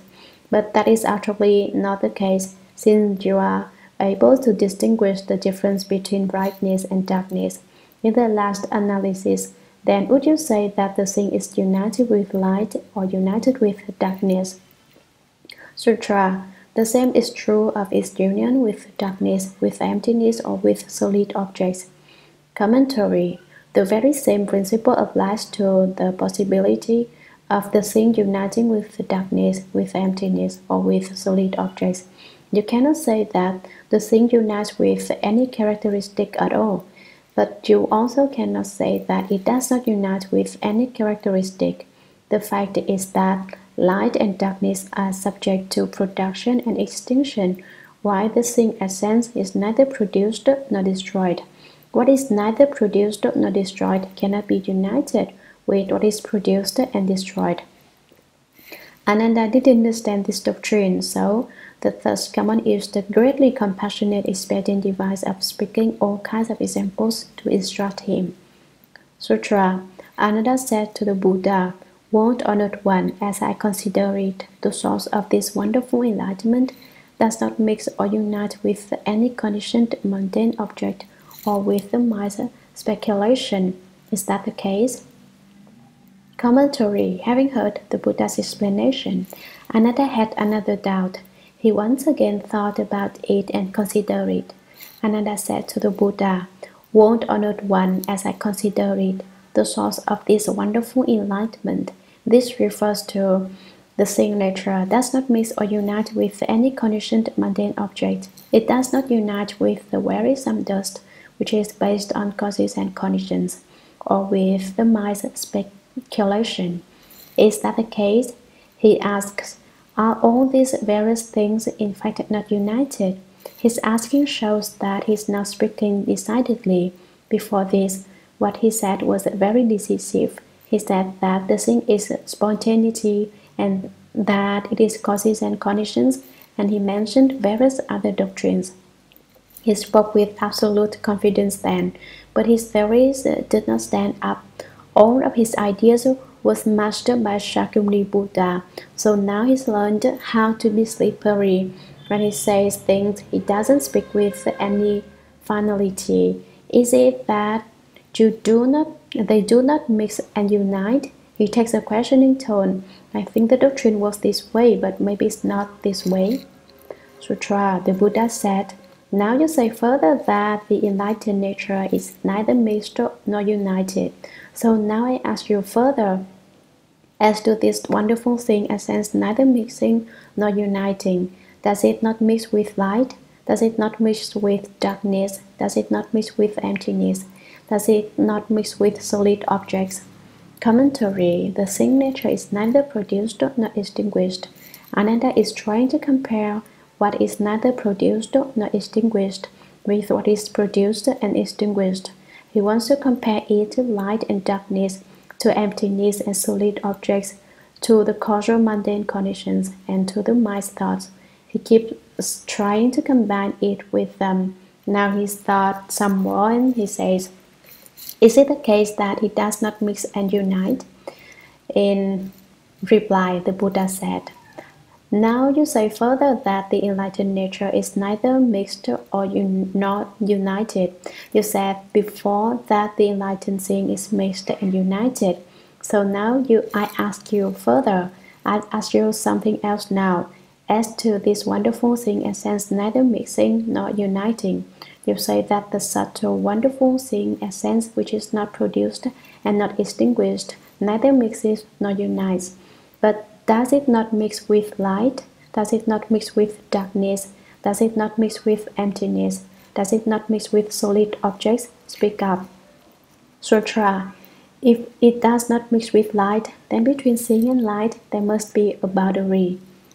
Commentary. If you want to say that it does not mix with light, then the seeing essence and the characteristic of light must certainly have boundaries. What is the boundary of your seeing? What is the boundary of the characteristic of light? If you say it does not mix with light, then find the boundary between them. What indication is there of a division between them? Sutra. Examine it further. What place is light? What place is seeing? Where are the boundaries of the seeing and the light? Commentary. Examine it further. Look into it. What place is light? Where does the light end? What place is seeing? Where does the seeing end? Where are the boundaries of the seeing and the light? Tell me, where is the boundary line which divides them? Sutra. Ananda. If there is no seeing within the boundaries of light, there is no contact between them, and clearly one would not know where the characteristic of light is. Then how could its boundaries be realized? Commentary. Ananda. If there is no seeing within the boundaries of light, if within the characteristic of light there is indeed no seeing essence, then there is no contact between them. Light and seeing could not bump into one another. The two would never meet. And clearly one would not know where the characteristic of light is. Since the two cannot come in contact, it's quite evident that one could not know where the characteristic of light is. How could its boundaries be realized? If you don't even know where its characteristic is, how can any boundary be drawn? Sutra. As to its not mixing with darkness, with emptiness, or with solid objects, the principle is the same. Commentary. The doctrine is the same for darkness, for emptiness, and for solid objects. Now you divide them for me. You say they do not mix. Where is the boundary of their not mixing? Speak up. Sutra. Moreover, as to the wonderful thing essence neither mixing nor uniting, does it not unite with light? Does it not unite with darkness? Does it not unite with emptiness? Does it not unite with solid objects? Commentary. Above, mixing was discussed. Now uniting will be discussed. Moreover, as to the wonderful thing essence neither mixing nor uniting, you say that the subtle wonderful thing essence does not mix with or unite. But does it not unite with light? Does it not unite with darkness? Does it not unite with emptiness? Does it not unite with solid objects? Sutra, if it does not unite with light, then the thing and the light are at odds with each other by nature, as the other ear and the light which do not come in contact. Commentary, if it does not unite with light, then the thing and the light are at odds with each other by nature. If the thing is not united with the characteristic of light, then they are opposed to one another. Since they do not unite, they go so far as to be in discord and mutual opposition, as are the ear and the light which do not come in contact. It would be like the ear. If you look, you can see light, but if you cover your eyes, your ears don't know if it is light or dark. The ear does not distinguish brightness and darkness. Light and the hearing nature of the ear do not come in contact. Sutra. Since the thing does not know where the characteristic of light is, how can it determine clearly whether there is union? Commentary. It can't see the characteristic of light because it can't unite with it. So how can it distinguish? How can it discern the presence or absence of light? Sutra, as it is not uniting with darkness, with emptiness, or with solid objects, the principle is the same. Commentary. The doctrine of whether the thing unites with darkness, with emptiness, or with solid objects. Verse of transference. May the merit and virtue accrued from this work adorn the Buddha's pure lands, repaying 4 kinds of kindness above, and aiding those suffering in the paths below. May those who see and hear of this all bring forth the resolve for Bodhi, and when this retribution body is over, be born together in ultimate bliss.